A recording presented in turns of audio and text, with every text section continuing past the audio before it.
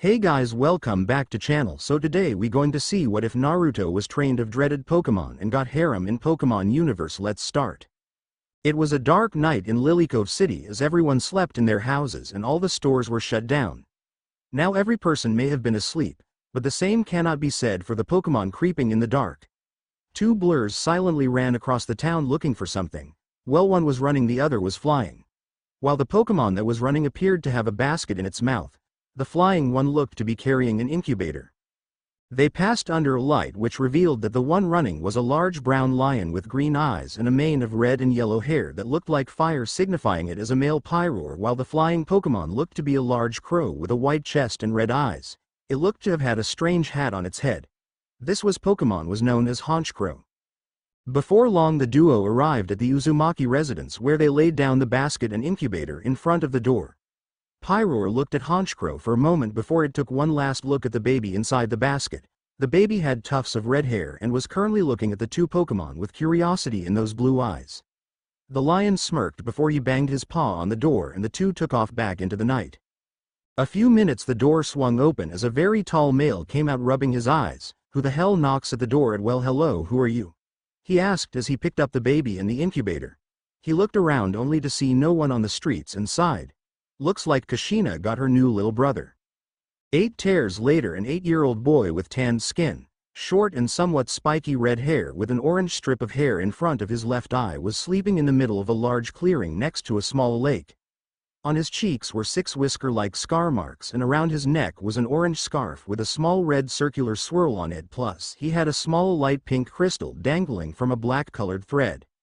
His name is Naruto Uzumaki, the adopted son of Evan Uzumaki, an ex-champion of Hoenn known for his tenacity and skill over his Pokemon's unique skills and abilities, and Mito Uzumaki, a famous coordinator that ruled the stage with water types, and the brother of Kushina Uzumaki, a fiery red-haired child who was going to follow in her mother's footsteps as a coordinator and become a master of fire types. He still didn't know which path he was going to follow. Around Naruto were the sleeping forms of Pokemon such as Baniri, Flable, Ralts, Zigzagoon, Pidgey, and even a sunbathing Melodic in the nearby lake that acted as the guardian of the lake and was his mother's main Pokemon. A small fox with blonde fur and red slit eyes approached the sleeping blonde with a small grin on her face. It was followed by a 6-tailed golden fox along with a white swan-like bird that had silky-like wings that wrapped around its body, and a small ferret-like creature with brown and light brown colored fur. Fennekin, the blonde fox stated, waving her tail around. "Vul?" the golden-colored fox asked with a tilt of her head as her fox counterpart licked her paws. "Swanna," the swan sang as he flapped his wings and patted the head of the small ferret-like Pokemon. The ferret ran over to the boy before curling up in a ball on his chest. "Ferret." The other 3 Pokemon face-palmed before they shrugged and decided to take a nap with said boy. Swanna placed its body under the boy with care as to not awaken him, while Vulpix curled up at his side and Fennekin decided to take a nap on his shoulder. A few minutes later a girl around 10 with long red hair dressed in an apron and jeans walked into the clearing with a clearly annoyed expression on her face. She had amethyst purple eyes and a roundish face that went along nicely with her lightly tanned skin. Around her neck was a purple diamond that sparkled beautifully in the sunlight. The girl huffed before she walked over to the sleeping Naruto before crouching down and placing her mouth next to his ear. "Wake up." The Pokemon all jumped in fright as the wild ones fled, flew or dived away from the redhead. The 4 from earlier jumped along with red-haired youth. Naruto looked up with blue eyes to see Kushina staring down at him with a small smile on her face. "Hey Kushina Nichan, what's up?" he asked a bit nervously as her smile turned all too sweet. A demonic mask appeared behind her that radiated death and pain. "Run." Naruto bolted like a Zubat out of hell and ran back home while being chased by his older sister who was threatening him along the way. Before long Naruto bolted through the open door of the Uzumaki household until he was clotheslined by an older red-headed female in her late 20s. "What did I say about running in the house?" she yelled before she delivered another clothesline to Kushina. This was Mito Uzumaki, the mother figure to both Uzumaki children. Her hair was the same shade as Kushina's, but hers was done into 2 buns and even their eyes were the same shade of purple. "And you?" She turned around as fast as lightning and glared at the Pokemon that tried to sneak past her, especially her Swanna. "I thought I asked you bring them back." "Mito-chan, ease up on them," a man in his late 20s said from the nearby couch. He had short white hair, somewhat pale skin and easily towered over all three redheads at an impressive and at the same time scary 6'4". His eyes were a sparkling green and had a clean-shaven face. He was built like a pro boxer and fought like one too. This was Evan Uzumaki, the ex-champion of Hoenn who retired after 10 years as champion and never losing a fight. His fur ran up his leg and curled around his neck. Naruto probably just fell asleep in the forest like he always does. Mito huffed at her husband. I know that, but we have guests coming over today and they have kids around Naruto's and Kushina's ages. Mom, it's not that Minato guy, is it? Kushina asked with a pleading frown. She hadn't really liked him all that much, but he liked her a lot and he followed just about everywhere she went, and for some reason he really didn't like Naruto. Kushina couldn't see why. Naruto was an adorable boy who loved Pokémon just as much as she did, a good cook, and he would make some girl very happy someday. Even though he was adopted, she loved him just like a brother and he loved them as he would his biological family. No, Kushi-chan, if I invited Minato, that means I would be inviting his parents Tsunade and Jiraiya. And Arceus knows I can't stand Tsunade just as much I can't stand her older brother Hashirama, Mito stated with a frown. Flashback. Come on Mito, just do it already, an 18-year-old Hashirama Senju said as he took Mito away from her birthday party. He had held out a long time to bag Mito, not to say he didn't have some affairs during their relationship, but an 18-year-old Mito was in a class all in her own and after tonight she would be his. Mito looked unsure as her boyfriend undid her hair buns and let her hair fall to the middle of her back. I'm not so sure about this. She had heard of Hashirama's affairs from her friends, but she wanted to know why he would do that. Hashirama's face turned into a snarl. Oh come on, he yelled as he punched the wall next to Mito's head. I've been waiting for 2 years this, and you being a scared little bitch isn't going to stop me today. Mito closed her eyes and rapidly shook her head. I won't do it. Slap. Yes you will, and you will like it. He yelled as he reached down to pick up the shocked and crying redhead, only to be punched in the face and sent to the floor. The culprit was Mito's longtime friend Evan, no last name, and behind him were the last 3 people Hashirama wanted to see. All 3 were girls and the proclaimed guardians of the somewhat childish Mito Uzumaki.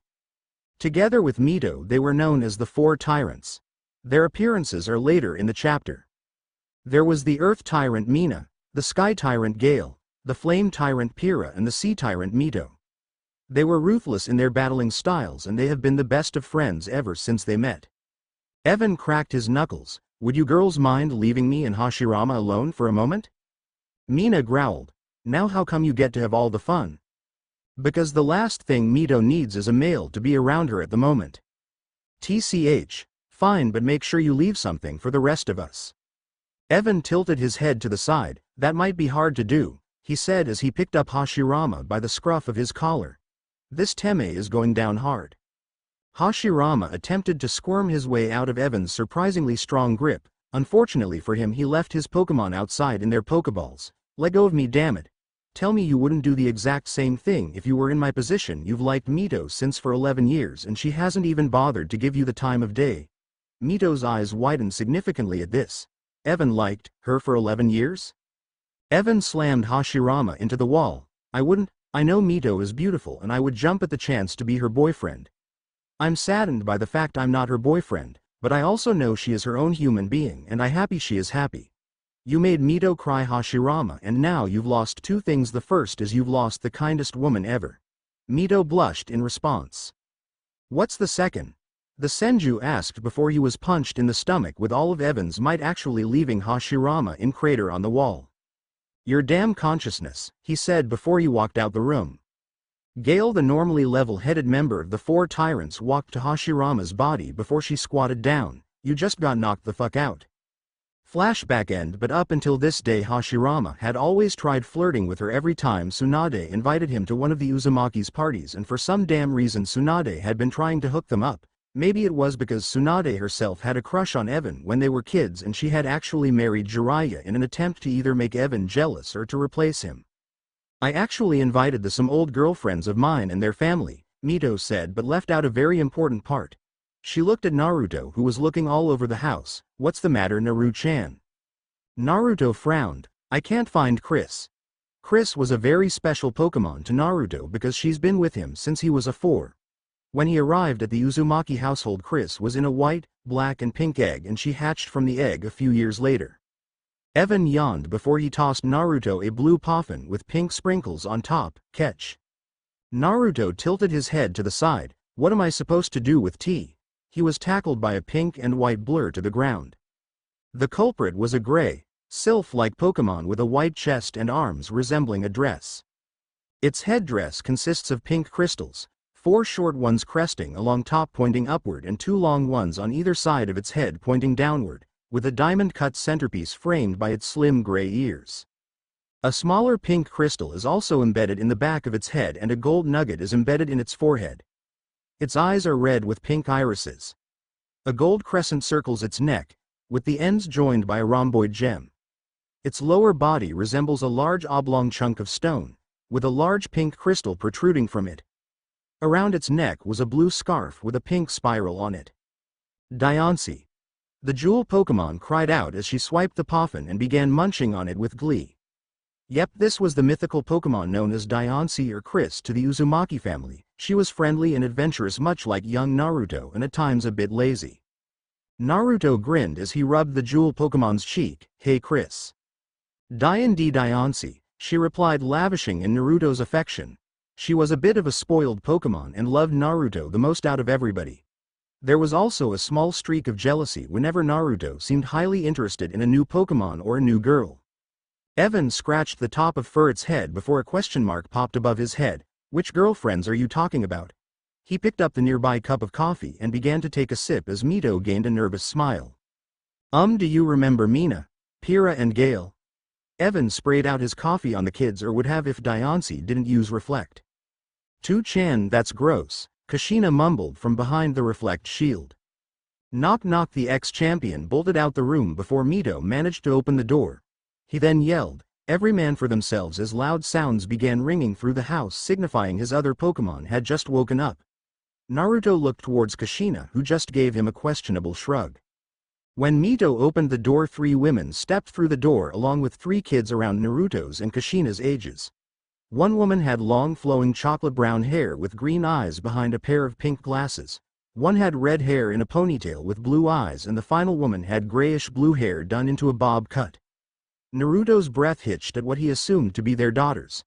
Mito. The 3 women cried, giving Mito a group hug. Hey girls, how've you been? She asked as they separated from the hug. Once she got the confirmation that they were all fine, she turned her attention towards the 3 little girls behind their moms. Now who are these little ones? The daughter of Mina went first. Like her mother, she had chocolate brown hair, but hers was done in buns with loops. Unlike her mother, her eyes were ruby red that were filled with curiosity and sparkling in wonderment. Hi, my name is Roxanne, it's nice to meet you. She was dressed in shorts and a brown school dress, and she looked to be around Naruto's age. Standing next to her was a small green Pokémon with a red belly and a single horn on top of its head, and it looked to be shy as it shifted from side to side with red eyes darting everywhere. And this is Levitar. My name is Flannery, it's very nice to meet Cha. She whispered the beginning and yelled the last part. This was Pyrrha's daughter, and she had fiery red hair similar to Mother's, but for some reason hers flared out from her ponytail. Her eyes were a similar shade of red as Roxanne's. She was dressed in jean pants and a black shirt. She looked to be about a few months older Naruto. Next to her was a Pokémon with dark blue fur with 6 red spots on the back, fur on top and vanilla skin on the bottom. And this is Cyndaquil. Gale's child was last. She had her mother's bluish-gray hair and had a pair of stormy gray eyes. I'm Winona, it's nice meet you, the little girl said with a voice full of confidence as her long hair swayed from side to side. She had black jeans and a blue shirt with fluffy white clouds on it. Winona looked to be around Kushina's age. In her arms was a white Pokémon with a crown-shaped head and had an outer layer eggshell as its body. This is my Togepi.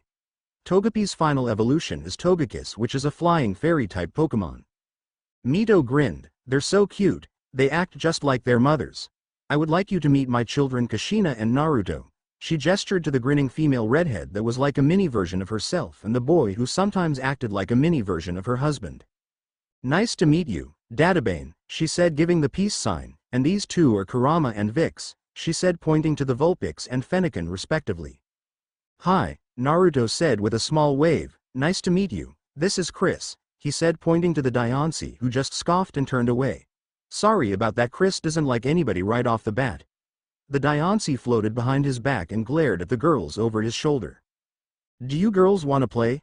Kushina asked, getting a nod from them before they all ran outside to play with their Pokémon. The mothers giggled before Mina said, "They're so cute, hopefully their friendships last just as long as ours has." And now, she took her glasses as her expression turned deadly. "Where's that wimp of a husband of yours, Mito?" "I heard that, you brute of a woman," Evan yelled out from his hiding spot.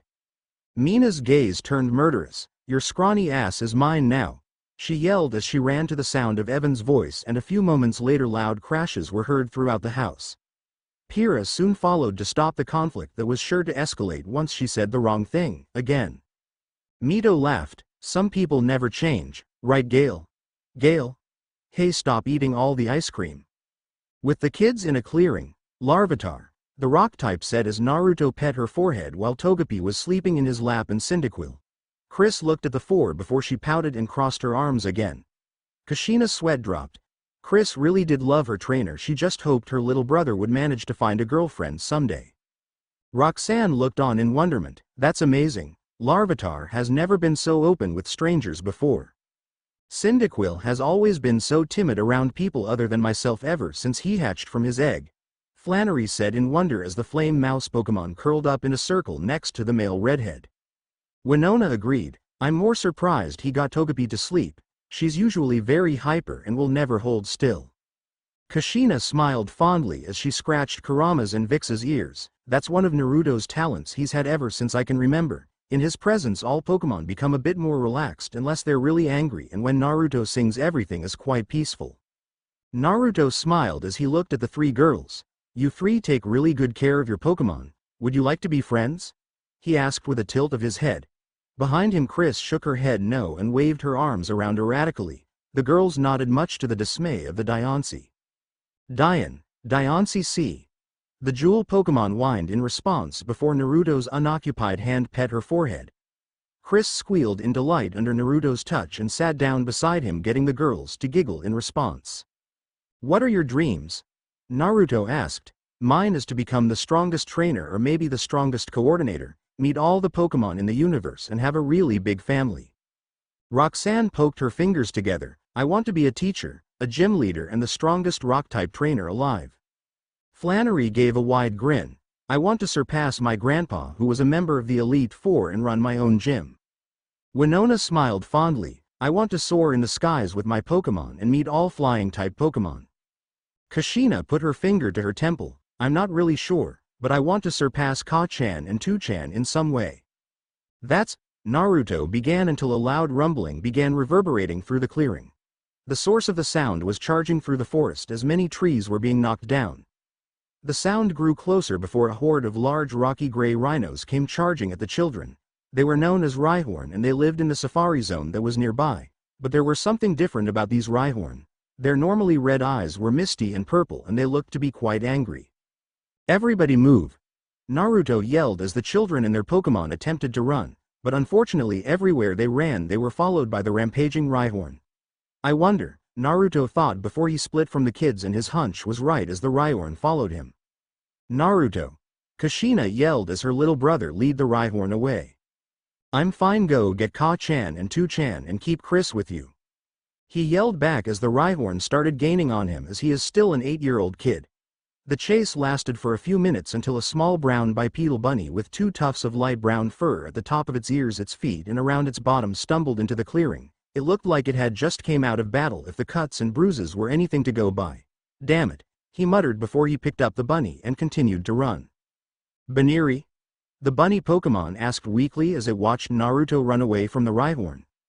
Naruto continued running until one of the Rhyhorn had gotten smart and decided to use Rock Throw at the running redhead, causing him to trip and fall while trying to protect Baniri.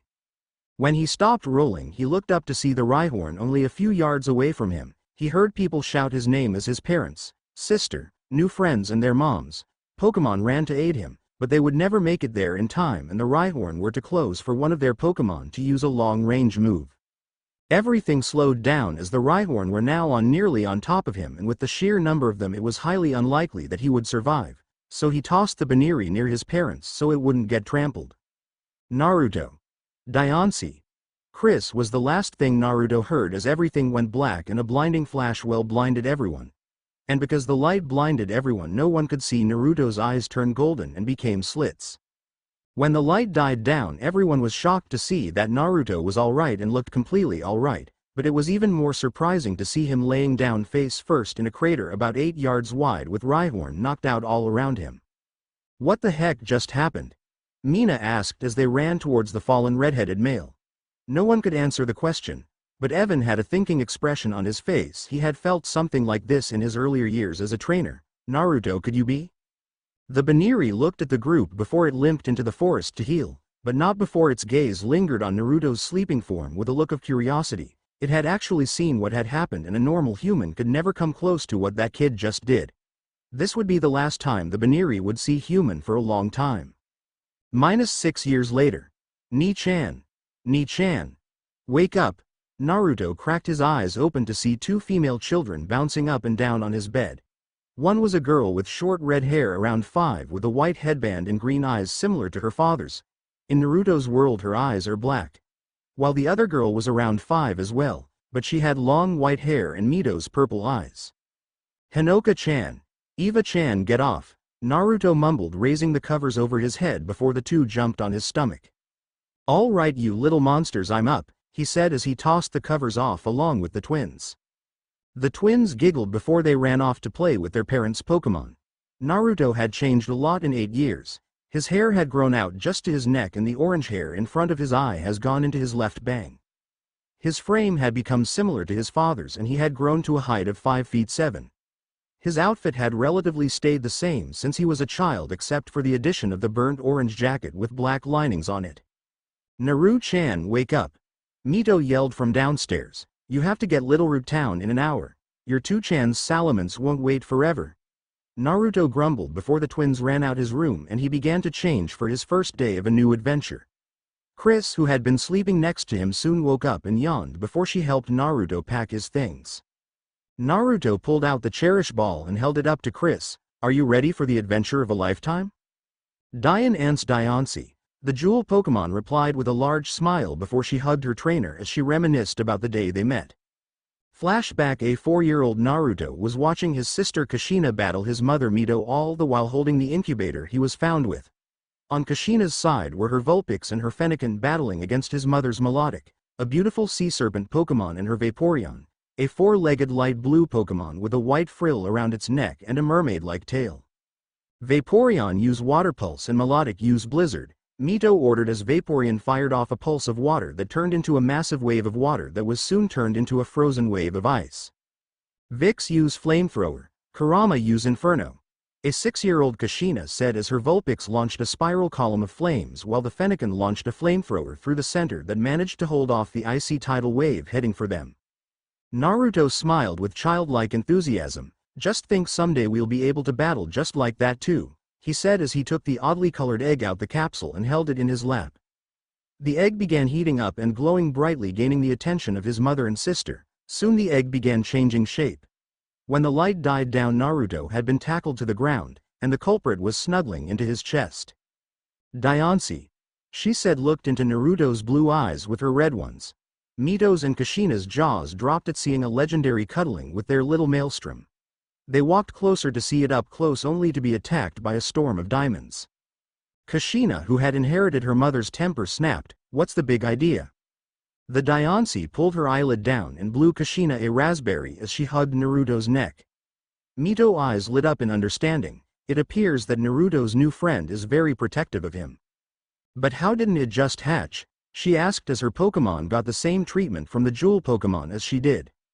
It did. But I also know that ever since he could talk he has done so to that egg every day, Mito said as she remembered peeking on Naruto right before he went to bed talking to the egg. Naruto rubbed the jewel on top of Diancie's head. You deserve a name, so I think I'll call you Chris. How does that sound? He asked as the Diancie cheered in agreement. End flashback. Naruto smiled as returned Diancie to her Cherish Ball before he ran downstairs. Break. Do you have everything? Yes, Ka-chan. An extra pair of rations to last you until you get to Petalburg City? Hi. You got your extra pack of clothes? Yes, Ka-chan. Mito grinned deviously. Do you have protection to use when you have to satisfy your beastly urges on an innocent girl? Ka-chan. Naruto yelled with a red face. Mito giggled before she grabbed Naruto in a large bone-crushing. It only feels like a day since we found you, and you're already leaving for your own journey. Be sure to call once you make it to Littleroot and be careful, Team Magma and Team Aqua are getting active again. If you see Kushina, tell her to call home, we get worried. Soon Eva, Hinoka and even Evan joined in the hug. A few minutes later Naruto was riding on the back of a large bluish-gray dragon with a long neck and red wings. It had 4 short legs and a seriously long tail. Its ears were sharp and rigid and looked kind of like horns and had 4 fangs sticking out from its jaw. This was a Salamence, and more specifically his father's Salamence, one of the fastest flyers of the Pokémon world. But unknown to Naruto, he was being watched by a Pokémon with the appearance of a sheathed as dark brown with curved lines across its surface. Its appearance unsheathed as a silver sword, with a gem that looks like an eye engraved on its hilt. Attached to the pommel is a long, dark blue cloth with a swirl design in lighter blue at its 4-split end. On the top of the pommel was a camera. Nearby a pair of glasses gleamed from the sunlight as the figure rested on a couch with their legs dangling over. So that's Naruto Uzumaki. At least this mission will be interesting. Break. A few hours later Naruto was waving goodbye to the flying dragon-type Pokémon as it flew away back to his home in Lilycove. Now where's this Professor Birch Toussaint told me to find? He asked himself as he walked around Littleroot town. Someone please help me. A male voice cried out from the nearby forest that led to the next town over. Naruto ran over to the source of the noise to see a slightly chubby man climbing up a tree from a barking hyena-like Pokémon with a gray body and a black face that had yellow eyes. This was the bite Pokémon Poochyena. Naruto deadpanned for a moment as he saw a full-grown man being chased by a Pokémon that didn't even come up to his knees all the way. He was tempted to call out Chris just so she could see this, but decided against it. Professor Birch spotted him and waved at him. Hey, could you do me a favor and grab a Pokémon out of my bag to subdue this Poochyena? He yelled as the bite Pokémon tried to take bite of his rear end. Naruto sighed. He could deal with the Pooch pretty easily if he got close enough, but on the flip side he could see a new Pokémon outside of his books. He opened up the bag and saw 3 Pokéballs and picked up the one on the far right. Come on out, he said as he released the Pokémon inside. The Pokémon inside was a small amphibious quadruped Pokémon, with a blue body with a light blue underside. It has a large head with a blue fin on top, and a light blue tail fin and orange, star-shaped gills on its cheeks. Mudkip Mud. Naruto's eyes sparkled for a moment before he kneeled onto one knee and gently pet the mudfish Pokémon. Hello Mudkip, I'm Naruto, it's nice to meet you little guy. Naruto had to dodge a stream of water that was aimed towards his head. My bad girl. Mudkip nodded. Could you do me a favor Mudkip? He asked, getting the water-type starter's attention. Can you help me calm down that Poochyena before he takes a bite out of that man's pants? Mud, she agreed as she turned towards the barking hyena. Naruto grinned. Alright, then use water gun to get its attention. Mudkip fired off a water gun straight towards Poochyena and hit its mark on the back of its head. The bite Pokémon turned towards the new team and barked before it began running towards Mudkip. Naruto began with the next attack. Wait for it to get in close. Mudkip nodded before she stood her ground as the Poochyena charged until it almost right on top on her. Now use slide under it and then use tackle to send it flying. Mudkip slammed her head into the Poochyena's unguarded stomach and sent it flying. The bite Pokémon shook off the tackle before charging in again with its own tackle. Mudkip used water gun on the ground and then a lead in with tackle. Mudkip, she said as the ground became slick from the water gun before she charged at the now slipping Poochyena. Mudkip then tackled the Pooch with an increased speed, sending it into the bushes. Good job Mudkip, Naruto said as the water type jumped up and down. The man slid down off the tree before running up to the pair. That was some remarkable skills for a trainer and a Pokémon that just met. My name is Professor Birch. So you're the Professor Mito Ka-chan told me about. Nice to meet you, I'm Naruto Uzumaki, Naruto said as Mudkip climbed on top of his shoulder. Birch gained a sign of recognition on his face. So you're Mito's and Evan's son. I was an old friend of theirs. Might I ask you a favor? He asked. Naruto tilted his head to the side. Sure. My daughter left her Pokédex here at the lab when she left for her journey a few hours ago, and if it's not too much trouble, could you deliver it for me when you see her? I'll go ahead and give you one yours as a new trainer. You can also have that Mudkip as your starter Pokémon. She seems to have taken a shine to you. Naruto fist pumped as the Mudkip on his shoulder cried out its name in enjoyment at having a new friend. I think I'll call you Mimi. How does that sound? Mudkip. Mimi said to her new name as she nuzzled her trainer's face, only for Diance's Cherish Ball to snap open, releasing the jewel Pokémon. Said Pokémon glared at the new addition to the team before grabbing onto Naruto's neck. Mud. Professor Birch had promptly fainted after seeing a mythic legendary Pokémon so close up. The red-headed Uzumaki sighed before he dragged Birch by his leg while Chris tried to establish ground rules with Mimi. I have a feeling this adventure is going to be very, very troublesome. End Chapter 2. Welcome to the second chapter of the Whirlpool Trainer. Sorry I'm late with the update, but I've been playing Pokémon Omega Ruby for the past few days and I love it with a passion. Everything was so much fun and the characters were all unique. Courtney from Team Magma was interesting, to say the least, and the Delta episode was also fun. But enough of me chatting on. Here's the disclaimer and the story, but don't forget to check the author's note at the bottom of the story. Storm Eve does not own Naruto or Pokémon. Mimi use water gun.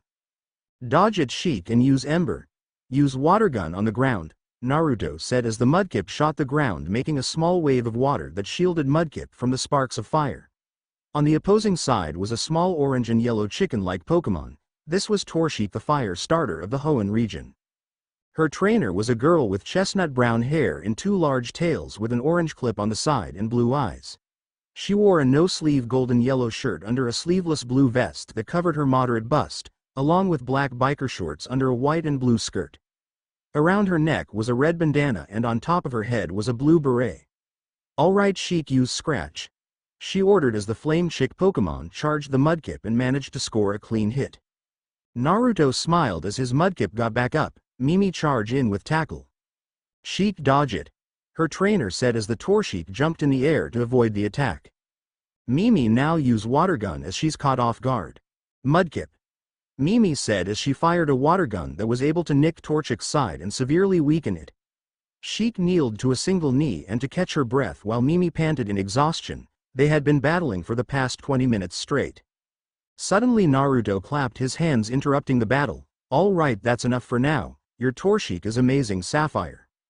This is a mix of Mei from the anime and Sapphire from manga. She will be a definite gym battler, and probably a coordinator like Naruto for a different reason, but still a coordinator. They will also have another rival that competes in both contests and gym battles. I guess so, she said, a little bit miffed at their battle ending early. Sapphire full name was Mei Sapphire Birch, but her friends and family called her Sapphire. She had challenged Naruto to a battle after he delivered her the Pokédex that she had forgotten in her rush to begin her journey. Sapphire was pleasantly surprised when Naruto turned out to be an amazing battler. She would make him a rival if no matter what. And he was nicer than that trainer she had the displeasure of meeting a few days ago. What's your dream? Naruto asked as he pet Mimi behind her fin.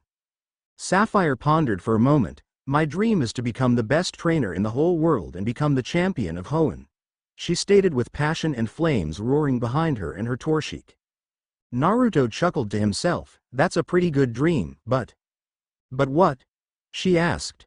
But you're going to have to defeat me first, so don't lose to anyone but me, he said with a challenging grin that was soon matched by Sapphire's own challenging grin. Same goes to you, Naruto. You better not lose unless it's to me, got it? Got it. And are you going to be competing in the junior tournament in Rustboro City for new trainers? The redhead asked, getting Birch's daughter to nod in response. I'll be seeing you in the finals then, Sapphire. Databane. He quickly covered his mouth, but it was too late as Sapphire just stared at him. Peefed biwahaha. She laughed, the redhead whose face matched his hair. Oh my gosh, that's so freaking funny. You have a verbal tick. Shut up. The flustered Naruto said as Mimi nuzzled his stomach and Sapphire's Sheik was on its back laughing its feathered rear off. Sapphire's laughing slowly died down. Oh come on, your verbal tick isn't that bad. It's actually kinda I mean it's fine, people have verbal ticks. She recovered, and if Naruto heard the first part he didn't say anything about the comment. Eventually the two parted ways after promising not to lose to anyone except one another. But what Naruto didn't notice was Sapphire staring at him as his form retreated back into the forest while she continued to Petalburg City. "Come on Mimi, we're going to do some training. I want to show you some things my mom did with her water-type Pokémon, and he'll be training with Chris as well," he said as he released the Diancie out from her cherished ball. "Diancie," she called out and hovered around for a moment before latching onto Naruto's neck with a cheer. "Are you ready for some training, Chris, Mimi?" he asked, getting the two Pokémon to nod in response. "Great, now let's get started and I think I'll join you. I can't become a liability if my Pokémon are too tired to battle after all." In the bushes, the same sword-like Pokémon from earlier was in the bush watching Naruto and his Pokémon, especially the Diancie, before a hand touched the hilt, getting the Pokémon to have a small freak out before it saw who it was that touched it. "Relax Honedge, it's just me," the bespectacled girl said as she crouched next to the ghost and steel-type Pokémon. "I came to check this out in person. I can't believe someone actually has a Diancie in Hoenn." "Honedge hun. You're asking why do I need Diancie? In all honesty I don't, I just want to hello," she yelled, but still managed to avoid detection. What caused her to yell, you might ask? It might have been Diancie creating diamonds worth more than a home in Lilycove City out of thin air. It might have been the fact that Naruto was currently fighting his Pokémon with what looked to be little effort. But it was probably the fact that Naruto was only dressed in a black t-shirt that had just been sprayed by water, causing it to cling to his form. "I'm really glad I followed this lead now," she said as she pushed her glasses up, intent on burning the image in her mind. You can't really blame her, she hadn't been even around guys all that much. The only guy she had actually been around for her entire life was her father, and he hadn't exactly had been fond of guys looking at his little girl even before she became developed. The ghost sword Pokémon sighed before returning to watch Naruto. 2 hours later. "Alright, good job you two," Naruto said as he patted the two Pokémon on the head. Chris had a thin layer of sweat on her whole. Mimi was trying and failing to stay awake. Both Pokémon glared at Naruto. He was not a slave driver, but he trained them enough to push their limits. He made sure they didn't specialize in any one category in particular, and even made them use moves in ways they never would have thought of. For Chris, he improved her control and power over her diamonds and her speed to the point where she could control the number of diamonds made and their paths of trajectory. For Mimi, her power and defense increased to the point she could knock down a tree in 2 or 3 blows. She even learned Mud Slap. Naruto looked up at the sky. "We've still got a few hours of daylight left. Are you girls hungry?" he asked, getting Diancie and Mudkip to tiredly cheer in response. "Alright, just give me a few minutes then." Naruto pulled out pots and pans from his bag and began picking berries from the nearby trees. After he had found the berries, he began cutting up the berries and mixing them together. A few minutes later, the smell from what Naruto was cooking began to attract wild Pokémon from the forest, such as Zizzagoon, Talo, Puccina, Shroomish, and a few Ralts came into the clearing. Even Honedge and the girl in the bushes began to grow hungry from the delightful smell, and Chris and Mimi were eagerly awaiting for their food. When Naruto was done, he looked around to see so many hungry Pokémon around him. "I guess you guys want some too?" he asked as their stomachs rumbled in response. "Alright, just give me a few minutes." He couldn't leave these Pokémon hungry. They might try to steal Chris's and Mimi's food, and then they would get into one big fight that he didn't want to deal with. By the time Naruto was finally finished, he had made 8 Oran berry Pokémon food and even berry sandwiches and a few bowls of ramen for himself. He had even made food for the creatures hiding in the bushes. "Go ahead and eat up," he said before the Pokémon charged in and grabbed their own berry-themed food item before running back into the forest. Chris and Mimi had snatched a sandwich and some Pokémon food before they were all gone. Chris dug in and began eating at a ravenous pace while Mimi sniffed the food first. Mudkip Mud." Chris looked at Mimi with a slightly less angry look than she gave the mudfish Pokémon earlier. "DC Diancie D," she said as Mimi took a bite out of the food her new trainer had made. Mudkip gained a starry look in her eyes before she devoured the rest of her food, getting Naruto to chuckle at his two Pokémon. Loudred. A yell sounded out from the forest. The yell was followed by a large blue boxy-shaped bipedal Pokémon with a stubby nose above its prominent mouth. It has 2 circular ears on the ends of short stalks. The ear and sides ringed with black and purple, and the back of the ears ringed with black. It has arms with 3 fingers and short legs with 2 peg-like toes. There is a yellow circle on each foot's underside. Its back has a yellow pattern that resembles sound waves. Its eyes were a misty purple, just like the Rhyhorn all those years ago. Naruto pulled out his Pokédex and held it up to the raging Pokémon before it replied in a computerized voice. Loudred, the big voice Pokémon. Loudred's bellowing can completely decimate a wood frame house. It uses its voice to punish its foes.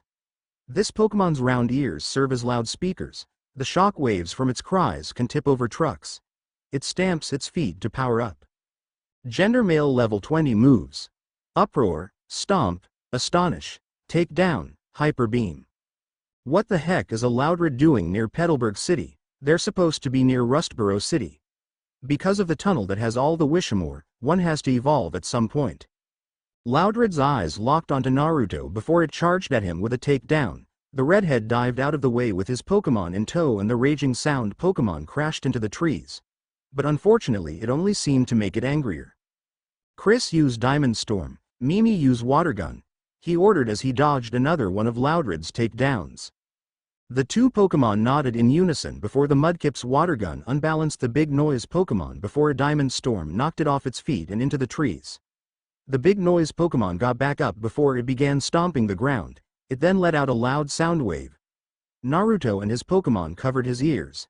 Damn it, this is Loudred's uproar and it only gets louder as time goes on. Mimi used Mud Slap while its mouth is open. The Mudkip nodded before she kicked up a glob of mud in the Loudred's mouth, getting it to hack and choke.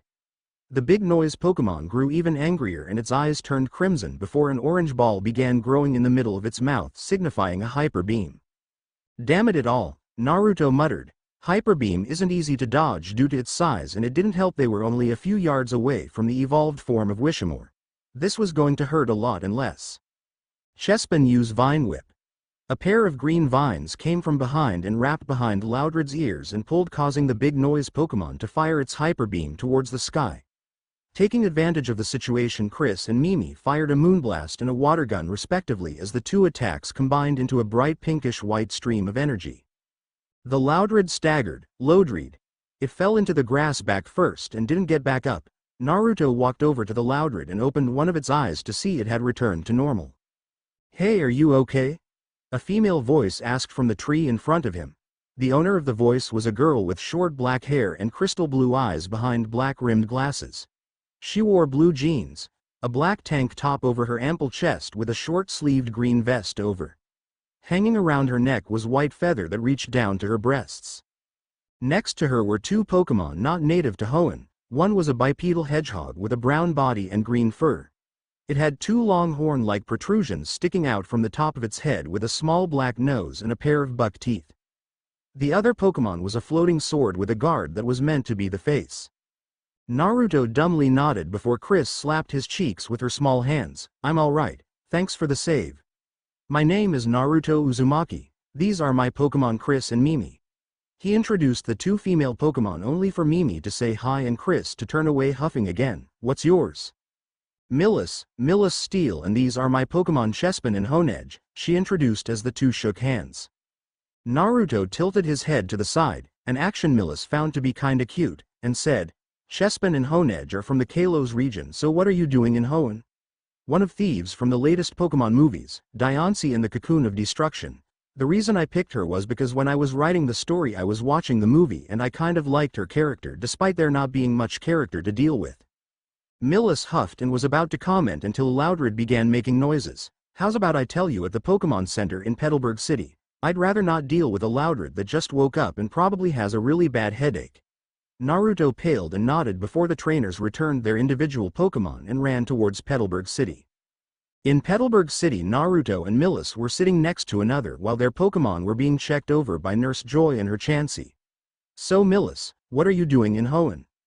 Millis gave a sheepish grin as she scratched the back of her head. I'm in Hoenn because I heard a legend that there is a treasure somewhere buried in some secret location, and there is a clue in each city that will lead you to it. Now this piqued Naruto's interest. What kind of treasure is it? The Kalos native shrugged. Don't know, but the legend says the treasure will grant your one true desire that lies in the very bottom of your heart. Millis's eyes seemed to gain a hint of sadness in them. My mother also started her journey in Hoenn before she met my father, and I want to follow in her footsteps. Sorry for bringing the subject up, Naruto said with remorse. He loved his Ka-chan and Tu-chan very much, but he couldn't help but wonder who his real parents were and if they were still out there. But for some reason he couldn't hate them. They found him a good home and gave him with Chris. It's alright you didn't know, so why don't you tell me a little about yourself, Naruto? Alright. My name is Naruto Uzumaki, future champion of Hoenn and one day the strongest trainer in the world. I love Pokemon and I want to surpass both my parents and my sister, Naruto said with confidence before he was bowled over by an overexcited Chris and Mimi. Your Pokemon are all healed, Nurse Joy said with a small laugh. This Pokemon Center was run by a mother and daughter duo, and this Nurse Joy was the daughter as she was only around 18 years old. Millis laughed before her Chespin and Honedge were brought over by Nurse Joy's Chansey. Naruto sat up with Mimi on his head and Chris in his arms. You two are clingy, has anyone ever told you that? He asked. Mimi just looked at him like he was an idiot while Chris was trying to act innocent. But the devil horns and the pitchfork tail were making it quite difficult to believe the fairy, rock hybrid Pokemon. Millis smiled at the scene before Chespin tugged at her sleeve and began pointing at the redhead and his Pokemon while calling out his own name. Chespin, that's a marvelous idea, she whispered before she got her game face on. Hey Naruto, you're going across Hoenn to challenge the gym leaders, right? Millis asked a bit timidly. The redhead nodded before Millis poked the tip of her fingers together. Do you mind if I join you on your journey? Naruto pondered for a moment. I don't see why not, besides Chris and Mimi have seemed to take a liking to you. Mimi said her own name in agreement while Chris gave Millis the most evil glare anyone's ever seen before the Diancie turned her nose away like she had smelt something bad rotten. Cheeky little princess, Millis thought with a tick mark. The doors to the Pokemon Center slid open and a group of trainers came running in holding their injured Pokemon in their arms. The mother Nurse Joy was immediately taking the Pokemon and putting them on the stretchers while mumbling to herself. Let's see, no claw markings, energy drained, traces of electricity and burns. The daughter Nurse Joy turned on the trainers with an angry scowl. You went after that Pokemon, didn't you? I've warned you time and time again that Pokemon is far too dangerous for you to catch, she yelled. Naruto's curiosity got the better of him and he decided to ask about that Pokemon. Hey Nurse Joy, what's that Pokemon? He asked, getting the daughter to take a break in tearing the trainers a new one. Let's just call the daughter Sonia. Sonia sighed. That Pokemon is a very special case. It was abandoned by its trainer in Petalburg Forest while it was poisoned by a dustox. It eventually stumbled back in front of the Pokemon Center where I healed it.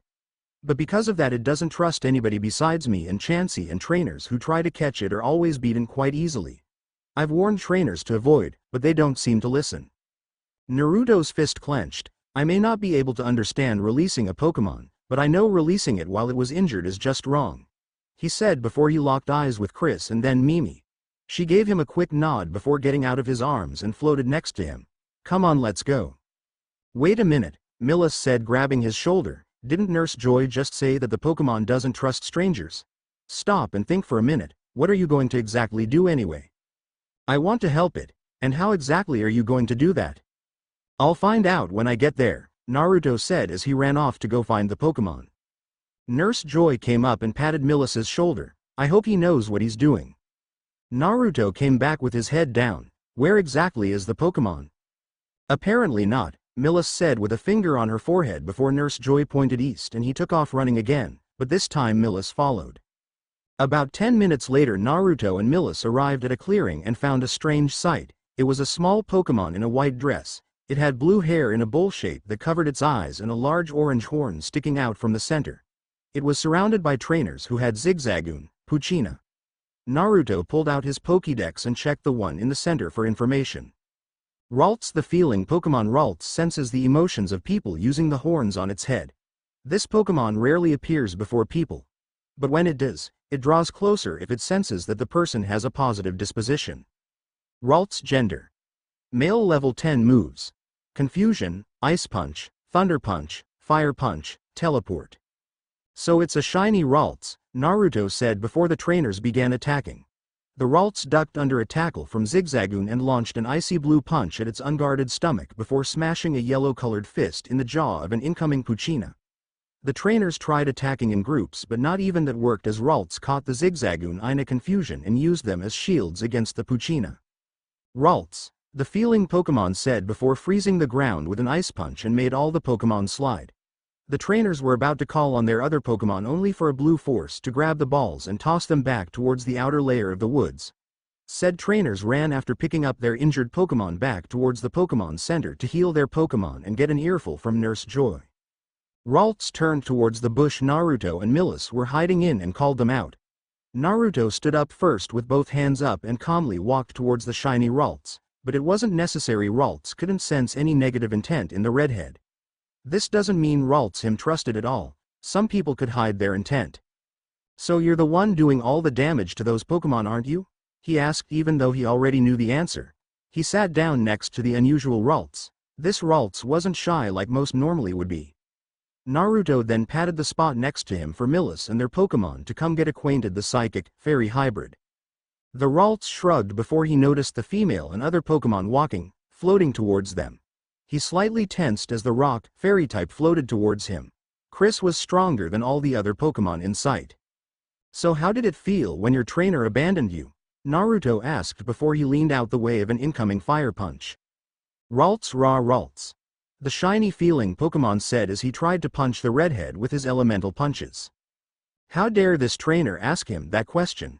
His first trainer was nice at first until he had lost a match against Norman, the Petalburg City gym leader, and afterwards his trainer just tossed him to the curb with an ultimatum. Either get lost or come back in a week stronger than ever. Ralts chose the latter and went to the forest to train, especially in his attack and speed. After a week he rejoined his trainer and all was right for a few hours, until his trainer had decided to stumble into a nest of Shroomish led by a very strong Breloom. One fight later and Ralts was poisoned by a poison powder. His trainer's exact words were, "I can't believe I took you back. You've been useless before, but now you're just dragging me down. So see you later, you waste of space." He should have seen it coming. He is the feeling Pokémon after all. He had done something he hadn't done in a long time. He cried. The Breloom and Shroomish felt sorry for the poor Ralts and had decided to at least help him get to the Pokémon Center where that nice pink-haired lady and her Chansey healed all Pokémon. But after that he couldn't trust people. It didn't help that trainers kept coming after him. "How about we make a deal? We battle, and if I win you come along with me and my friends and I'll show you not all trainers are bad. And if you win I'll make sure no trainer ever bothers you again." Ralts looked at Naruto and pondered the thought for a moment until Naruto continued, "If you don't take this bet then there's a pretty good chance he'll evolve into a Kirlia and then a male Gardevoir."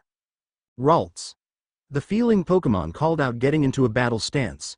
Chris floated next to Naruto with a cry of her species ready for battle. "Alright Mimi, are you ready?" Naruto asked. "Mudkip," Mimi said as she leapt in front of the blue-eyed redhead while the jewel Pokémon looked absolutely crushed. Chris looked at Naruto with fake teary eyes and started pointing at the Ralts and Mimi. "Diancie DDC Diancie." Naruto held up his hands. Well, it wouldn't be fair. You're so strong and battling Pokémon like this would be good for Mimi." Diancie still had the fake teary eyes that were beginning to well up and she started to fake sniffle. How about I give you Poffins tonight?" "Diancie?" Chris asked with one eye peeking out from behind her sleeve. "Fine, that too," he said as Diancie smiled brightly. "Alright Mimi, use water gun," he ordered as the mudfish Pokémon fired off a stream of water that the Ralts was able to dodge. Ralts came in with a thunder punch to try and end this in one shot. "Dodge and use mud slap." Mimi dodged the incoming thunder punch by a hair before kicking up a club of mud at the shiny feeling Pokémon at extremely close range. "Ralts!" Ralts cried out as he tried to rub the mud out of his eyes. This was a mistake as the Mudkip got a free tackle to the gut, making him skid along the ground. Millis's eyes were rapidly watching the two Pokémon go at it while her eyes kept flickering onto Naruto. He's quick on his feet and it looks like he's raised his Pokémon remarkably well despite only having Mudkip for a few days. Looks like this will be much harder than I originally thought. "Good job, now use water gun again," the redhead said as Mimi shot off another shot of water. But unlike the other water guns, Ralts used confusion to stop it dead in its tracks. With a cry of his name, Ralts redirected the water gun back at the water-type starter and scored a hit. The shiny Pokémon nailed Mimi with a thunder punch before the Mudkip could regain her bearings and was about to land another thunder punch. Mimi used water pulse. The Mudkip glared at Ralts before an orb of water formed right in front of her mouth. The Mudkip slammed the orb of water on the ground, creating a tidal wave the size of an Aggron, and the wave engulfed Ralts and sent him into a stone. Ralts fell to the ground with swirls for eyes as the Mudkip cried her name in victory. She was soon picked up from the ground and engulfed in a hug by her red-headed trainer. "You used water pulse right in your first battle. I'm so proud of you," Naruto said as he rubbed Mimi's cheeks. Mimi sighed in contentment, getting Chris to puff out her cheeks in response. The redhead then walked over to the downed Ralts before picking him up and walking back towards the Pokémon Center. "Aren't you going to catch him?" Millis asked with her hands behind her back. Naruto shook his head. "Not yet. If I catch him while he's knocked out, he might resent me for it," he stated as he passed her. He then sheepishly scratched the back of his head with his free hand and gave a grin. "Plus I would feel bad if I did. So I'm gonna go let Nurse Joy heal him." Databane. "So he's also a big softie. And also Databane?" Millis thought with a light giggle as she followed Naruto back towards the Pokémon Center. Pokémon Center. A few minutes later, Ralts's eyes snapped open and he looked around trying to figure out where he was before the shiny Pokémon realized he was on a hospital bed. The feeling Pokémon hopped off the bed with a grunt and opened the door to his room before walking off to find some answers. "I didn't think it would have felt right if I had just caught Ralts with him still holding some bitter views towards trainers." Ralts heard from Nurse Joy's main room. That had to be the trainer with the mudkip that beat him. With Naruto, Millis and Nurse Joy, Rika was right in Naruto's face and staring into his eyes trying to detect any lies. "So you're telling me that if Ralts wished to be let go you would let him go, even though you probably would never find another shiny Ralts ever again?" Naruto stared right back at Nurse Joy with an unwavering confidence. "Yes, I would." Sonia leaned forward and pecked Naruto's forehead, not in a romantic way but in a sisterly way. But Chris looked ready to bury the nurse in a pile of diamonds. "I wish there were more trainers like you. You would be surprised about how many trainers abuse their Pokémon, but you have something in you that I can't doubt. And there's someone here that has also been hearing all this." The door opened and Ralts walked over to Naruto's backpack with a slight skip in his step. Once he reached said backpack, he opened it and started looking for something. A moment later he found what he was looking for. Then the shiny feeling Pokémon pulled out a pure white Pokéball that was sealed by a single crimson-colored line. Ralts gave Naruto a look with his arms crossed before he tapped the center of the premier ball. Shake, shake, shake, clink. Naruto looked surprised at this for a moment before he smiled and picked up the Pokéball. "Welcome to the family, Saber. I named my shiny Ralts the exact same thing when I started Omega Ruby."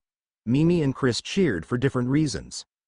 Mimi was happy because of a new friend, while Chris was happy that it wasn't another female joining them. That night Naruto was sleeping with Chris on his chest, Mimi by his head and Saber near his legs. While Naruto was full on asleep, his roommate Millis was not.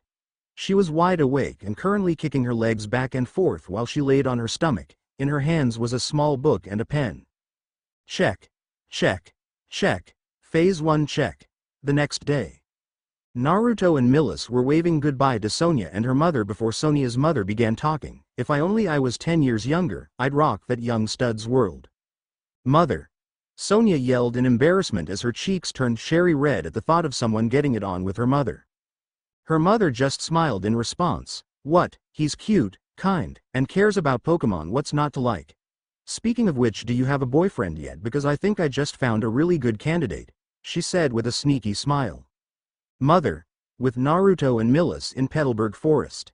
"So Millis, what treasure is located in Rustboro City?" Naruto. Millis put a finger to her chin. "The treasure in Rustboro City is called the Genie's Hole. It's supposed to be a dimensional hole that can transfer anything anywhere whenever," she said with a curious gaze. "No one really knows where it is, but the legend says it's somewhere in the Tunnel of Noise and only those who are worthy can find it." "Well, that's helpful. There are like 4 tunnels in Rustboro alone. How about I help you find it after my gym battle?" Naruto asked. Millis shrugged in response. "Don't see why not, not like it's going anywhere." Before Naruto could say a thing, a man dressed in a white lab coat with thick glasses bumped into him. The redhead rubbed the lump on top of his head and growled out, "What the heck, man? Help me, I being chased by 2 goons," he said before he hid behind Millis, and 2 dressed in different uniforms came running over to the pair. One was a male dressed in a pair of red shirts and a red hood on top of a darker red outfit that had long sleeves. He had a strange volcano-shaped emblem on the front of his shirt. The other was also a male dressed in a blue pirate-themed outfit and a small goatee on his chin. "All right, that's far enough," the one in red yelled before being shoved by the pirate wannabe, "so just go ahead and give me the Devon goods." The man in the red got back up before he butted heads with the pirate wannabe. Get out my way, you sea-loving bastard. Make me, you land-humping pervert, ocean-dwelling pedophile. Dried-up 10-year virgin. Hey! Naruto yelled, interrupting their insult-throwing contest. Let's just agree you're both jackasses who probably have no sex life whatsoever, and you have a crush on a girl that's one of the top dogs and you know she'll never acknowledge your existence. Both men were soon drawing circles on the ground with small rain clouds over their heads. Damn Naruto, that was kinda cold, Millis said with the scientist still behind her nodding his head in agreement.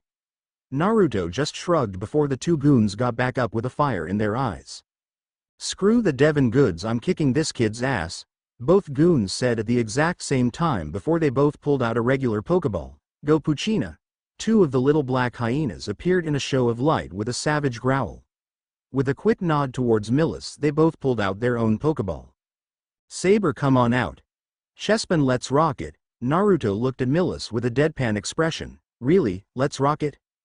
Millis had the decency to blush. Lay off, it's the best I could come up with. No, I think it's perfectly fine, Naruto said with an expression that said she didn't believe her. At least I don't have a verbal tic, Databane. This time it was Naruto's turn to blush. Excuse me, but you two can go make out with your boyfriend, girlfriend later, but right now you're about to get your asses beat. The wannabe pirate said with a tick mark before he and the goon in red ordered their Puccinas to attack with tackle. She is not my boyfriend, girlfriend. Chespin, Ralts use Vine Whip, Thunder Punch. They said with blushes across their faces as Saber jabbed the Puccina across the muzzle, while Chespin caught the incoming bite Pokemon and tossed him towards the other Puccina. Don't take that Puccina, get up and use bite, the man in red said while the pirate wannabe said the exact same thing and the two Pokemon charged in again. Chespin, use rollout, Millis said as her Chespin curled up into a green sphere before it charged towards the two Puccina, and in the quick clash both of the little hyenas were sent flying into the air. Saber, boost yourself up with confusion and slam the Puccina down with Fire Punch and Ice Punch. The shiny feeling Pokemon nodded before it was quickly at the same height as the two dark-type Pokemon before he slammed his fists into the two and sent them speeding towards the ground. The two Puccina were knocked out the moment Saber made contact with his fists. Excellent job, Saber, Naruto said with a high five before he did the same with Millis and Chespin. The two goons growled before they charged forward as they said in unison, I'm not going to be beaten by some punk-ass kids and their Pokemon. The scientist looked fearful, while Millis got ready for a fight, but Naruto had a feral grin on his face along with a similar gleam in his eyes. This is going to be fun. He charged at a much faster pace than the grunts, and before they could stop he shot out both of his arms and delivered a savage clothesline to the both of them and sent them sprawling back. Naruto then began bouncing on the balls of his feet. Come on, this can't be all you got. The grunts charged in again except one behind the other. Naruto charged again before he caught them both off guard by grabbing the first goon by the shoulders and using him as leverage to kick the second goon in the face. He then switched his grip on the first goon's shoulders and wrapped his arms around his neck and delivered something known as the drop dead twice, or DDT in wrestling terms, and smashed the grunt's head into the ground. With a quick grunt, Naruto flipped onto his own 2 feet and dusted off his pants and jacket. Alright, now that that's taken care of, come on, Rustboro is only about 30-45 minutes away, he said with a fist pump as his eyes and grin back to normal. Millis, Saber, Chespin and the scientist had to pick up their jaws off the ground before they began hounding Naruto with questions. At the top of a nearby tree, a figure with a Wishamore in her arms was positively surprised at Naruto's actions. Could he be a... The figure didn't finish the thought as they let their mind wander. Wish, the noise Pokemon said, gaining her mother's attention. I'm alright, Aster, I'm just thinking we may have found you a papa, the now revealed female juror said as she licked her lips sensually. This is going to be a mighty fine hunt. Story End Chapter 3. Welcome to the 3RD chapter of Whirlpool Trainer. For future reference, do you guys want me to include the Battle Frontier in Whirlpool Trainer and Naruto will catch more than 6 Pokemon? The author's note on the bottom has the current listings for the pairing poll. Disclaimer. Storm Eve does not own Naruto or Pokemon. Story start. We finally made it. Naruto cheered happily as he and Millis made it to Rustboro City. The two had gotten lost in Petalburg Forest after the scientist had taken off. A few wrong turns and bam, they were stuck in the center of the whole damn forest. After a few battles with trainers and a few documentation of watching a group of Wurmple evolving into Silcoon and Cascoon, they made it to Rustboro City just when the sun was beginning to set. Millis giggled at this before a vibrating sensation went off in her pocket. "Hey Naruto, let's go ahead and go to the Pokemon Center for the night. I have to call my dad." Naruto's face turned from happy to fear to horror within a few seconds. "I forgot to call my mother." 10 minutes later. "How the hell do you forget to call your own mother?" Mito yelled over the videophone as Naruto could only cower and take it. In the background his little sisters were giggling with their own Pokemon, Mawile, Hinoka, and Mareep, Eva, while his father was sleeping on the couch. "I'm sorry," Naruto whispered. "You bet your ass you're sorry, and furthermore." With Millis. "What is taking you so long, Millis?" a male voice said to Millis as she stood in the shadows of a hallway. "It's going to take a while, father," Millis said to a small phone that had a little hologram of a man on top of the screen. "He really loves that Diancie. It's going to be difficult getting her away from her, plus the Diancie seems to have love for him as well." "That's understandable. You have exactly 1 month to capture that Diancie or else I will come after it myself, signing off," her father said before the two hung up on each other. Millis sighed before she began walking over to Naruto. "Only 1 month," she thought to herself. "So now you're going to." Mito paused as she spotted Millis, who was looking over Naruto's shoulder. "Naruto, who is that?" Naruto shrugged in response. "Mom, meet Millis, my traveling companion. Millis, meet Mito Uzumaki, my mother. Here you two talk, I'm going to check on everyone," he said before doing just that. Millis blushed a bit as she thought about already meeting Naruto's mother and Naruto introducing her as a companion, even if it was only for travel. Mito looked interested for a moment. "Turn around," she ordered. Not seeing a problem with this, Millis made a slow 360-degree turn. "Not bad, you have a nice C-cup, a pretty face, a nice rear end, and you look to be very intelligent. I say a solid A, you may date my son." "What?" Millis yelled and quickly picked up the phone when the people inside the Pokemon Center looked at her funny. "I don't want to date your son." Mito's gaze turned deadly, but the smile remained on her face. "What's wrong with my baby? Is he not cute enough, kind enough, or intelligent enough for you?" Naruto's father woke up from the couch and quickly hid from his wife's dark presence. Millis began shaking at the aura. "And nothing's wrong with Naruto. He's cute, kind, and intelligent," she said with a blush and a stutter as Mito's aura disappeared. "Then there is no problem." But," Millis said before Naruto came back with their Pokemon. Mimi was sleeping on top his head, Saber was on his shoulder looking everywhere at once, while Diancie was perfectly comfortable in his arms. Chespin jumped onto Millis's shoulder while Honedge just rested against her leg. "Hey mom, I want you to meet Mimi, my Mudkip, and Saber, my Ralts," Naruto said, not noticing Millis giving him an appreciating glance with a small pink dusting across her cheeks. Mito and the twins looked very happy to see their Naruto's Pokemon healthy and strong. "So Naru-chan, are you going to go see Roxanne?"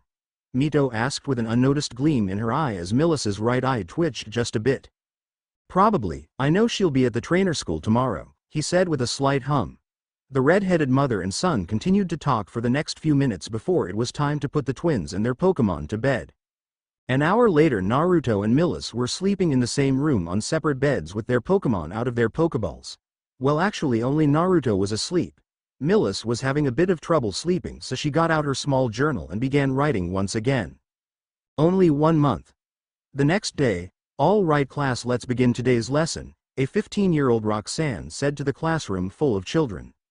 Although she hadn't changed from childhood, Roxanne had turned into a very beautiful young woman and her intellect had grown just as much as she did. She kept the loops in her hair, but she had changed her dress that she usually wore because her mom had told her so. But unknown to her, her mother Mina knew Naruto was in town and visiting Roxanne today. This dress had a little problem that featured at least one thing she had gotten from her mother. And despite some beliefs, mainly her mother who kept commenting about her figure, particularly in the bust department, she was wanted by the majority of teenagers who lived in Rustboro City. Though she didn't pay them any attention, her love was for knowledge, for battles, for... A little girl known as Sammy spoke up from the front of the class. "Hey Ms. Roxanne, could you tell us about your boyfriend again?" she asked, getting her teacher to drop the chalk she was about to write their assignment with. Roxanne sighed before she bent over to pick up the chalk and began writing on the board. "Samantha, Naruto isn't my boyfriend, he's just my friend that just happens to be a boy." Does he know that you like him? The little trainer in training asked with enthusiasm. And how do you know if I like him or not? Sammy pointed to the board, because you just wrote that you like Naruto on the board. Roxanne turned and sure enough there were the words, I like Naruto, in big white letters. Roxanne meeped before she got the eraser and was about to erase it until Sammy asked another question. Ms. Roxanne, what does Naruto look like? The rock-type gym leader's shoulders slumped. Were they ever going to get to the lesson? I don't know, Sammy, it has been quite a long time. Did he have red hair? Yes. Blue eyes? Yes. 6 whisker marks on his cheeks? Yes. Samantha, how do you know all this? Sammy pointed to the window that was located right next to the door at the back of the classroom, because he's right there. Roxanne looked up and sure enough Samantha was right. There was her childhood crush and maybe one of the only boys she'd ever been interested in about to open the door to the classroom. Her face heated upon seeing how he had changed from the child to the well-built teen she is seeing now. He really grew up well. Her face heated up even further when she had realized that the words, I like Naruto, were still written on the board. She silently swore before turning around and erasing the phrase right as Naruto opened the door to the classroom. As soon as Roxanne turned back around she was engulfed in a hug by the redhead and spun around before being set back on the ground. Naruto gave a kind smile. It's nice to see you again, Roxanne. Roxanne's face went supernova at this action. It's nice to see you as well, Naruto, she said as the children laughed at their teacher blushing like a schoolgirl while Millis was leaning against the wall with a small scowl on her face. Wait, why am I scowling? Speaking of the Kalos native, Naruto spoke. Roxanne, meet my new friend Millis, he said before he began talking to the kids in the classroom. Roxanne's red eyes locked onto Millis's blue eyes and you could swear lightning started sparking between the two. Roxanne mouthed a phrase when she was positive Naruto was talking to the children. Naruto is mine. Millis's glare increased by a drastic amount, but Roxanne's glare didn't falter in the slightest. Millis mouthed her own phrase back, bring it on, before Naruto came back over to the two with children hanging off of his arms and legs and even Samantha was sitting on his shoulders, but he didn't mind whatsoever. So Roxanne, do you know where the gym leader of this town is?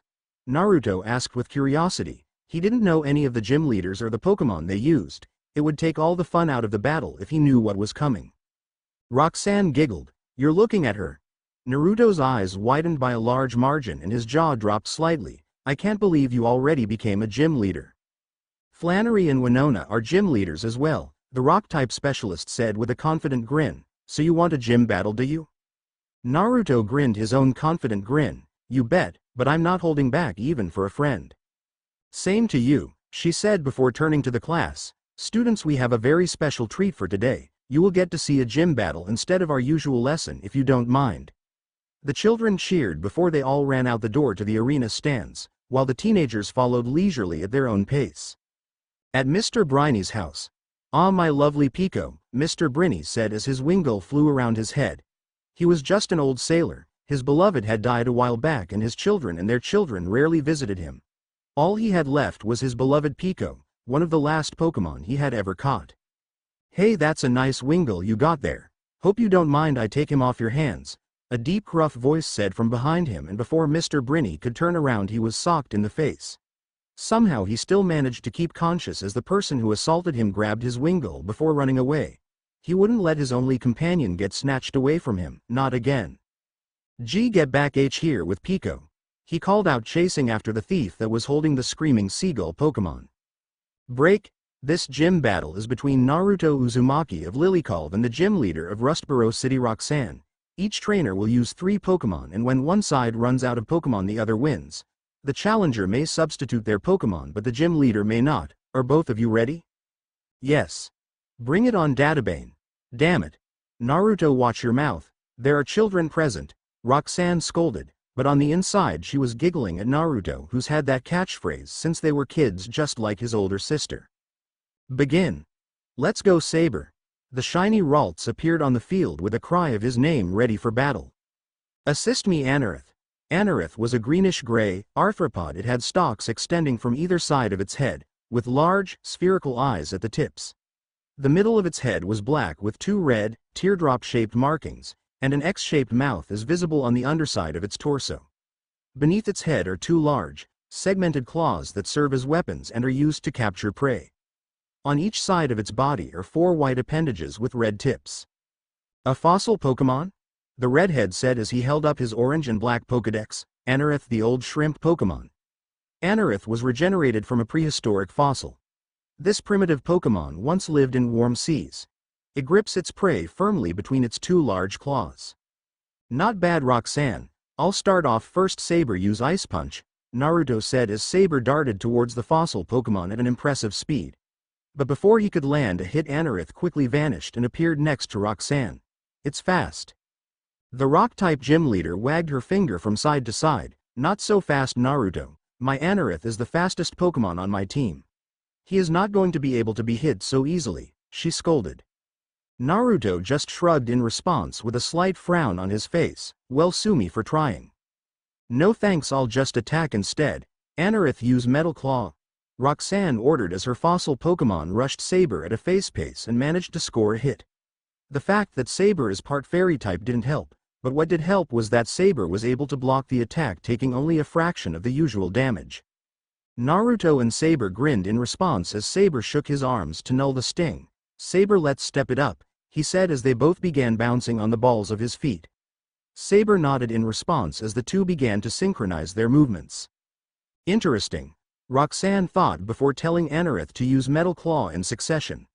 The fossil Pokémon ran right in front of Saber and prepared to strike him down, only for the feeling Pokémon and his trainer to dodge the strike.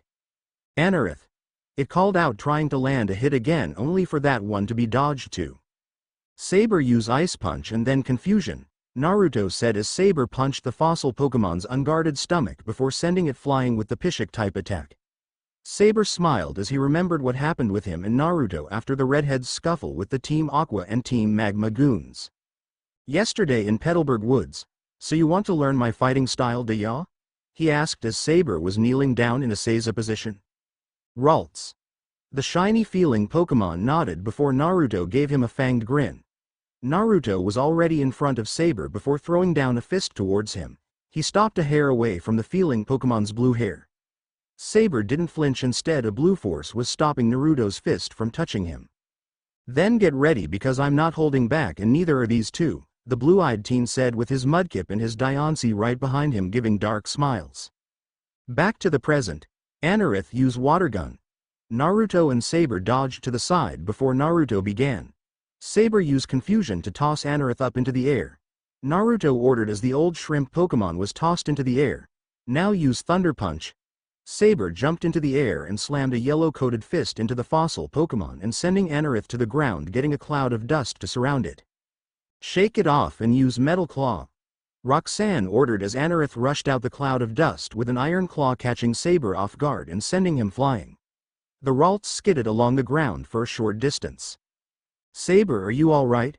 Naruto asked as Saber nodded. Roxanne soon ordered another Metal Claw attack. Anorith's too fast. Wait, he's too fast. Saber, use Ice Punch on the ground, the redhead said as the feeling Pokémon punched the ground, turning the field into a slippery ice stage. Oh no, Anorith, Roxanne said as Anorith began sliding across the field so fast that it wasn't able to stop itself and smacked into the wall. The old shrimp Pokémon shifted from side to side with swirly eyes after getting back up. Naruto took this as an opportunity. Saber, use Ice Punch again. Saber slammed a light blue covered blue fist into the top of the fossil Pokémon's head, knocking it out. That was smart, Millis thought from her place in the stands surrounded by children. He froze the field, and because he did, Anorith couldn't control its already incredibly speed, giving him an opening. I've got to admit, Naruto is very good at developing strategies off the top of his head. Anorith, return. You did a good job today, the red-eyed gym leader said, returning her Pokémon before looking up at Naruto. I'm very impressed, Naruto. You actually managed to use Anorith's own speed against it, but don't think it's over yet. Assist me, Nosepass. A blue, angular, hard bipedal Pokémon that closely resembled the Easter Island heads. It also had a bright red, triangle-shaped nose. So it's a Nosepass this time, Naruto said with a calculating eye before his Pokédex went off. Nosepass, the compass Pokémon. Nosepass's magnetic nose is always pointed to the north. If two of these Pokémon meet, they cannot turn their faces to each other when they are close because their magnetic noses repel one another. Interesting. Saber, use Confusion. The blue-eyed red-headed trainer said as the Ralts trapped Nosepass in a blue field of energy, but Roxanne didn't look the slightest bit worried. Nosepass used Sandstorm, she ordered as the two battling Pokémon were surrounded by a large storm of sand-breaking Saber's concentration which proved to be his downfall. Now use Power Gem. The Compass Pokémon fired a large group of stones at the feeling Pokémon, sending him flying towards the wall, and would have if Naruto hadn't caught him out the air. Naruto smiled at the fading Saber and gave him a pat on the head. I'm very proud of you, Saber, so take a good long rest. Millis bit the end of her thumb. I guess those metal claws from Anorith took its toll on Saber. Our Ralts, Saber said as he was engulfed in a bright red light and returned to his premier ball. Naruto turned towards Roxanne with a slight feral grin on his face. Let's go, Mimi, Naruto said as his Mudkip hopped out onto the field ready for battle. Mudkip Mud. Alright Mimi, let's start off with Water Gun. Mimi nodded before firing a stream of water at the Compass Pokémon. Nosepass counter with Sandstorm. Roxanne said as the field-changing move held off the water gun and actually began pushing it back. Naruto frowned a bit. Mimi full power water gun, he said as Mimi's water gun increased in pressure and completely overtook the Sandstorm and managed to score a direct hit on Nosepass, sending it back just a bit. Nosepass shook off the attack with some difficulty and glared, if it could, at the Mudfish Pokémon. We're not done yet. Mimi used Mud Slap, Naruto said as Mimi kicked up some mud from part of the field that wasn't frozen and blinded the Compass Pokémon with a super effective ground-type move. Now start moving around so he can't spot you. Mimi nodded and began running around Nosepass trying to confuse the Compass Pokémon. The Rock-type gym leader smiled just a bit. Nosepass used Rock Tomb. She ordered as Nosepass's nose glowed a light blue before rocks rose from next to the Compass Pokémon and then surrounded Mimi and completely blocked any attempt at escaping while dealing damage to the Water-type starter Pokémon. Now use Thunder Wave. Nosepass's nose turned light blue again, but this time a small spark of blue electricity flew towards Mimi and paralyzed her. Mimi, are you alright? Naruto asked. How did Nosepass even know where Mimi was? He asked himself. Wait a minute. Do you understand now, Naruto? Roxanne asked with a wider smile across her pretty face. My Nosepass can always tell where your Pokémon are from the vibrations they make and the electromagnetic pulse they have. Mimi shook her head from side to side. Mudkip. This battle is over, Naruto. Nosepass use Power Gem. Nosepass. The Compass Pokémon cried out as it launched a cluster of glowing rocks at the still trapped and paralyzed Mudkip. Mimi can't go anywhere. She can't dig and the paralysis won't let her jump. Wait a minute. The redhead thought as his eyes closed and everything slowed down to a halt for a moment. One thought began connecting to another and then another and so on before Naruto's eyes snapped open. Mimi, full power water gun on the ground right beneath you, he said as Mimi became airborne from firing a water gun right below her. Now use Water Pulse right where Nosepass is standing. Mudkip. Mimi said as she fired off an orb of water right at Nosepass before it turned into a wave of water that was taller than said Compass Pokémon. The wave then slammed into Nosepass before it froze with the Compass Pokémon still inside. Nosepass is unable to battle Mudkip wins. Nosepass, Roxanne said as the ice broke and her Pokémon fell on the ground with swirls in its eyes. But how? She asked. Naruto gave a small smile. Mimi couldn't move in any direction due to her being trapped in your rock tomb except up. Then I noticed something, your Nosepass was standing on the exact same area as where Saber missed his first ice punch and froze that area. And when water is added to ice, the water becomes frozen as well. Roxanne's, Millis's and the referee's mouth dropped before Roxanne stated, that was without a doubt one of the smartest moves I've ever seen a trainer use since I've become a gym leader. I think I'm in love. She thought the last part as she recalled her Nosepass with a slight blush across her face. Say hello to my final Pokémon, Naruto. You probably remember her from a while back. Assist me, Pupitar. She called out as a Pokémon encased inside a thick shell made of grayish-blue rock appeared. She had red eyes that could be seen through 2 holes in the shell, and 2 more holes directly above resemble eyebrows. The upper portion of her body was like a mask that had black markings decorated it. Roxanne, is that? Naruto trailed off, remembering that shy little Larvitar Roxanne had when she was a child. He held his Pokédex to the evolution of Larvitar and it said, Pupitar, the hard-shell Pokémon in the evolved form of Larvitar. Pupitar creates a gas inside its body that it compresses and forcefully ejects to propel itself like a jet. The body is very durable. It avoids damage even if it hits solid steel. Pupitar. The hard-shell Pokémon said before she tackled Naruto in the stomach, and since Pupitar weighed about 335 pounds it hurt a lot. Naruto coughed. I guess she's changed a lot, he said as he pat Pupitar on top of the head, getting a sigh from the attacker. Roxanne scratched the back of her head sheepishly. Yeah, as soon as she evolved she became really excited at certain times, but usually she just sleeps and waits for a challenge. I actually haven't used her in a gym battle considering how strong she is. I just think it wouldn't be fair to use her against a trainer's Zigzagoon, and when I did use her against a particularly angry trainer he freaked out and I had to give him a badge or else he'd complain to the Pokemon League officials. And since I'm a new gym leader that wouldn't look too good on my record. Well, that sucks. The referee was tapping his foot impatiently. Are the battlers ready to start? Yes, they answered in unison as Pupitar returned to Roxanne's side of the field. Begin. Mimi use Water Gun. Pupitar use Rock Tomb, she said as Pupitar surrounded itself rocks as big as herself and blocked the would-be super effective attack. Now use Chip Away. The rock-type gym leader ordered before Pupitar glowed white and charged at the Mudkip with an incredible speed.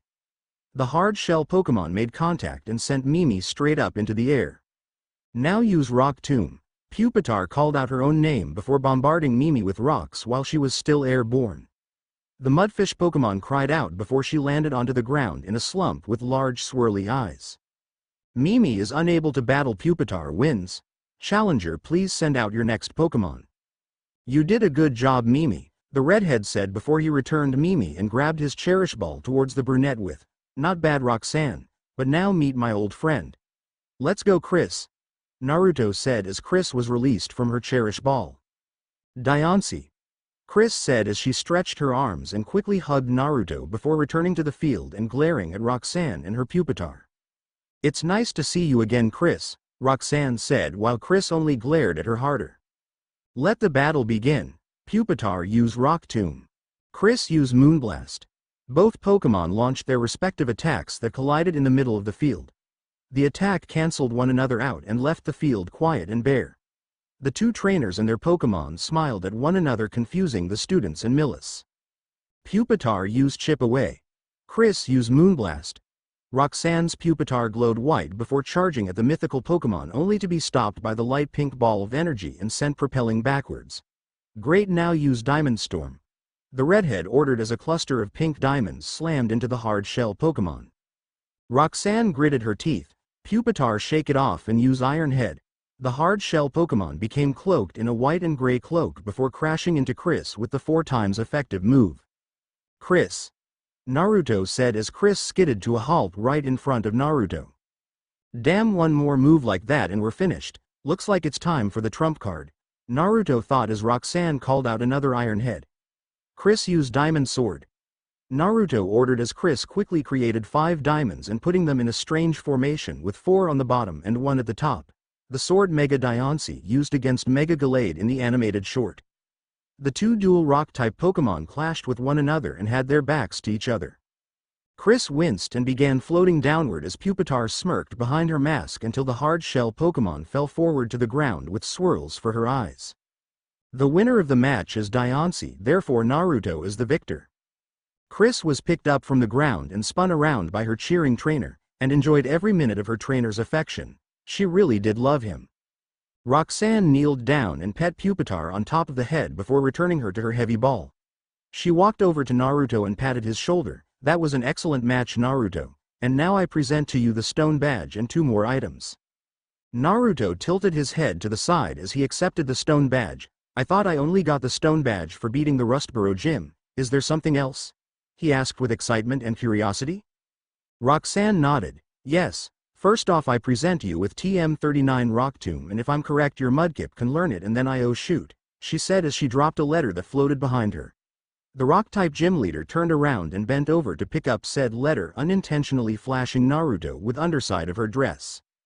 Teddy bear panties, Naruto whispered as blood slightly dripped out of Naruto's nose. He wiped it away quickly so nobody would notice. Guess Roxanne inherited her mother's rear end, which was in a class all its own. Chris just glared at Roxanne with a scathing intensity and hopped onto Naruto's shoulder. Millis was also slightly glaring at Roxanne but quickly stopped as the rock-type gym leader gave Naruto a letter. "This is from your older sister Kushina. She gave it to me to give to you when she passed by not too long ago for a contest," the brunette said before she palmed her fist. "Are you going to be participating in the junior tournament tomorrow?" "Why yep, that's why I decided to come see you so early so that my Pokémon could be healed before the tournament began," Naruto said with a slight stutter as Roxanne quickly kissed his cheek. "F for good luck tomorrow, I'll be in the stands watching," Roxanne said as she and her class returned to class and made a quick trip to the Pokémon Center to heal her Pokémon. Diancie, the jewel Pokémon muttered before her blue-eyed male trainer rubbed her head and exited the gym with Millis right behind him. Millis smiled. "That was a really good battle, Naruto. I didn't think Chris could use her diamonds like that to make a sword." "Neither did I," he stated with a slightly sheepish grin. Millis's smile dropped. "Are you saying that you guessed that Chris could manipulate diamonds like she just did?" "You better believe it, Databane," Naruto said before someone crashed into him. The culprit was of the pirate people that he met a day ago. It wasn't the same one in the forest, but you couldn't get rid of the image of that outfit out your head no matter how hard you tried. "Wait. Get back here with the Devon goods." The same scientist from Petalburg Forest yelled as he tripped and fell on the ground. He reached up only to see Naruto and Millis rushing up to him to help him up. "Oh, thank goodness it's you two again. I need your assistance. That villain has stolen a very important part of our research. I need you two to get it back." Team Aqua headed out towards the Rusturf tunnel. Naruto looked towards Millis. "My Pokémon are a bit weak from the gym battle we just had," he said before Chris looked towards him with a pleading glance, but she winced just a bit from the iron head from Roxanne's Pupitar. "No buts, Chris. All three of you need to be healed, so I'm taking you to the Pokémon Center before I go just in case Millis needs assistance." Chris's pleading glance turned into a teary pout before the redhead took her and her allies to the Pokémon Center after a quick nod from the blue-eyed female. About 30 minutes later. "Which way did he go?" Millis asked herself before an old man with a white beard and semi-bald head was dragging himself along the ground right at the entrance of Rusturf Tunnel. The blue-eyed treasure hunter ran up to the old man and sat him against the entrance. "What are you doing out here?" The old man coughed. That B bastard took Pico. Please save him. Please save Pico." Mr. Brinny pointed at the entrance with a shaky hand as his coughing increased. Millis sighed. "I'll get you your Pico back." She ran into the cave with a new purpose before she could hear talking a little ways down the cave. "I think I finally got away," the Team Aqua grunt said as he held up the Devon goods and the tied-up Pico in one arm before a pair of vines snatched the two out of his hands and retracted back from where the grunt just came. "Good job, Chespin," Millis said as she caught Pico and the Devon goods. She looked at the Devon goods for a little longer than normal. "I wonder how much this could go for on the black market." The grunt growled before he tossed out two Pokeball. "Come on out, Puccina and Grimer," he called as the small hyena Pokemon hopped out onto the field along with a purple sludge-like Pokemon that smelled completely awful. Chespin used Rollout on Puccina and Honedge used Shadow Sneak on Grimer. She ordered as the grass-type starter turned into a green ball that charged Puccina and managed to connect while at the same time that Honedge's shadow stretched out from behind Grimer before said shadow slashed Grimer from behind. "That's pathetic. Let me show you a real move." Puccina used Fire Fang on Honedge and Grimer used Sludge Wave. He ordered as the bite Pokemon bit Chespin with a maw full of fire before the two Pokemon were hit with a wave of poisonous gunk. Millis gritted her teeth as Honedge was inflicted with a burn while Chespin was inflicted with poison, but luckily for her she had given both of them Lum Berries before the battle had begun. Her Pokemon's ailments healed before the blue-eyed female called out. Chespin used Vine Whip. Honedge used Fury Cutter. Grimer was tossed into the air by the not very effective move before it was hit by Puccina who had just been cut by a Fury Cutter from Honedge. Honedge used Metal Sound and Chespin finished this with Rollout. The sword Pokemon made a loud screeching sound that made both of the grunts Pokemon cringe before they were finished with an even stronger rollout. "Nice job." The grunt stomped his feet on the ground in the cave that was unstable from all the battling. The ground began shaking before rocks began falling from the ceiling. The grunt returned his Pokemon before running away leaving Millis and her Pokemon to dodge the falling rocks and try to escape at the same time. A horde of Wishamore ran past them in an attempt to escape the collapsing of their home. "Come on guys, we got to get out of here," Millis said as she continued to dodge rocks until they blocked her way out. An enormous rock fell from the ceiling that the bespectacled and her Pokémon wouldn't be able to avoid or destroy, so she held the Wingull close to her chest along with her Pokémon and prepared for the worst. "Dad, I'm sorry." She heard a large crack and waited for the impact only to feel nothing. "What the hell are you doing?" a familiar voice said.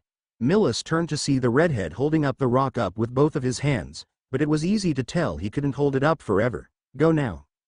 But the entrance, she began only to see the rock blocking the entrance was crushed into pebbles.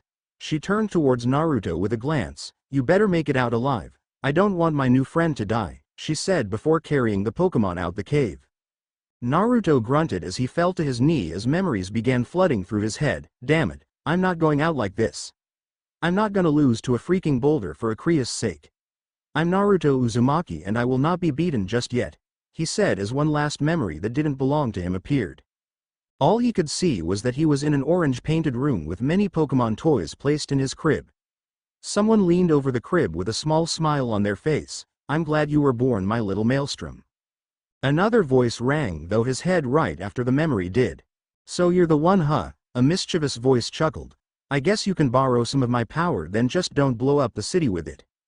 Naruto's eyes turned golden and slitted before he got up to both of his feet and took one hand off the boulder and clenched it into a fist. That same fist had a gold bracelet around his wrist that glowed the same gold as his eyes. With a roar he slammed his fist upwards into the boulder, causing it to crack straight through the middle and turn it into pebbles just like the boulder at the front. The bracelet vanished as did the slit in his eyes and they turned back into the normal blue. He shook his head to the side to try and get the fuzzy feeling out of his head, all the while stumbling out the cave to meet with Millis and Mr. Brinny. But unknown to him he was being watched once again. It was the same figure with the Wishamore from Petalburg Forest who stepped out from the wreckage of the boulders. "That was kinda hot," she said with a quick lick of her lips. Her Wishamore just sighed in response. At the Pokémon Center an hour later. Ow, alright, I get it. "I'm sorry, Chris," Naruto said as Chris finally stopped hitting him upside the head while Mimi just slept in his lap and Saber was just laughing at Naruto while remaining out of reach of the redhead. Said redhead had just gotten a scolding from Millis and Nurse Joy and had 3 lumps on his head while he also had to sit in the corner. But as thanks for his actions, Millis gave him a quick peck on the cheek opposite of the one Roxanne kissed. The two had just gotten back from their meeting with the president of the Devon Corporation, Mr. Stone, and he had asked them to deliver an item to his son who was in the cave located on Duford Island. Luckily for the two, Mr. Brinny was a sailor who still had a working boat, so as thanks for saving Pico they could catch a ride to anywhere there was water. Millis sulked. "I can't believe Rustboro Tunnel got closed down. That means I can't investigate the treasure now." Naruto gave her a pat on the back. "Come on, there's many more treasures across Hoenn, and I'll help you find each and every one of them." "You promise?" Millis asked a bit childishly as she held out her pinky. Naruto's pinky intertwined with hers. "I promise. Now come on, we have stuff to do before the tournament tomorrow," he said as the two went to prepare for the tournament tomorrow, while Naruto and Millis decided to call their parents. They left out the part about the Rustboro Tunnel collapsing. 3 days later the stadium was full of life as spectators began cheering for the 16 competitors down on the field. In the stands sat Millis, who was soon joined by a slightly irritated Roxanne and a laughing Mina who had decided to come see how much Naruto had grown. A referee stepped out onto the field and pointed towards the large electronic board hanging over everyone's heads. "We will begin the junior tournament shortly. Now please look up at the screen to see your matchups," he yelled as their faces appeared on cards before said cards were shuffled up. "Let the first round of the junior tournament begin. And welcome to the 4th chapter of the Whirlpool Trainer. Sorry about the late update. I got into a car accident that resulted in me only being able to top with one hand while dealing with semester exams. The votes for the harem are at the bottom and voting ends when the next chapter comes out. And about the romance part of the whole story in general, I'm not going to make all the girls fall in love with him instantly. Well, maybe one, but even then it's complicated, because I like pairings and everything. But once a pairing is formed the story kind of mellows out and it's all about those characters, so I'll build up their friendship first. Naruto will catch more than 6 Pokemon, but he still will only be able to carry 6 of them at a time. I decided to add a female to the pairing, but this is non-negotiable, and just to be a bit evil I won't tell who she is or put her down on the list either. Another thing about the story, I decided to put a period of 3 days in between the Rustboro Tunnel and the junior tournament starting. The Pokémon that are used in this chapter can all be found in the Hoenn region despite them originally starting out in different regions. I wonder where Sapphire is.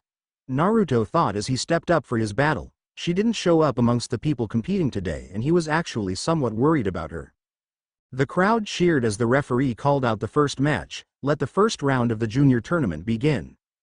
First up is Naruto Uzumaki from Lilycove City versus Kiba Inuzuka from Mauville City. Will the spectators please come down to the arena?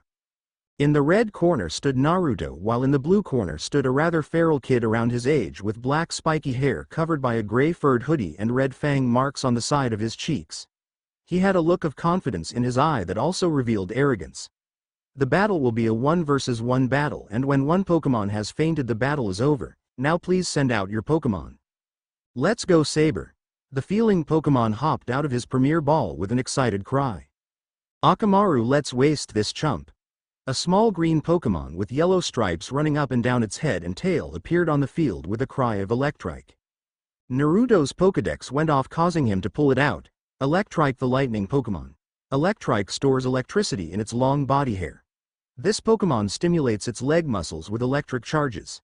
These jolts of power give its legs explosive acceleration performance. Let the battle begin. Akamaru use Spark. Kiba called out as Akamaru sped towards Saber covered in a blue field of electrical energy before the feeling Pokémon simply dodged it by leaning backwards and sliding under the lightning Pokémon. Grr! Akamaru now use Bite. He ordered as Saber sidestepped the running electric Pokémon causing both the Pokémon and his trainer to growl in frustration. Nice job Saber, Naruto said as he held both of his hands behind his back, an action that was mirrored by Saber as he dodged another incoming attack. Stop dodging, damn it. Naruto tilted his head to the side. Now why on earth would I do that? But I guess you make somewhat of a decent point. Saber use Fire Punch. Naruto ordered as the shiny Pokémon quickly slammed a fiery fist into the maw of Electrike sending it flying back. Don't take that. Akamaru use Spark again. Once again Electrike was covered in a blue field of electricity before charging at Saber who had both of his hands ready in a battle stance. With a quick call of Thunder Punch the two electric type moves clashed. Now usually a Pokémon who uses a move of their own type has a better chance at overpowering a Pokémon who's a different type than the move that he is using. So it was quite surprising when the attacks cancelled each other out. In the stands, Naruto's really lucky that he found that Ralts, Roxanne said somewhat odd at Saber winning over Electrike without using a psychic type move yet. Millis nodded her head in agreement until Electrike got hit by a bite attack only for him to send him flying with confusion. Roxanne's mother said nothing as she watched Saber sort of read Electrike's moves and then adjust. While it's mostly true that Ralts is a fine Pokémon, I have a feeling Naruto's nature strengthened it even further. Higher up in the stands a tanned figure giggled as she watched Kiba continued to grow more and more frustrated as only a few of all of his attacks actually made contact. While on the other hand Naruto and Saber looked to be perfectly fine as all of his attacks connected. Man, this guy is good. Wishamore wish, Aster said as she hopped on her mother's shoulder. The girl petted Aster on the head. I know Aster, but it will be a minute before you can get any brothers or sisters. Whismer. Back with the battle. I've had enough of your damn dodging. Akamaru used takedown. The rather feral male ordered as Electrike was coated in a yellow glow before charging at speeds faster than normal. Naruto's expression turned serious as his eyes zeroed in on Electrike and noticed that the lightning Pokémon had a slight bruise forming on his head after the first punch. Saber used Magical Leaf. Ralts. The shiny feeling Pokémon cried out before launching a plethora of colored leaves at the incoming Pokémon. The leaves flew extremely close to the ground kicking up a small storm of dust before they crashed into the incoming electric Pokémon. Push through it Akamaru. Kiba called out and despite Akamaru taking even more damage it pushed through the attack, but when he made contact with Saber Electrike passed through the feeling Pokémon as if he wasn't even there. What the hell? Kiba yelled looking around for Ralts and then turned towards Naruto. Hey, where the hell is your Pokémon? Saber use Ice Punch, Naruto muttered looking up at the sky. Kiba and the people in the crowd looked up to see Saber falling towards the ground with a fist encased in an icy blue aura before said fist crashed into Electrike's skull. Not at full force of course as that might result in brain trauma, so Saber used just enough strength to KO the electric type Pokémon. Electrike is unable to battle. The winner of the match is Ralts, therefore Naruto Uzumaki is the winner. The referee called out as the crowd cheered. Naruto gave his Ralts a fist bump before setting the blue-haired psychic type on his shoulder. The two gave a small smile and waved to the crowd as they walked back to the stands to join the girls and watch the next few matches in peace. That was pretty impressive, Mina complimented as Naruto joined her and sat in between her daughter and Millis. Naruto had the decency to blush as Ralts grinned in amusement at the praise and held his head up high. "I'll say I didn't know Saber could move like that," Roxanne said. Well, during the "Hey punk!" Kiba Inuzuka yelled as he stomped up to the seated Naruto. Behind him were two more kids around his age. One was a boy in a large white coat that rose up to his mouth with the only thing being able to be seen as a pair of black shades and spiky black hair. The other was a female in a large vanilla-colored jacket that was zipped down the middle. She had purple hair cut into a Harem style and a pair of lavender-colored eyes. "I got a bone to pick with you." Naruto scratched the back of his head. "What exactly did I do to you?" he asked, as he really didn't know if Kiba was just sore about losing or if Naruto had done something to him in the past. "You cheated. There was no way your Ralts could have dodged that attack." "Yes, there was," Mina whispered as she drew attention to herself. "When that cloud of dust was kicked up, Ralts used double team, didn't he?" she asked as a grin split Naruto's face and a second copy of Saber appeared on his shoulder before a third one appeared on his head. "Down to the T, Mina-san," he said, only to get whacked upside the head by a folded-up paper fun. Mina gave him a kind smile while an aura of promised pain radiated around her. Now Naruto-chan, call me Mina-chan. Mina-san makes me feel old. And you wouldn't like me when I'm feeling old." "Hi Mina-chan," Naruto said with a light tremble as he hid behind Roxanne while Saber snickered in response. "Whatever I still say, that should have been my win, not yours," the feral teen growled as he reared his fist back and was about to punch Naruto in the face to teach him a lesson, only to be stopped by the boy in the white coat grabbing his elbow. "What the hell, Shino, let go!" he yelled and tried to pull his arm free while Shino didn't seem to be struggling whatsoever.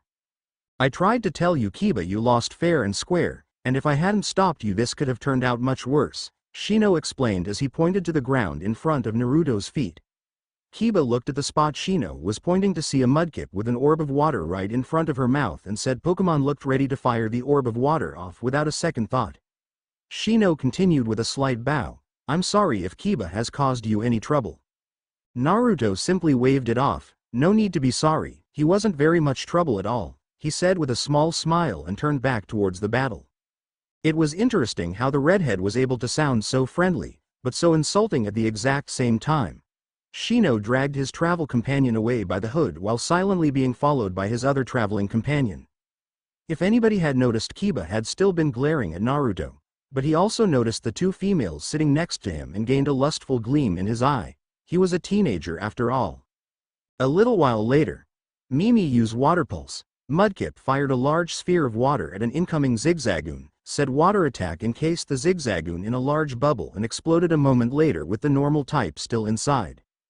"Zigzagoon no," his trainer called out as his Pokemon rolled out in front of him with swirls in its eyes. The referee held up his green flag. "Zigzagoon is unable to battle. The winner of the match is Naruto," the referee called out as the crowd cheered once again as Mimi climbed onto her trainer's head. "Nice job, Mimi," the redhead said as he scratched Mimi behind the dorsal fin and walked back up to the stands to rejoin the three females. Mimi called out her own name as she hopped into his lap and curled up into a little ball. Naruto laughed at the water-type starter before turning his attention back onto the battlefield. In the green corner from Falarbor Town is Zinnia and in the red corner from Slateport City is Jump, the ref said as two trainers stepped onto the field. In the red corner was a somewhat tanned boy with braids and wearing a white beanie with a cocky smirk on his face. The kid from Pokemon Advanced Battle with the Electabuzz that battled Morrison. In the green corner was a tanned girl with red eyes and black hair done into a ponytail with two bangs framing the side of her face. She had a short pair of shorts on with a red string as a belt and wore a black shirt that had two red circles around her chest. "Now begin." "Go Elekid," Jump called out as a small yellow and black bipedal Pokemon appeared on the field. Its head looked like an electrical plug. Elekid twirled his arms around as electricity started to build from in between its horns. "Let's do it, Gumi," Zinnia said as a small slug-like Pokemon popped out the Pokeball. Its bottom half was a light purple while its top was a milky white. The two halves are separated by a squiggly, dark line decorated with 5 green dots. It has beady eyes, and it has 2 rows of 2 horn-like structures on top of its head. Jump smiled. That thing looks pretty weak. Well, Gumi is called the weakest dragon-type Pokémon, Zinnia said before Gumi opened her mouth and launched a bluish-purple stream of fire at the surprised pre-evolution of Electabuzz. However, it's not very smart to underestimate her. Elekid used Protect. A green barrier appeared around the electric-type Pokémon and blocked the incoming attack with a little difficulty. Jump continued.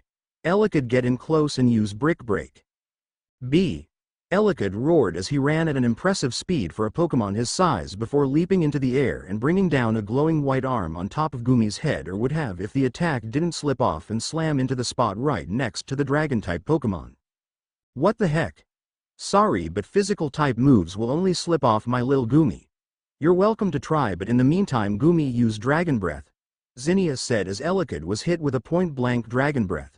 The little electric Pokémon was sent back to the feet of his trainer. When Elekid stood up on both feet, he fell back down to one knee and could barely move. Naruto's eyes widened. I forgot that Dragon Breath could cause paralysis. I'm more surprised that Gumi can't be hit by physical-type moves, Roxanne said as Zinnia's Gumi shrugged off another physical attack and hit Elekid with a water pulse at close range. Millis raised her glasses a bit. They can be, it's just that Gumi are covered in a special slime that literally makes physical attacks do little or nothing against it because they just slide off, she said, only to get a blank stare from Naruto. Don't look at me like that. Gumi are native to the Kalos region. Elekid used Thundershock. Jump ordered as his Elekid began ramping up electricity before directing it towards Gumi. The dragon Pokémon sighed before her trainer asked her to use Dragon Breath in response. Gumi loved her trainer dearly despite the two having almost opposite personalities, but this mission she was on might not be the best idea for someone so young to take on. Zinnia should be a normal teen. She should have a crush on a boy and be too shy to tell him her feelings, but all that matters to her right now is this mission and the more personal one she had recently dedicated herself to. Gumi launched a stronger Dragon Breath that engulfed the Thundershock and overwhelmed Elekid and coated with little difficulty. Elekid is unable to battle. Gumi is the winner, therefore Zinnia is the winner, the referee said as Zinnia moved on to the semifinals and began walking off the arena only to stop about halfway. The tanned female turned to the audience, or more specifically to where Naruto was sitting, said Redhead looked from side to side trying to see who she was staring at only to notice that she was staring directly at him. She giggled to herself before waving at him and leaving the field. Looks like Zinnia will be one tough opponent, Mina said before she saw her daughter's somewhat irritated expression, and apparently in more ways than one. Will the next contestants please step onto the field? The next round about 45 minutes later. The first semifinal round shall now begin. In the red corner is Naruto Uzumaki from Lilycove City and in the green corner is Zinnia from Falarbor Town. Now begin. Mimi, come on out. The Mudkip came out with a cry of her name. Let's do it, Bagon. A small blue Pokémon that had a snout, slit eyes, and a yellow lower jaw with 2 teeth protruding upwards. 3 thick, gray ridges cover the top of its head, and continue downwards to cover its neck as well. It had stubby arms and short legs. Naruto put his Pokédex which said, Bagon the Rockhead Pokémon. Bagon harbors a never-ending dream of one day soaring high among the clouds. As if trying to dispel its frustration over its inability to fly, this Pokémon slams its hard head against huge rocks and shatters them into pebbles. Mimi used Water Gun. Bagon used Dragon Breath. The Water-type attack met in the middle of the field with the Blue Dragon-type attack. The two attack clashed before they cancelled each out before the two Pokémon clashed in the middle with Tackle and Headbutt respectively. Bagon used Ember. Bagon's mouth started to light up with signifying a Fire-type move. Too slow. Mimi used Water Pulse. Naruto said as Mimi quickly blasted Bagon away with the Orb of Water, and since the burst was at point-blank range, Mimi was also sent back to her trainer's feet while Bagon did the same. Zinnia gave a slightly feral smile. You're not half bad. You're already doing better than the other trainers I've recently battled. Thank you for the compliment, Zinnia, Naruto said with his own slightly feral smile. You're a pretty good battler yourself. Aw, stop, you're making me blush, she said as she actually blushed a little bit. Hey, are you two going to battle or flirt? Naruto and Zinnia turned towards the member of the audience who said that. Shut up. Mimi used Mud Slap. Mudkip tried to blind Bagon with a glob of mud only for the Bagon to jump to the side and dodge the attack. Zinnia ordered Bagon to use Dragon Breath, but then that was intercepted by Mimi's Water Pulse. Bagon used Ember. The hard-headed Pokémon launched a quick storm of embers that Mimi managed to dodge before Bagon took advantage and scored a direct hit with a headbutt attack that sent her almost off the field. If this keeps up, we'll never finish this battle, he thought before a wicked idea appeared in his mind. Mimi looked back at Naruto and saw the gleam in his eye that could only spell disaster for the opponent. Bagon used Headbutt. Zinnia said as Bagon charged Mimi and managed to make contact with it. All right, she said until she noticed that Mimi wasn't sent flying by the attack. Mimi tossed it in the air. Naruto said as Mimi tucked her head under Bagon's jaw and tossed the Dragon-type Pokémon very high up into the air. Said Dragon-type tried to flap his arms in an attempt to fly. As we all know, Bagon cannot fly, so he began falling downward to the ground head first, and Bagon's not known as the Rockhead Pokémon for nothing. He could survive this drop and shake it off like nothing even happened. But unfortunately for Bagon, Mimi wasn't going to just wait around for him recover. Use Water Pulse, then follow it up with Water Gun. Bagon found himself trapped within a large sphere of water. The sphere exploded, sending Bagon flying before a stream of pressurized water slammed into his stomach. He fell back onto the battlefield at Zinnia's feet with swirls in eyes, a soft cry of his name. Bagon is unable to battle. The winner of the semifinals match is Mimi and Naruto.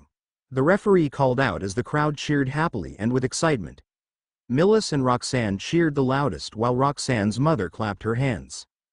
All right, Naruto said with a fist pump as his Mudkip hopped into his arms with a cry of her own name and licked his cheek. Zinnia sighed before she picked up her Bagon and cradled him in her arms like a baby. Get some rest, Bagon, you did really well, she said before returning him to her Pokeball. She looked towards Naruto and inwardly smirked. I'm glad that Naruto isn't a weakling, it makes things so much easier. The two trainers walked to the middle of the field and shook hands before they got off the field for the second half of the semifinals. Naruto returned the stands with Mudkip on top of his head and sat between Millis and Roxanne before the Cherish Ball in his bag began shaking. Chris peeked her head out of Naruto's bag and hopped into his lap with a cheer of her name, only to be quickly put back in the bag. Naruto put the bag on his legs and held it close to him before he whispered, "Sorry Chris, but I don't want anybody to know about you just yet. People might start coming after me to get to you, and I don't want to have to worry about that just yet." Diancie, Chris said with an understanding nod before she peeked her eyes out of the bag and watched the second of the semifinals started. The two trainers were somewhat cocky and they were pretty decent, but they couldn't hold a candle to hers. The black-haired one kind of rubbed her the wrong way. Since she was a fairy type, she could somewhat feel the mood of people around her, and at this moment all she could feel was malice and an air of superiority from the black-haired boy. But lucky for Chris, her trainer's aura overpowered the aura of malice. The match ended with the black-haired boy's Dano savagely beating his opponent's Slakoth after the battle was over. The referee stepped, finally having enough of this. That's enough. The battle was already over and you've already won, the referee said as the dark, dragon-type Pokémon retreated back to the black-haired boy's side. Dano, being a violent Pokémon, was expected to be violent, but this Dano was more violent than their final forms Hydreigon, and its trainer didn't seem to care in the slightest.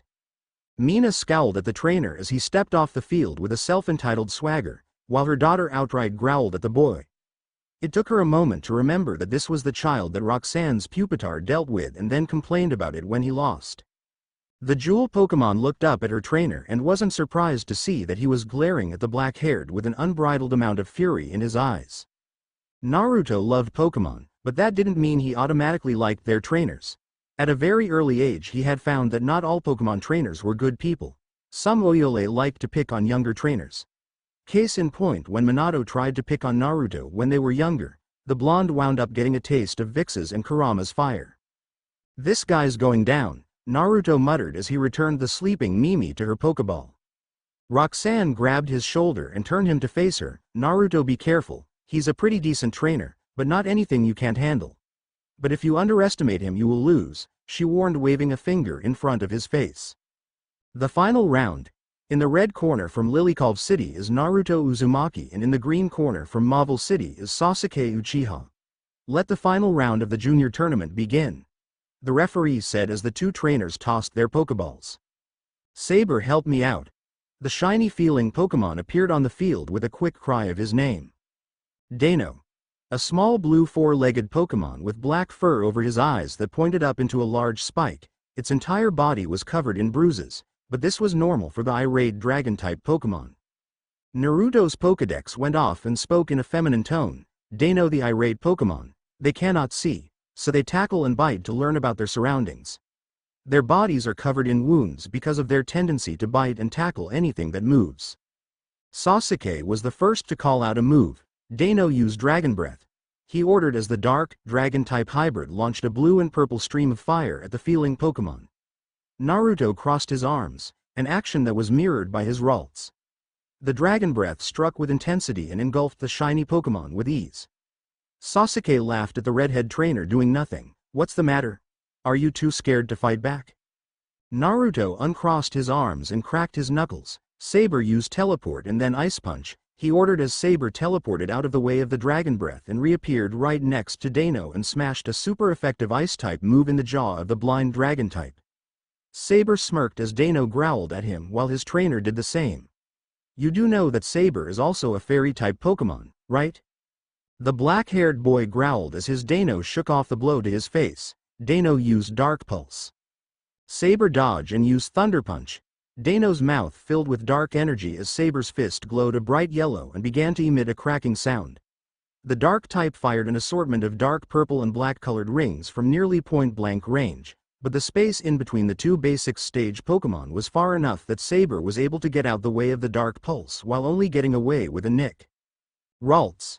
Saber said as he sent his fist into the jaw of Dano, sending the dragon-type to the ground with ease. Sasuke's fist clenched. Dano kick some sand into that Pokémon's eyes and then launch him into the air with Headbutt. He said as Dano quickly blinded Saber. Saber tried to rub the sand out of his eyes before he found himself hit with a Headbutt, and a moment later he was in the air. Now use Incinerate. Teleport. Naruto said as Saber quickly vanished and reappeared on the field before he was engulfed in a torrent of flames. For the next few moments Saber dodged torrent after torrent of flames from the irate Pokémon until its trainer decided to change plans and ordered him to use Dragon Breath again. Naruto's eyes widened. Saber dodge it, he ordered, but Saber couldn't hear him over the crowd. He stood his ground and wasn't affected by the Dragon-type attack, but he was affected by Dano biting his arm with a mouth full of flames, showing that the dark, Dragon-type Pokémon knew Fire Fang.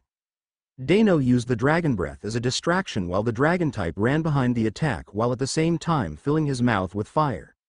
Saber cried out in pain as Dano bit his arm with a maul full of fire before slamming him on the ground. Dano used Headbutt. The black-haired teen ordered as Dano ran in to deliver another Headbutt attack. But this time Naruto and Saber were ready for the attack. Saber used Double Team and then Teleport. With a nod, the dual-type Psychic and Fairy-type Pokémon multiplied into 4 copies before all 4 of them teleported out the way of Dano's attack. For the next few minutes Saber and all his copies dodged Dano's attacks. Disarming voice, Naruto whispered. Saber tilted his head back before he unleashed a pink sound wave of energy that had odd heart shapes right in front of Dano's face. The dark, dragon-type Pokémon fainted almost instantly from the 4 times effective move. Ralts is the winner, therefore Naruto is the winner of the match. Your winner of the junior tournament is Naruto Uzumaki from Lilycove City. The referee called out before the crowd let out a deafening roar of cheers. Saber ran up to Naruto's side before his trainer picked him up and sat him on his shoulder. The 2 males raised their hands in the air and waved to the crowd. In the stands Millis and Roxanne were cheering for the redhead, only for them to stop when they locked eyes. Blue eyes met red eyes and both of them narrowed just a bit before the owners smiled at one another with large grins adorning their faces. A few minutes later Naruto was standing in the middle of the arena next to Sasuke and Zinnia. The referee presented Naruto with the prize, which was a small collection of prototype Pokeballs and an entrance into the next tournament, which would be held in Laverage Town. Sasuke scowled at Naruto before he walked off the stage swearing revenge, while the Dragon-type user just smirked, waving to Naruto. "I'll see you later, Red," she said as she swayed her hips just a bit, getting the redhead to stare. A stare which was noticed by Roxanne and Millis noticed. Roxanne puffed out her cheeks while Millis looked somewhat ticked off. The next day in front of the entrance of Rustboro City stood Naruto and Millis while Roxanne and Mina saw them off. Turns out Mr. Brinny owned a ship that could transport them to Duford Island where the next gym badge was located. Roxanne looked to be sad at her friend leaving before she walked up to Naruto. I guess I'll see you later, Naruto," she said before Naruto grabbed her hand and pulled her into a hug, causing the brunette to blush. "It was nice to see you again after all these years," Naruto said. "I'll come back to see you again and I'll even help you with the kids," he said, completely oblivious to meaning behind his words. Mina's eyes widened to the size of dinner plates while Millis' jaw dropped and Roxanne's blush increased to a full-scale body blush. Naruto let go of Roxanne and left with a still shocked Millis. Mina slowly turned towards Roxanne with an air of death and excitement around her. Death at Roxanne losing her innocence and excitement at having grandchildren. "Roxanne, is there something you want to tell me?" Mother, I don't know what he's talking about," she yelled back. What Naruto was trying to say was that he would help her with the school children she taught at trainer's school. He had grown kinda close to the kids and would enjoy helping the rock-type specialist teaching the future generation of trainers. Millis caught up with the redhead and promptly whacked him upside the head. "Baka, you're too young to have kids," she said, only to get a curious look from Naruto. "What are you talking about?" Naruto asked. "I wanted to help with kids, teach the kids from the trainer school become better trainer," he explained, getting an understanding nod from Millis. "What do you think I meant?" "Nothing," Millis said before she quickly ran off, getting the redhead to run after her, all the while trying to figure out what Millis was trying to say. A few hours later, the blue-eyed duo arrived at Mr. Briny's home after an interesting run through the forest. Saber had found and beaten the Breloom that had beaten him the last time he went into the forest and promptly kicked ass and took many names, but after the Breloom was beaten, the surrounding Shroomish became enraged and ran them out of the forest. When they finally made it to Mr. Briny's house, the old sailor was already waiting for them with Pico on his shoulder. As soon as the Wingull spotted the pair, it flew over to Millis's shoulder and nuzzled her face. Millis chuckled. "It's nice to see you, Pico." "Naruto, did you remember the package from Mr. Stone?" In response, Naruto held up the white sealed envelope they had obtained from Mr. Stone right after the tournament had ended. "Are you whippersnappers ready to go?" the sailor asked, getting an eager nod from the two. "Then let's head off to Duford Island," he said, fist pumping in the air, but before they could get on the motor-powered boat, a voice called out. "Wait up!" A familiar voice called out. When Naruto and Millis turned, the source of the voice. The owner of the voice was none other than Sapphire. The brunette was running towards them with an evolved Sheik running net to her. The once little orange and yellow fire starter was now a bipedal, more combat-suited chicken-like Pokémon. Its legs had become longer and sharper, while it actually had arms covered in yellow feathers with 3 sharp claws on each hand. "Sapphire," Naruto said surprisingly as the daughter of the professor finally caught up to the blue-eyed pair. Sapphire panted and just gave him a tired smile. "What's up, Naruto?" she said with a pant in between each word. "What happened? I thought you were going to compete in junior tournament," he said while Millis huffed and left the two to catch up, while Mr. Brinny just mumbled about young love, which got him a rather nasty stomp to his foot by the spectacled treasure hunter. Sapphire's gaze went from nice to angry in under a second. There were some strange Pokémon going crazy right before the tournament started. They were a lot stronger than normal Pokémon their size. I mean, they're Ninkatas that evolved into Ninjasks and Shedinjas that beat anyone that went near the collapsed cave. "It was actually because of them that Sheik evolved into a Combusken," she said. The young fowl puffed up her chest in pride. "It was a hard-fought battle, but those bug-type Pokémon were no match for the second-stage fire-type starter. I heard from the gym leader that Mr. Brinny was taking you and your friend to Duford Island, so since I don't have a way to get there, I thought I would try to catch up to you too." "Well, I think Millis and I wouldn't mind if you came with us, right Millis?" "Whatever. See, she doesn't mind," Naruto stated with a wide grin before the two joined Millis on the boat. In an unknown location, Kurama U's Inferno. A 17-year-old Kushina said as her platinum-colored Ninetales fired a spiral flame at a black and gray dog-like Pokémon that had 2 horns on top of its head. Houndoom U's Flamethrower. The owner of the Houndoom said with no emotion in her voice as the dark and fire-type hybrid countered with its own flames, causing the two to clash. Join Team Magma Kushina. "Screw that Databane," the redhead yelled before Kurama and Houndoom to clash in the middle of the field with a headbutt. The owner of the Houndoom smiled, which sent a shiver down Kushina's spine. "You have a brother, don't you, Kushina? Naruto, right?" The Magma admin let out a small smile. Aha, I think it would be interesting to experiment with him, he is pretty cute. Kushina growled, leave my little brother out of this. Aha, no. Has anyone ever told you that you're a bitch? Aha 27 times. Chapter 5. Welcome to Chapter 5 of the Whirlpool Trainer. Once again, not much to say, and thank you for reading and all the reviews you've given me. Naruto will be going to the Kanto region for the Battle Frontier. Sorry for the late update, but I'll try to be quicker on the next one. Disclaimer. Storm Eve doesn't own the Naruto or the Pokémon franchise. It was a bright and sunny day on the way to Duford Island, and Wingull and Pelipper's flew overhead above the clouds. The boat ride was very peaceful and very relaxing. Can you make this thing go any faster? Naruto yelled over the roaring over the engine of the boat before something slammed into the side, causing everyone to lose their footing. Damn it. Chris used Diamond Storm. He ordered as his Diancie fired glowing pink diamonds into the water, causing the water to shoot up. I'm giving her all she's got, the sailor yelled back. Well, tell her to put her back into it. Naruto yelled before the ship was once again hit from the side. Whatever hit the boat quickly sank under the water. Millis on the right. I know. Chespin used pin missile. The bespectacled girl yelled as her Chespin fired off white and green energy spikes from the back of his head into the water. The pin missile scored a direct hit as a large torpedo-shaped shark Pokémon with a white stomach and a blackish-blue back with a large fin on its back. Sharpedo. The dark water dual type cried out before more started swarming the ship on all sides. Sapphire and her Beautifly Belle were also having some difficulty dealing with Sharpedo on her side, while Naruto was stuck dealing with the Sharpedo attacking from the rear. One large and purple Sharpedo leapt out the water with rows of sharp teeth barred towards the redhead. Naruto. Sharpedo. Back off. Bam. Naruto had literally punched Sharpedo square in the jaw and sent it back into the water. Fuck, that hurt. The redhead whined through as he shook the slightly bleeding hand. Sharpedo's skin was notorious for being rough, heck, their ability was called Rough Skin. The others had been surprised that Naruto had punched the bully Pokémon square in the face. Most people feared Sharpedo, but he just dealt with one somewhat easily. They weren't the only ones surprised by his actions.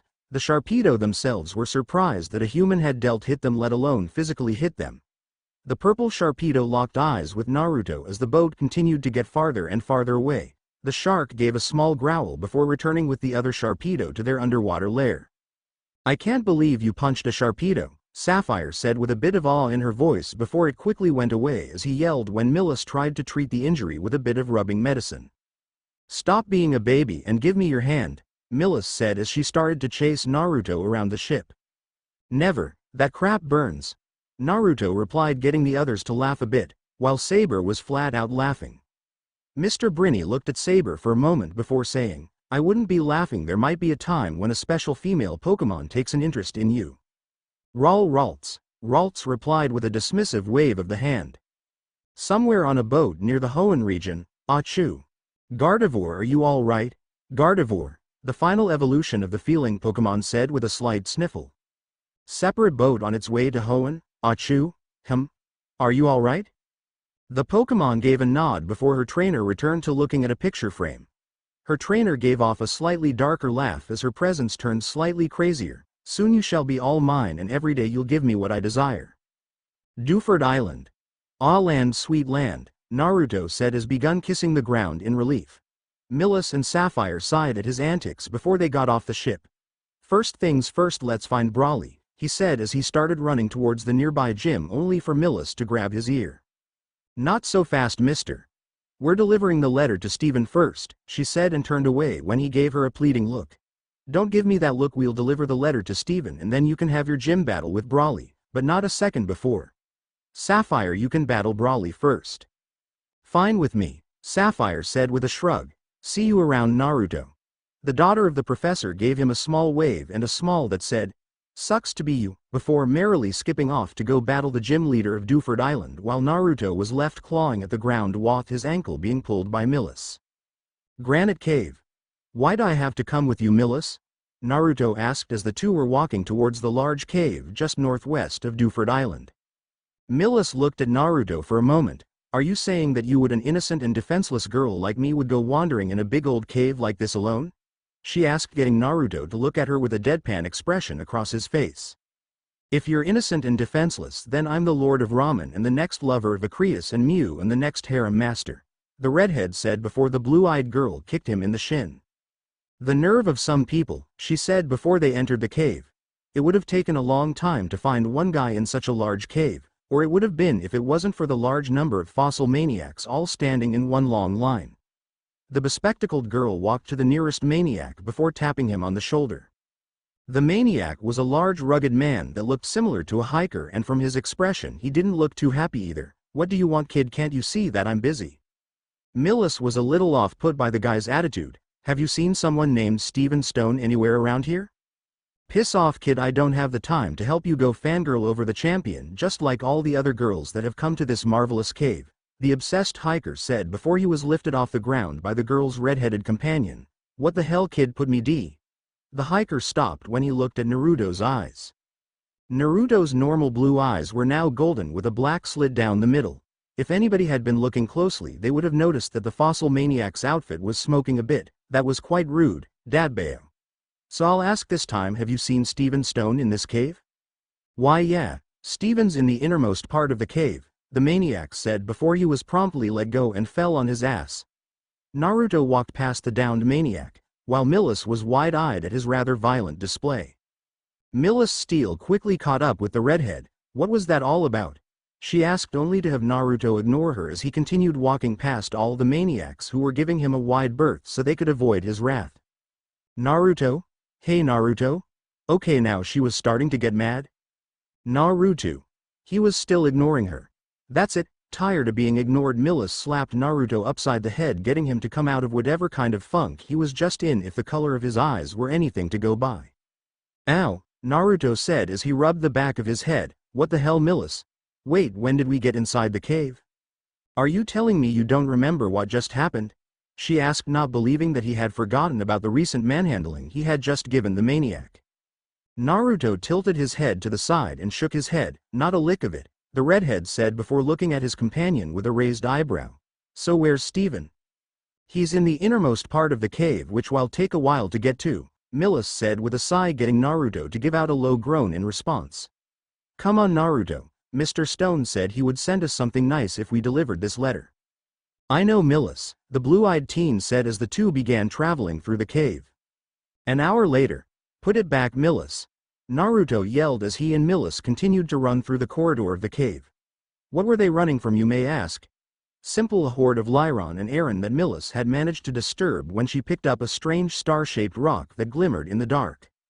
Eren is a quadruped Pokémon with 4 stubby legs and a large round head. Eren's body is black with plates of gray armor covering its head, back, and legs. Throughout its body are small openings in the armor. There are 6 openings on its head, with the largest 2 being openings for its pale blue eyes, and 1 opening on either side of the spike on its back. A single, blunt spike protrudes from its back. While its evolution Lyron were much bigger and took on a much more spiky appearance. "No way.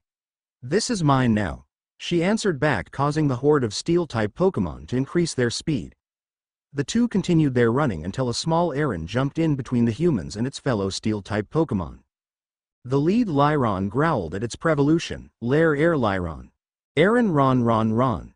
The smaller of the two shot back before its evolution coated one of its claws in metal and slashed at the smaller creature. Lyron's metal claw was intercepted by a vine whip from Millis's Chespin, who struggled to hold Lyron's claw in place. "Mimi, Saber, come on out and use Rock Tomb and Ice Punch," Naruto ordered as his 2 Pokémon followed his orders. The mudkip was surrounded by a brownish aura before rocks fell from the ceiling and blocked the cave off.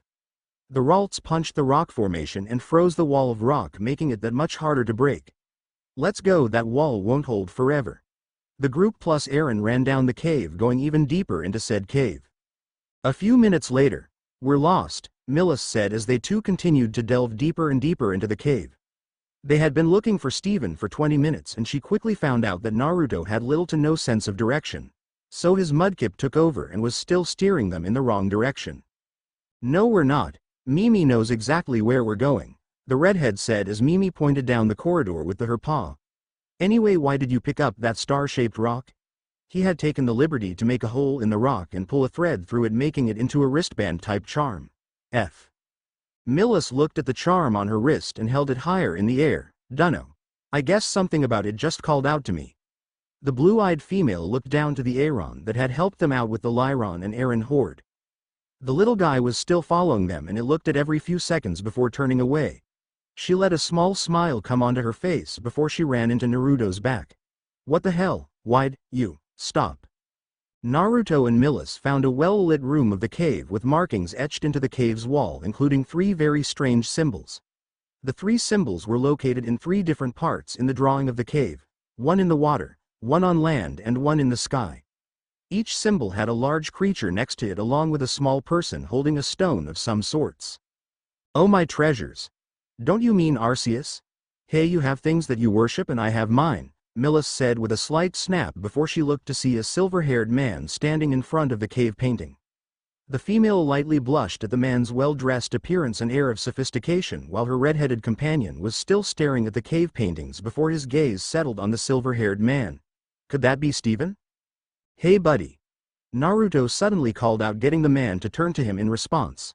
Millis's blush turned a bit darker at the man's face, but Naruto took it as a sign of her just getting warm. Are you Steven Stone? It depends on who's asking. The man replied with an icy blue-eyed stare. Now that he was facing the two, Naruto could see a small object attached to Steven's shirt. He could also spot a small gem-like orb with what looked like to be an S on it at the end of a pin. Naruto threw him the letter, which the man caught between his fingers. The man gave a faint smile before he put the letter inside his suit. Yes, I'm Steven Stone, the now-named Steven said while fixing his cuffs. May I know your names? Naruto Uzumaki, and this Mimi. I'm Millis Steele, and this little guy is Aaron. Well, it's nice to meet you too. Steven turned back towards the mural. Tell me, have you heard the tale of the legendary trio of Hoenn, Kyogre, Groudon and Rayquaza? Millis shook her head while Naruto nodded.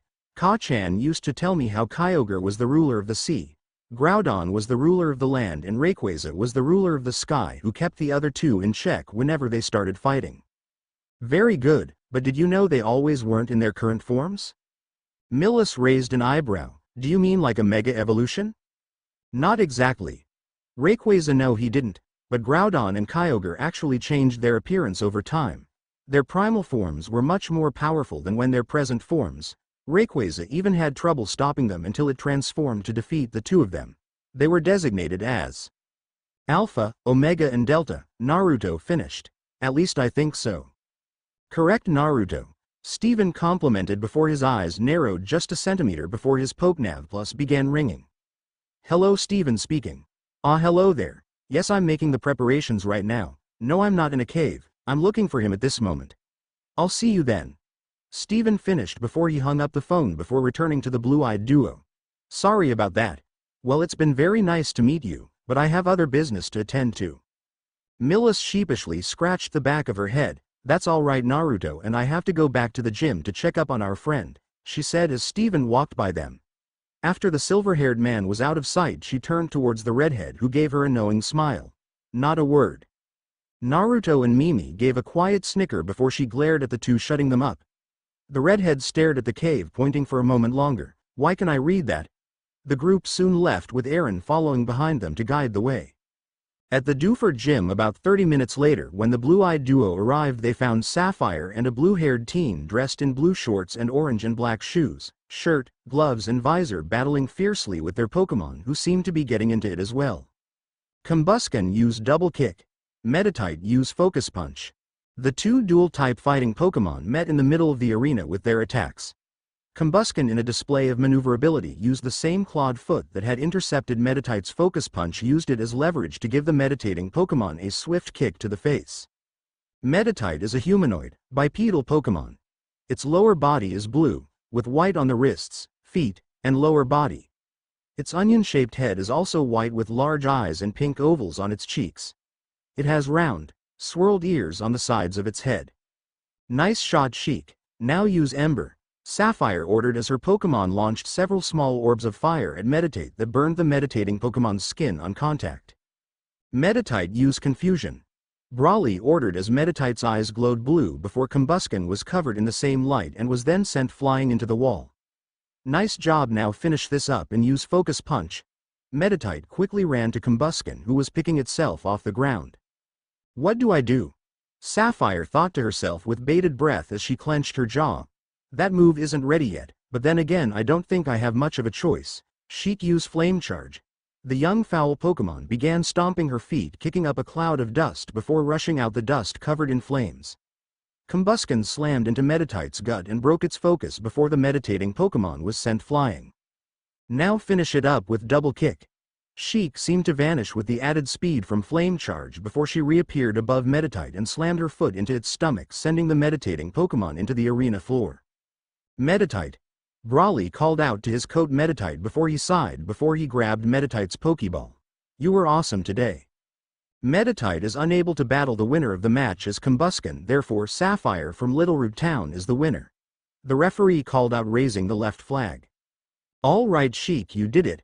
Sapphire called out as she hugged her Combusken around her neck. Sheik scratched the back of her head before Brawly walked up to the two of them. Brawly grinned before he held up his fist. You two were full of fire today, and that's why I present you with the Knuckle Badge, he said, giving them their second badge, which looked a lot like a boxing glove. All right, I got a Knuckle Badge, she called out dramatically as Sheik and Belle, her Beautifly, jumped out from behind her. Hearing a chuckle, she turned to find Millis, who was chuckling at her display while Naruto gave a slight snicker. Shut up, she yelled childishly. Brawly turned towards Naruto and gave a smaller grin. I'm guessing you're the next challenger. Brawly began before he continued, seeing the red-headed trainer nod. Lucky for you, I just got back one of my Pokémon that's been training with one of my relatives. Let's go ahead and get started. I've got a date with the gym after this. This will be a 2-on-2 gym battle. Only the challenger will be allowed to switch Pokémon. Now let the gym battle between Naruto and Brawly begin. The battle girl acting as referee called out. Mimi, come on out. Machop, let's brawl. Naruto's Mudkip faced off with a gray-skinned bipedal Pokémon. Machop had 3 brown ridges on its head and large red eyes. The Pokémon's body was completely covered in muscle. The Pokémon and his trainer began flexing while Mimi and her trainer just waited with a deadpan expression. Naruto's Pokédex once again went off. Machop, the superpower Pokémon. Machop's muscles are special, they never get sore no matter how much it exercises. This Pokémon is strong enough to lift and throw 100 full-grown adults. Use Rock Tomb. Naruto ordered as Mimi was surrounded by a brown aura before she created a large amount of boulders in the air. Gravity took control and she fired them at the stoic Machop. An attack like that won't work on us. Machop knocked them all back. The fighting-type gym leader ordered. Machop started punching the boulders back towards Mimi, who managed to dodge most of the boulders while only taking some damage from the other large stones. Mimi used Water Pulse. The water type nodded before quickly forming an orb of water in its maw before she launched it at the fighting type, who was standing with its arms crossed. Brawly threw a straightforward punch. Machop, dodge, get in close and use Karate Chop. He ordered as Machop barely dodged the incoming attack before he started charging towards Naruto's Mudkip with a glowing hand. Mimi aimed a water gun on the ground near Machop's feet. The water-type attack managed to make the ground, which by the way was a wooden floor, extra slippery. The muscle Pokémon lost its footing before falling over and continuing to slide across the floor. Machop, let's use this to our advantage. Use Low Kick, Brawly said before Machop used the water to increase his speed and kick Mimi's legs out from under her, leaving her unguarded. Great, now use Karate Chop. The muscle Pokémon raised a glowing hand before bringing it down. Mimi intercept the Karate Chop. Naruto called out as his Mudkip managed to catch Machop's hand in its mouth despite not having any teeth. Naruto gave a small grin as Mimi caught on to what he was telling her to do. With a loud cry of her name, Mimi began spinning around with Machop's hand still in her mouth. Around the 6th rotation, she let go and sent Machop flying back towards Brawly. Brawly's Machop shakily stood back before he glared at the smirking Mudkip. Naruto gave her a small smile. Wonderful job, now get in there and use Tackle. Machop, catch it and use Circle Throw. Machop gave a wide grin before he caught the Mudfish Pokémon's tackle attempt. A moment later, Mimi was thrown flying back much like Machop was earlier, back to her trainer's feet. The water-type starter quickly shook off the damage before getting back up to glare at Machop. Are you alright? The redhead asked, getting Mimi to nod. Naruto closed his eyes for a moment as he vocalized his thoughts, so we can't just charge in. We can't use the ground's surface to our advantage and Machop has a lot more physical strength than you do Mimi. Mudkip Mud. Mimi shot back. Did her trainer really not believe her? Her trainer opened his eyes before he looked down at her. No need to worry Mimi. We got this. Mimi's eyes sparkled before she jumped around to face Machop once again. His eyes widened a little when Mudkip's feet began glowing. I hope you can back up that, Brawly said with a wide grin. Machop used bulk up. The muscle Pokemon's muscles grew even larger as it flexed before they became more compact and shrank back into Machop's body. Machop hit M with a cross chop. Machop. The muscle Pokemon jumped at Mudkip with faster speed than earlier, trying to end the match with a final blow. Mimi used low kick. Naruto ordered. Mimi nodded before she struck Machop's airborne legs with her own. The result sent Machop spiraling towards the ground while Mimi landed back on the ground. Hit him with Water Pulse. Machop. Brawly said. The muscle Pokemon was trapped in an orb of water before said orb violently began to shake. The orb exploded, leaving a puddle of water and a coat Machop in its aftermath. Mimi carried it back to its trainer before jumping into her own trainer's arms. Naruto scratched her under the chin, getting her to sigh in bliss. Machop is unable to battle. Mudkip is the winner. You did great Machop, Brawly said as he returned his Pokemon back to its ball and gave Naruto a grin. I'm impressed your Mudkip can use low kicks so well. Naruto gave his own grin to the older teen in response. Thanks, she actually just picked it up from your Machop, he said, much to the shock of Brawly and the two girls in the stand. If Mimi sees and understands the mechanics of the attacks and she's compatible with the move, then she can use it as her own. Millic's mouth was wide open. Wow, I didn't know Mimi could do that. She's very strong, isn't she? Sapphire nodded. Out of all the Mudkip I've seen San give out to trainers, she is definitely a special one. But now I wonder why hasn't she evolved yet? She asked as she watched Naruto put Mimi on top of his head instead of returning her to her Pokeball. The battle girl raised both hands. Let the second round begin. Saber, come on out. Tyrogue, let's brawl. Brawly's Tyrogue was a humanoid Pokemon with a predominantly pale purple body and brown hips and feet that resemble short pants and shoes. It has 3 blunt protrusions on top of its head, yellow eyes, and circular sections on each side of its head that resemble protective padding. There are white bands resembling bandages on its torso and wrists. Tyrogue, the Scuffle Pokemon.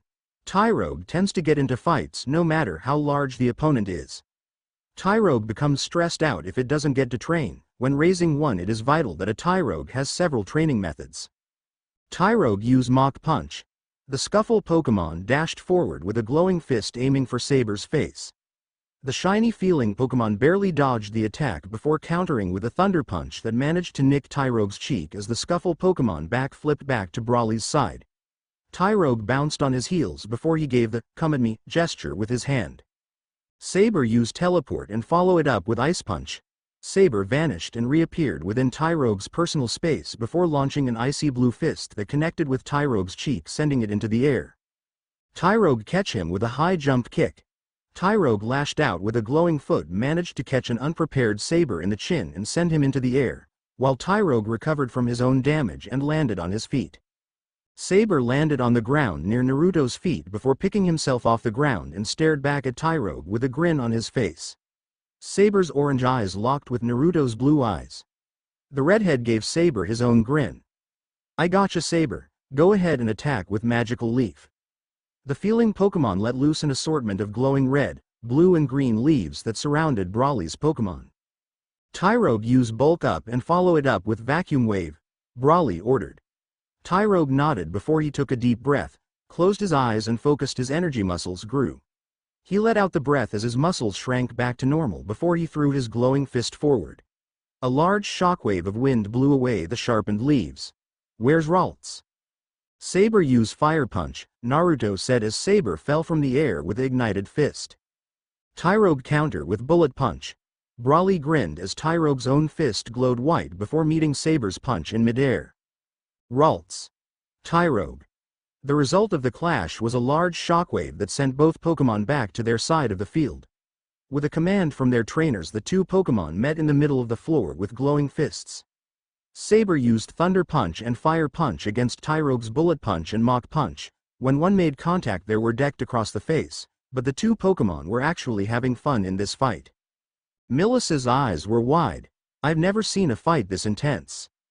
Sapphire's jaw was on the ground at seeing such an offensive battle. It's like I can feel their determination. This is a battle of wills. Sapphire's fist clenched as she watched the Pokémon continue to slug it out. Compared to Naruto, she wondered if she was strong enough to even be considered his rival. Tyrogue use high jump kick. Brawly ordered as Tyrogue smirked and lashed out with a glowing foot. The foot was coming from the bottom like the kick from earlier and would have ended the fight, however Naruto was expecting this, something Brawly realized a little too late. Saber used confusion. Saber gave a savage grin as his eyes glowed and gained a temporary control of Tyrogue's body. The feeling Pokémon made Tyrogue's attack veer of course before exploiting the opening and landing a devastating ice punch to Tyrogue's chest. It didn't help that Tyrogue also took damage due to him landing on the same leg he had used for high jump kick. Brawly looked worried for a moment as his Tyrogue struggled back to its feet. "Are you alright, Tyrogue?" The pre-evolution fighting type grunted, Tyrogue tie." Tyrogue hopped back up to its feet with trouble and glared at an equally tired Saber who had taken more than his fair share of super effective bullet punches. "Saber, you got enough energy for one more attack?" The redhead asked as Saber just huffed for an answer as if saying, "I can do this all day." His trainer knew he couldn't keep this up, but grinned at his Pokemon's moxie. "Alright then, make this one count, use Fire Punch." Tyrogue use Focus Punch. The fighting type gym leader ordered as his Pokemon tightened his focus. The two Pokemon met in the middle of the field with a fist covered in fire versus a glowing whitish-blue fist. The two Pokemon pushed against one another as fire began pushing against sheer power. Tyrogue's power began overpowering against Saber's flame-covered fist as the feeling Pokemon's focus began slipping. "Saber, don't give up just yet," Naruto said. "Don't you even think about giving up until the very end," the redhead said as his eyes began changing into slits. The flames from Saber's punch increased dramatically as the Pokemon's own eyes that were under his helmet began glowing as well. Boom! The two Pokémon were engulfed in a small explosion that shielded their forms from their audience. Everyone waited with bated breath for the smoke to clear, and once it did they were shocked. Both Pokémon were still standing and breathing heavily. Brawly fondly smiled, as did Naruto, before they walked to their individual Pokémon. "Man, looks like you won this round," Brawly said with a sheepish grin as Naruto's Ralts fell back into the redhead trainer's arms. Said Pokémon looked his trainer in the eye before he held out his fist. The redhead smiled fondly before he bumped fists with his Pokémon. "Just barely. I'm impressed that your Tyrogue is standing based on soul willpower right now," Naruto said as everyone noticed that Tyrogue's eyes were blank and unfocused. The referee quickly raised a flag. "Tyrogue is unable to battle. Ralts is the winner and the victory goes to Naruto from Lilycove City." Brawly bumped fists with Naruto. "I've got to admit that was one hell of a battle. I don't think Tyrogue gonna like it that he's lost. Now he's gonna bug me to up his training schedule. Anyway, it's my honor to present you with the Knuckle Badge." "Thank you." The redhead accepted the badge before flipping like a coin and catching it. "We got the Knuckle Badge," he said with a chuckle as Saber weakly fist pumped while Mimi was already fast asleep on his head. "And as thanks for bombing battle, take the TM bulk up with you as well. It increases your attack and defense more than just about any other move could." The two slapped their hands together for one final manly handshake. An hour later, "Diancie DSC Dian." Chris cried out as she beat Naruto with her arms. The redhead responded by shielding himself with his arms. Chris was furious that Naruto hadn't used her in the gym battle, nor did he let her out in Duford Cave. She was even more furious when she saw Sapphire keep glancing at her Naruto. He was hers and only hers. The jewel Pokemon was squirted in the face with water from a low-powered water gun from Mimi. The water type returned to sleeping near her trainer despite Chris getting all flustered after the attack. Meanwhile, Saber just laughed before he groaned because of his injuries. The two had received their own piece of cloth from their red-headed trainer, who was actually decent at sewing. The redhead pulled a surprised Chris into his lap before rubbing her head. "Better?" Chris nodded before she snuggled into her trainer's chest as he continued to pet her head. Her trainer gave a light chuckle. "Maybe I spoil you too much." The scorched slab, two female members of Team Magma, were making through the cave where it was said to hold a very powerful fire-type Pokemon. The taller female on the right gave a huff as her partner remained as stoic as humanly possible. They had a source of light that belonged to a white insect with a brown bottom and blue eyes. The bug had fire reddish-brown protrusions sticking out from its side. "Thanks for the light burner," the now revealed Kushina said to her larvista as the bug fire-type hybrid nodded in response. She started to get a bit angry as her partner, who was the one who only originally blackmailed her into joining Team Magma, ignored her as she continued to look at her PDA. "You know you're supposed to be helping me out looking for this Pokémon." Her partner, Courtney, continued to ignore her in favor of her PDA as she started swiping her finger on the small device. Soon enough, after 5 minutes of silence, Kushina's last nerve burned up like a razor leaf when hit by a flamethrower. Kushina snapped, "Okay, just what the hell are you looking at?" Courtney just looked at Kushina with her usual expression before tossing the redhead her PDA and walking ahead.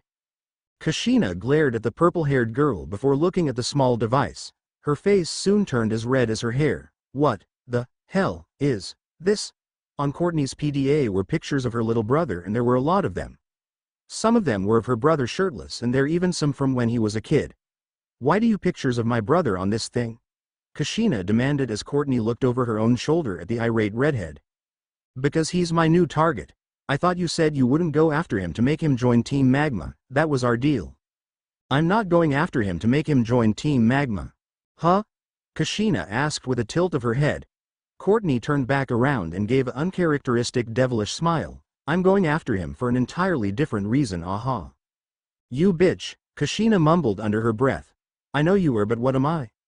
"I'm going to kill you, nice and slowly," Kushina threatened, but Courtney just waved it off. "If you do so, please do it after our wedding night." "Ah. Unknown location. Soon. Very soon we shall finally cleanse this world of all its filth," a figure covered in shadows said as they turned in their boss chair. Next to the boss chair was a green bar that was currently lit up at 19%. Very soon. The figure looked through their one-way mirror to look at the small battlefield outside their office. Standing on the field was another figure covered in shadows while a strange Pokémon stood in front of them. Across the field were a truckload of Golbats and Mightyenas shrieking and snarling at the two. The shadowed figure snapped her fingers before all the Golbats and the Mightyenas dropped to the ground with swirls in the eyes. "I'm coming for you, brother, Duford Island." "So dirty," Naruto mumbled as he scrubbed behind Mimi's ears and poured warm water over Chris.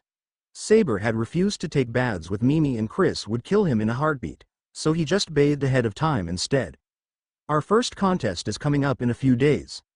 Once we reach Slateport City, we'll give a couple of days of relaxation before it starts." "Mudkip mud," Mimi said as she further sank into the water when her trainer continued to massage her scalp. Chris gave a pout before it melted away as Naruto massaging her own scalp. Saber was leaning on the outside of the door listening in on the conversation and gave a small sigh before teleporting away. It was almost time. In the Pokémon Center, Millis tossed a Pokéball into the air before it revealed the newest member of her team. The same Aaron from earlier shook his body like a wet dog before he greeted his new trainer. He had joined her team after she came back to the cave after the gym battle. Turns out all the Lyron and Aaron from earlier had kicked him out the cave for helping these humans out the cave. "Welcome to the team, Aaron," she said before her phone began ringing. "Damn it, Dad." Meanwhile, Sapphire was back in the cave with both Sheik and Belle training her heart out. She clenched her fist as more Zubat popped out the cave. "We're not strong enough yet. That battle Naruto had with Brawly was amazing. I want to get stronger." The brown-haired girl's mind flashed to another girl with a Trico on her shoulder, looking at her condescendingly. Her Pokémon surrounded her and watched their trainer's newfound goal.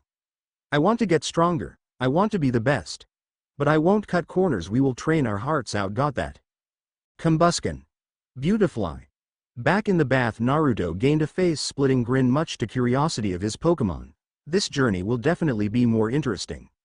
Story end. Naruto's team: Chris, Diancie female, Diamond Storm, Moonblast, Return, Stealth Rook, Smackdown, Ancient Power. Mimi, Mudkip female, Tackle, Water Gun, Mud Slap, Foresight, Water Pulse, Bide, Low Kick. Saber, Ralts male, Confusion, Ice Punch, Thunder Punch, Fire Punch, Teleport, Double Team, Disarming Voice, Magical Leaf. Millis's team: Chespin male, Tackle, Vine Whip, Growl, Rollout, Bite, Pin Missile. Honedge female, Swords Dance, Shadow Sneak, Fury Cutter, Metal Sound. Aaron male, Headbutt, Rock Tomb, Protect, Metal Claw, Mud Slap. Sapphire's team Combustion, Female Peck, Focus Energy, Ember, Scratch, Double Kick, Flame Charge. Beautifly, Female Gust, Absorb, String Shot, Stun Spore, Poison Sting, Bug Bite. Thank you for reading the 5th chapter of the Whirlpool Trainer, and I'll continue updating as fast as I can since all my AP testing is over with. The next update will be one of a kind and I'm currently writing it as we speak. No wait as I type. Anyway, see you later Whirlpool Trainer. Welcome to the 6th chapter of Whirlpool Trainer. Once again, not much to say in this chapter, except thank you for reading. Sorry for the late update, but since I don't have a beta, it's kind of hard to bounce ideas off of people. I will say this: Naruto has a reason for his red hair, so don't forget this little fact and don't complain about it. I will not spoil what Pokemon Naruto will catch, but I will give you a hint if he catches a Pokemon in the chapter. Prepare for a long chapter, at least by this story's length. I couldn't find a good place to stop, to be honest. The list for the harem is at the bottom and I sort of found a reason why he could have on, but I shall not reveal it as it would spoil some parts of the story and Naruto is going to Kanto. Peas. Do you want me to write was Naruto's Pokemon are saying to one another? Story start. Honey, what are you doing? Mito asked as her husband was sitting outside on the porch while watching his Eva and Hinoka playing with their Pokemon. Her Melodic watched her white and red-haired daughters play with some of their parents' Pokemon. Just trying to hold on for a little bit longer, Evan said as Eva attacked his Furret while Mito attacked his Manectric, all the while giggling. Hey, have you heard anything from Kushina recently? No, but I'm starting to get worried. That Minato boy left only a day after she did and I'm worried about it. Not to mention Team Aqua and Team Magma are mobilizing again. Evan laughed. I'm not worried. Kushina is a Spitfire of the strongest kind, so I know that she'll be just fine. I'm more worried about Naruto. At the end of his statement he gave a nervous laugh that got his wife's attention. Evan, is there something I should know? She asked with a dangerous air around her. Hee hee, funny story, and you're gonna love this. Do you remember Nina and her daughter? Mito raised an eyebrow. You mean that blonde-haired rich girl and her daughter that visited us once when Naruto was 6 years old? Yep. What about her? Mito asked, glaring purple daggers at her husband who was heavily sweating. Slateport City. Thank you for your help, Mr. Brinny, Naruto said with a short bow, an action that was soon followed by Millis and Sapphire. The old man gave a large and full laugh before giving the teens a bow as well. Don't worry about it. You and your friend helped save my Pico and that's more than I can thank you for. The redhead gave a cheeky grin before shaking hands with the old sailor. A few minutes later the boat was out of sight as it traveled back towards Rustboro City. The group of blue-eyed teens soon left the port before heading towards the beach-based town to register for the contest. Sapphire watched some of people swim and relax on the beach before a proverbial light bulb dinged in her mind. The professor's daughter leaned over and whispered into Millis's ear. I didn't really get to hang out on the beach back at Duford Island, so do you think we could hang out here? Turns out Millis had the same idea running through her own mind. The contest doesn't start for another 4 hours. How about Sapphire and I head down the beach while Naruto registers for the contest? We promise we'll be there in the front row seats, the girl said with a pair of puppy dog eyes. Naruto crossed his arms. It's fine with me, just don't get all pruned up in the water before it starts. That little comment got him a kick to the shin from Millis and a heavy stomp from Sapphire on his foot. The girls huffed before turning back towards the beach and leaving the redhead to hop up and down in pain. Girls are weird, he said before he released Saber from his Pokeball. Naruto found that letting his Pokemon out to walk around with him made them more easygoing. Naruto soon made his way to the contest hall only to find a large crowd huddling around the door, but thankfully not blocking the entrance. You ready for this? Ralts, Saber said with audible gulp. He was a hardcore fighter, not a performer. Naruto smiled at his Pokemon's nervousness before he rubbed Saber's horn. Don't worry, Saber, you'll do amazing and I'm going to be proud of you no matter what. The shiny Ralts's horn glowed before the glow vanished. This was the ability of Saber. Saber's horn could pick up Naruto's thoughts and emotions, and at the moment he could feel Naruto's belief in him. The feeling Pokemon cheered with a fist bump before he teleported onto his trainer's shoulder. The two then walked in to register for their first debut as coordinator and Pokemon. Inside the contest hall were multiple coordinators and their Pokemon preparing for the contest, whether it'd be brushing their Pokemon or giving them pep talks, to even some of them looking rather arrogant and haughty. Soon enough Naruto was next in line to register, and waiting there was none other than Nurse Joy, who was greeting every trainer with a smile. Naruto gave his own smile in return. "Hello, I'm Naruto and this is Saber. Can we register for the contest today?" The nurse scratched her head sheepishly and gave an awkward smile. "Yes, you may, but I'm afraid the contest will have to be put off for a couple of hours due to some traffic that has kept the other two judges." Naruto sighed before Saber tapped his shoulder and gave a thumbs up. "Raw Ralts raw," he said, trying to cheer him up and make him a little less nervous. The redhead smiled at his Pokémon. "What do you think about heading to the beach? We couldn't relax in Duford due to rushing here for the contest, so what do you think about doing it now?" the redhead asked, making Saber grin in anticipation. Outside a few moments later, "I wonder if I'll find my new 100 star today," a female thought to herself as she smiled and waved to the people crowding around her. The girl had teal-blue hair with two large bangs, clipped by a barrette that held a strange stone. She wore a sleeveless blue top with a blue ribbon design that exposes her belly button. She wore white shorts that are laced with two large blue and white frills that mimic a skirt. She also wore a pair of diamond-designed anklets around her light blue high-heeled shoes. All in all, she was a stunning teenage girl. Her name was Lycia, a contest idol and the niece of the Pseudopolis city gym leader Wallace. By her side was her ever-faithful ally the Altaria, a male dragon and flying-type evolution of Swablu. The cameras were rolling and focusing on the idol as she stuck a pose. Lycia gave a wink to her audience before calling out, "Alright, for all of you fans out there, welcome to today's edition of my next contest idol search." The crowd around her cheered before multiple people stepped up with confident expressions on their faces. More than a few males were looking at Lycia lewdly due to her attire and were driven to become the next star to spend more time with the idol, but she paid them no mind. Lycia was solely focused on contests. She began looking at each individual and their Pokémon, but she couldn't find what she was looking for. She was about to give up until she noticed that someone with red hair was walking out the contest hall. Lycia's expression was blank as she pushed past the people in the audience to follow the red-haired person walking away. The strange-colored ralts on the boy's shoulder alerted him to her presence, making him turn around. Her eyes widened and everything came to a halt as the teen turned towards her in slow motion. The first thing she noticed was his beautiful, wild and untamed maroon-colored hair. Next was the way his blue eyes shined in the light. His whisker marks only added to his looks. For the first time in a long time she was speechless. He was perfect, for being a contest idol, of course. "Can I help you?" he asked kindly while pushing one of his red bangs behind his ear. When Lycia couldn't say anything for a couple of minutes, the redhead shrugged.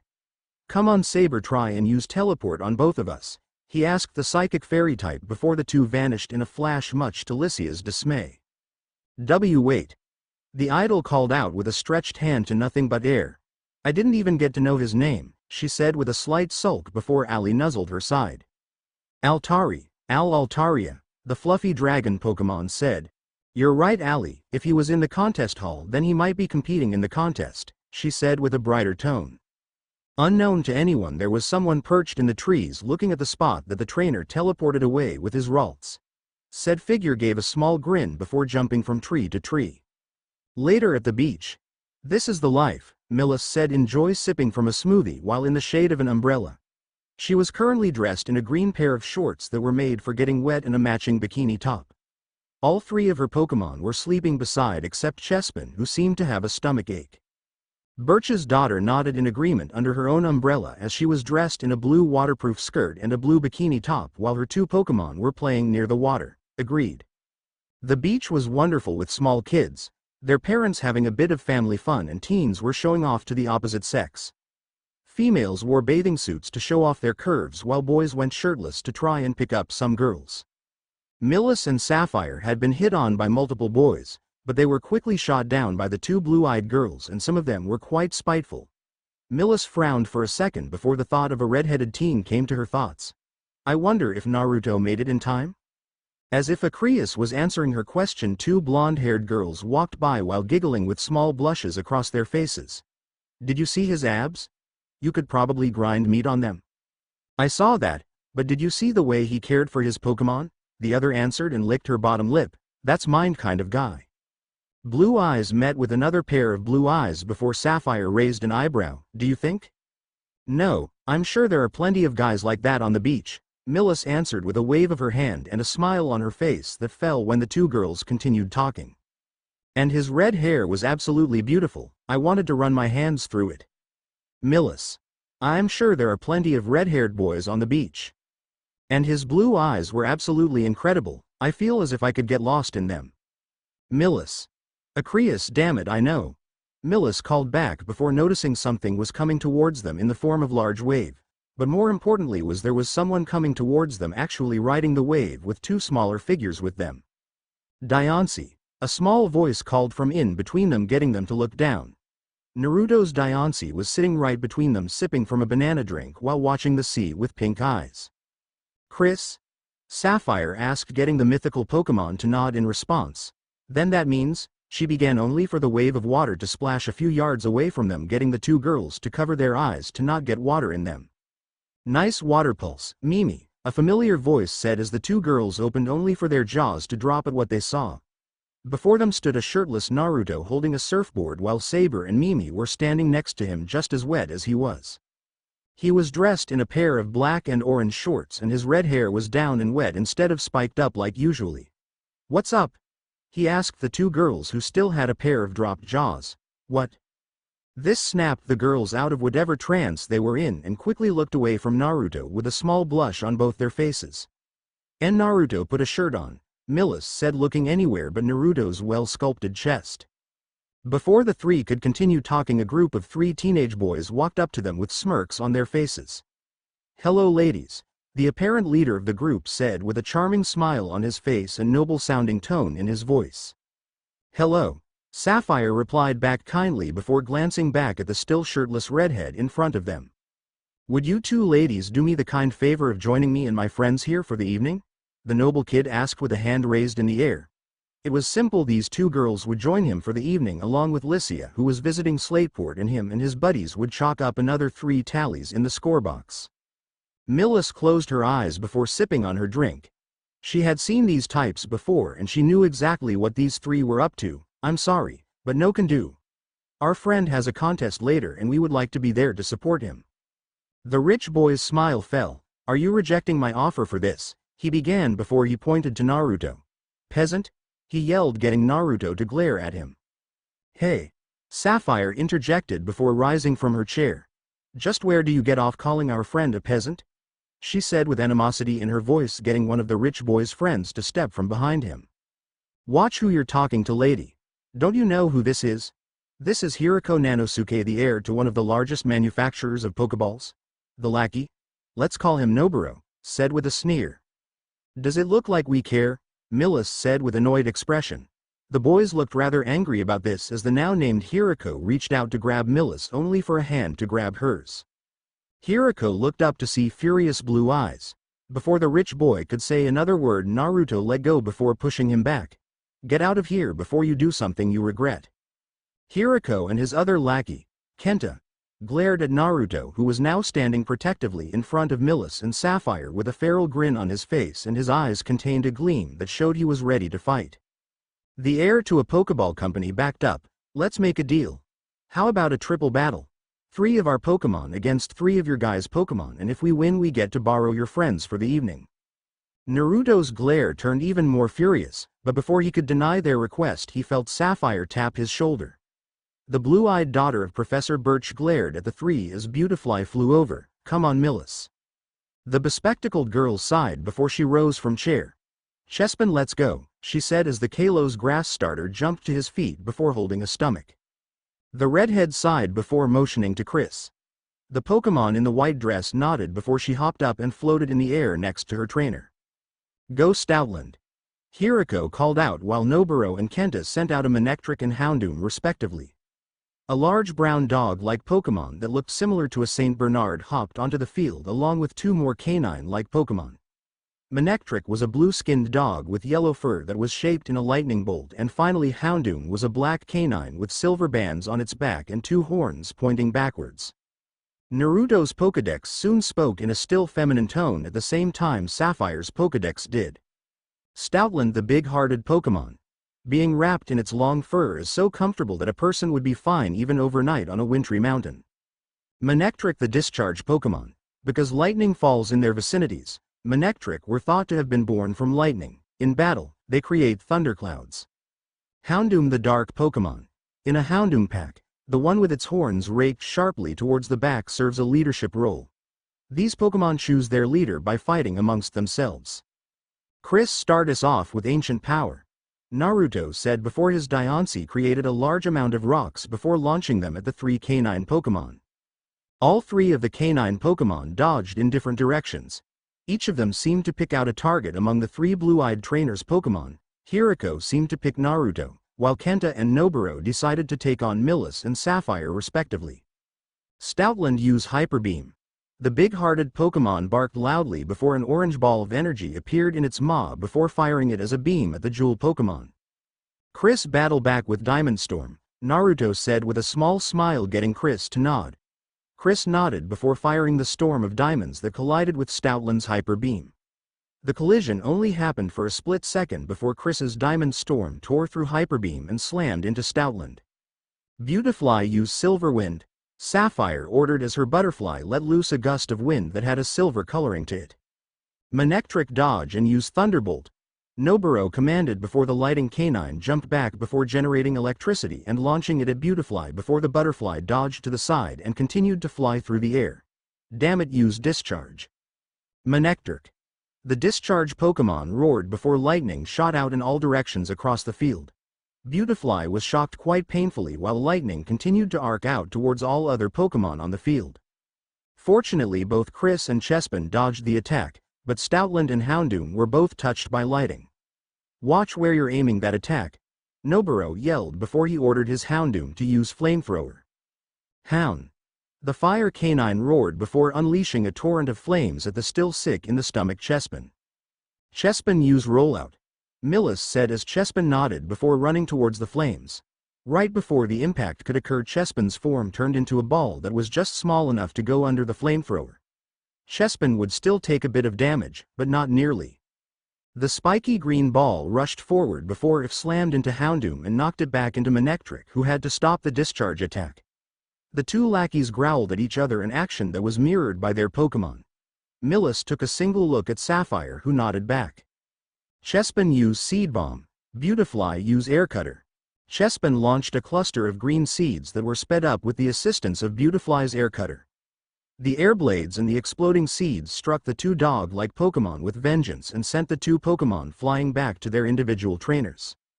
Back with Naruto and Chris, Naruto's first Pokémon used Reflect to deflect some of the damage she would have taken from Stoutland's Ice Fang attack. Nice work, Chris. Now use Moonblast. His Diancie fired a concentrated blast of fairy energy that blasted the big-hearted Pokémon back to its owner. Hiriko growled audibly, as did his 2 lackeys. Their Pokémon were looking like they were on their last legs, but the 3 blue-eyed trainers all had their Pokémon looking much better than theirs were. Hey idiots! Hiriko yelled to Noburo and Kenta. I'm not letting a peasant and these wenches make a fool out of me. Now attack. Stoutland used Hyper Beam again. Stoutland barked at the other 2 canine Pokémon before firing a Hyper Beam that looked even more powerful than the first one. Houndoom used Flamethrower. Chris counter with Diamond Storm. Chris fired off another batch of diamonds that clashed with Stoutland's Hyper Beam, but this time the power struggle lasted much longer than last time. Beautifly used Air Cutter again. Beautifly's flying-type move clashed with Houndoom's attack, and the clash also stood to a standstill, leaving only Chespin and Manectric left. Manectric user Wild Charge. Noburo ordered as his electric-type Pokémon charged Chris, coated in yellow electricity. Chespin intercepted, Millis said, and for good reason.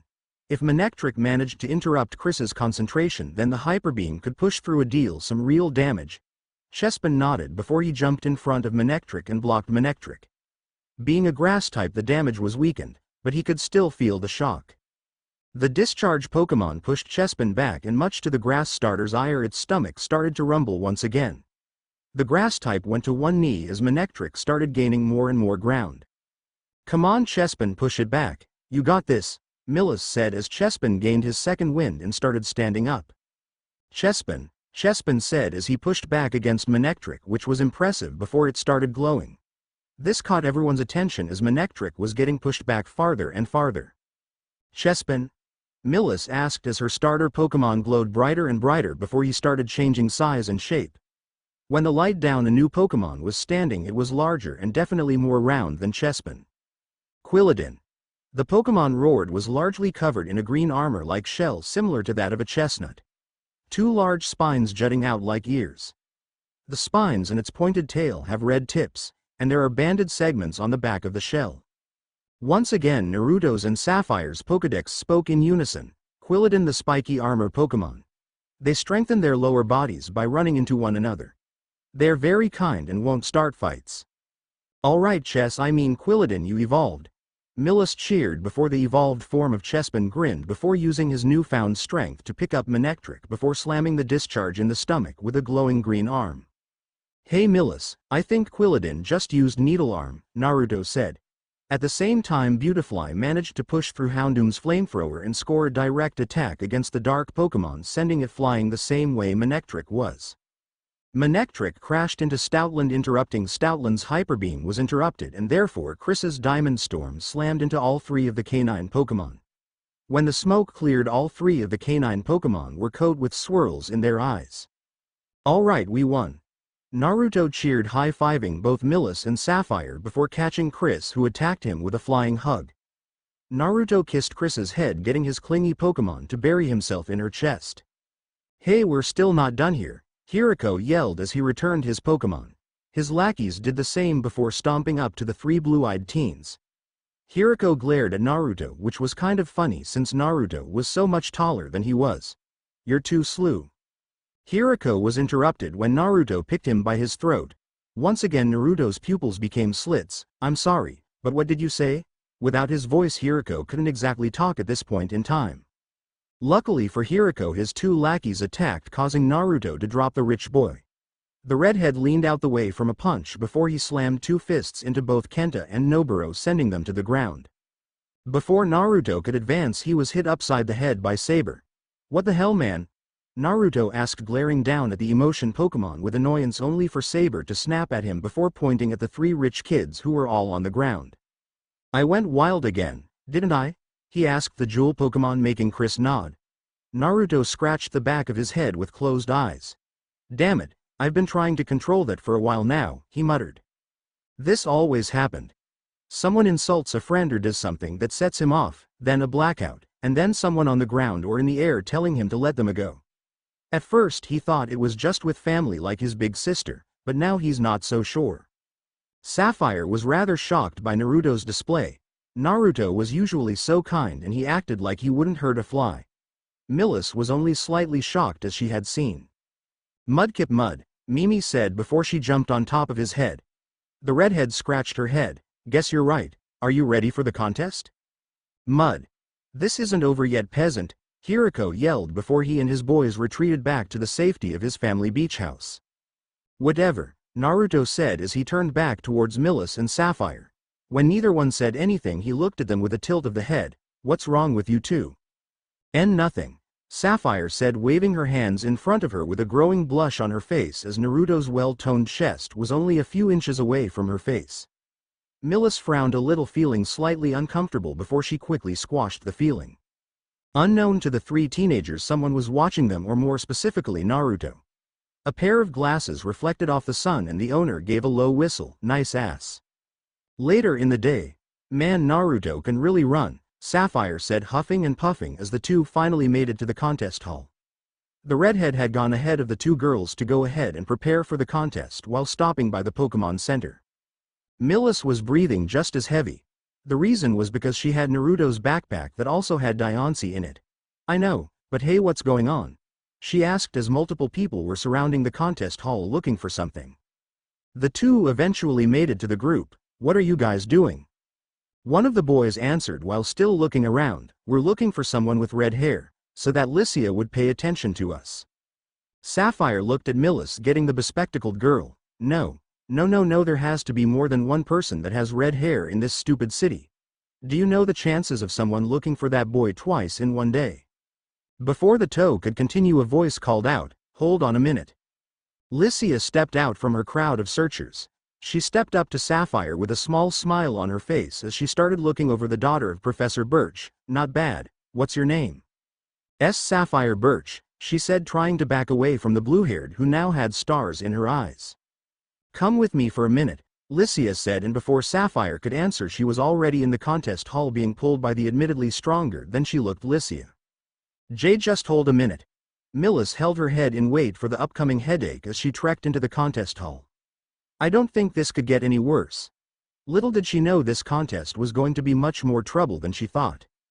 Inside the contest hall about 15 minutes later, Millis, along with her 3 Pokémon and Chris, who was hidden in Naruto's backpack, were all sitting with the crowd.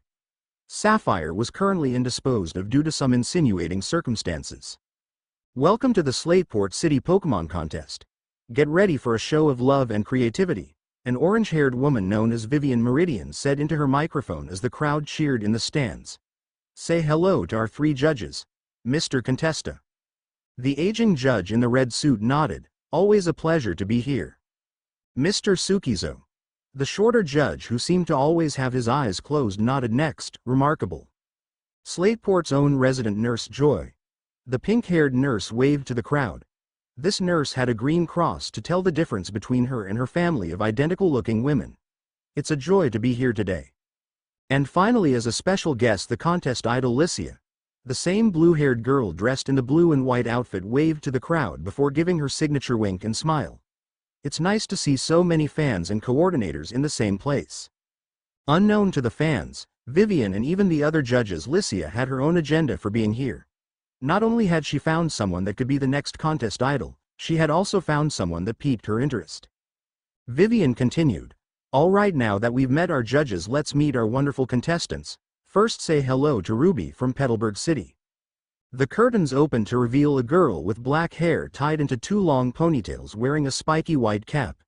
She had ruby-colored eyes and a cute face that had a confident smile on her face. She was dressed in a one-piece red and black shirt that went all the way down to the middle of her thighs and a jacket that had a punk rock theme to it along with 2 spiked bracelets. Here's a picture of what Ruby looks like. Blog info. Ruby pulled out a pink Pokeball with a heart on it. Kiki, time to shine, she said, tossing the ball in the air. A feline Pokemon with purple ears, 3 tufts of fur at the tips, along with a purple ruff-like collar with pin-like extensions around its neck. It also possesses a purple, flower-like tuft of hair on the end of its thin tail. This was the Pokemon known as Delcatty, the evolved form of Skitty. Kiki landed on all 4s and gave a soft, "Nya." Kiki, sing for the audience, Ruby said as her Delcatty began singing while music notes of multiple colors started coming out from her mouth. The notes danced around the stage, and if they touched anything they bounced off the surface like a ball. The audience cheered, making Ruby smirk a little bit. You haven't seen anything yet, Kiki used Shockwave. Nya, Kiki said with a small smile before blue sparks began sparking around her before the feline let loose arcs of blue electricity from its body. Each arc of electricity hit a musical note and then another one after that. Eventually all the electricity formed into a musical bar with each of the notes appearing in the order that Kiki first sang. My word, this amazing, Vivian said as the musical bar moved through the arena while Kiki continued to shock the audience. Metaphorically, I've never seen such a combination from Shockwave and Sing like this before. Kiki, that's perfect, Ruby said as her Delcatty stopped the flow of electricity, getting the music bar to fizzle out along with the musical notes into different colored sparkles. Good girl, the black-haired girl said, petting Kiki on the head, who was now rubbing against her leg like a normal cat would. What a performance. Just look at Delcatty's coat that being highlighted by those sparkles from the previous Shockwave. I wonder what our judges have to say about this amazing performance, Vivian asked while looking towards the 4 judges. The combination of Shockwave and Sing was definitely something I didn't expect. I cannot describe the performance in anything other than fantastic, Mr. Contesta said with a smile on his face. Both the trainer and Pokemon were in perfect sync, so I'll give her a remarkable. Nurse Joy was the next to speak. I found the use of moves wonderful, and even Delcatty herself was quite a joy to see. Lycia shot up from her seat. Amazing, it's the first time I've seen such Shockwave and Sing used in such a manner. You're definitely a star in the making, she cheered, getting Ruby to nod with a smile on her face. Thank you, Ruby said with a charming bow and a smile before she along with her Delcatty left the stage. Vivian looked back to the crowd. It'll be hard to top such a wonderful performance, so let's go ahead and welcome the next contestant. Back in the dressing room, Sapphire had a large blush on her face as she looked at the outfit she had on while at the same time was looking around for Naruto until a voice spoke out from behind her. "Well, look who it is." "I know that voice," Sapphire began until she growled out the name, Ruby. "Hey Sapphire, how you been?" Ruby asked before brushing one of her ponytails to the side. "Fine, thank you. I've already won 2 gym badges," Sapphire boasted before Ruby held out her opened ribbon case to reveal a single ribbon. "I've actually already won a ribbon from the Rebello Pokémon contest about a week ago," Ruby said with a clever smirk as her blue-eyed counterpart gave a small growl. "Better question is, what are you doing here?" "I came here for a friend, but somehow I got roped into doing this contest by Lycia," Sapphire explained. "Don't worry, I'm still going to kick your butt and win our little wager." "If you think you can," Ruby said with a smirk before she turned to watch the screen. Unknown to the two, someone was listening in on their conversation and couldn't help but notice how pretty the two were. "This is your first contest after all." Multiple contestants continued, with some performances being cute and adorable, some being fierce and passionate, while a couple were kind of scary, including the green-haired boy who used a Roselia. "Please welcome Sapphire from Oldale Town." The blue-eyed daughter of Birch walked out from behind the curtains with her hand to her heart as she took steady breaths. Sapphire was now dressed in a pink frilly skirt with matching boots and shirt with a bow right under her neck. Her shirt left a little bit of her midriff exposed with a white shirt underneath it. "Beautifly, take the stage," Sapphire called out, letting her Beautifly out of its Pokeball and fly around the arena, trailing Sparkles wherever the butterfly Pokemon flew. "Wow, such a beautiful entrance," Vivian commented before Beautifly came to a stop on top of Sapphire's head. "Alright Beautifly, spin and use Silver Wind," Sapphire said as Beautifly flew off her head before spinning and unleashing a silver-colored wind. That wind formed a vortex that showed off the beauty of Beautifly's glowing wings. "Nice job, now use Air Cutter and then Morning Sun." The butterfly nodded before literally cutting the silvery wind vortex with blades made of air, making the wind carry the particles all around the stage. Next, Beautifly formed a small orb of light in its stubby hands before throwing it in the air a second before it exploded into an even bigger orb of light that looked sort of like a miniature sun. The orb showed off the sparkles still left on Beautifly from the silver wind. As a makeshift sun, the rays of Morning Sun once again highlighted all the sparkles from the previous silver wind, making an actual pattern on the ground.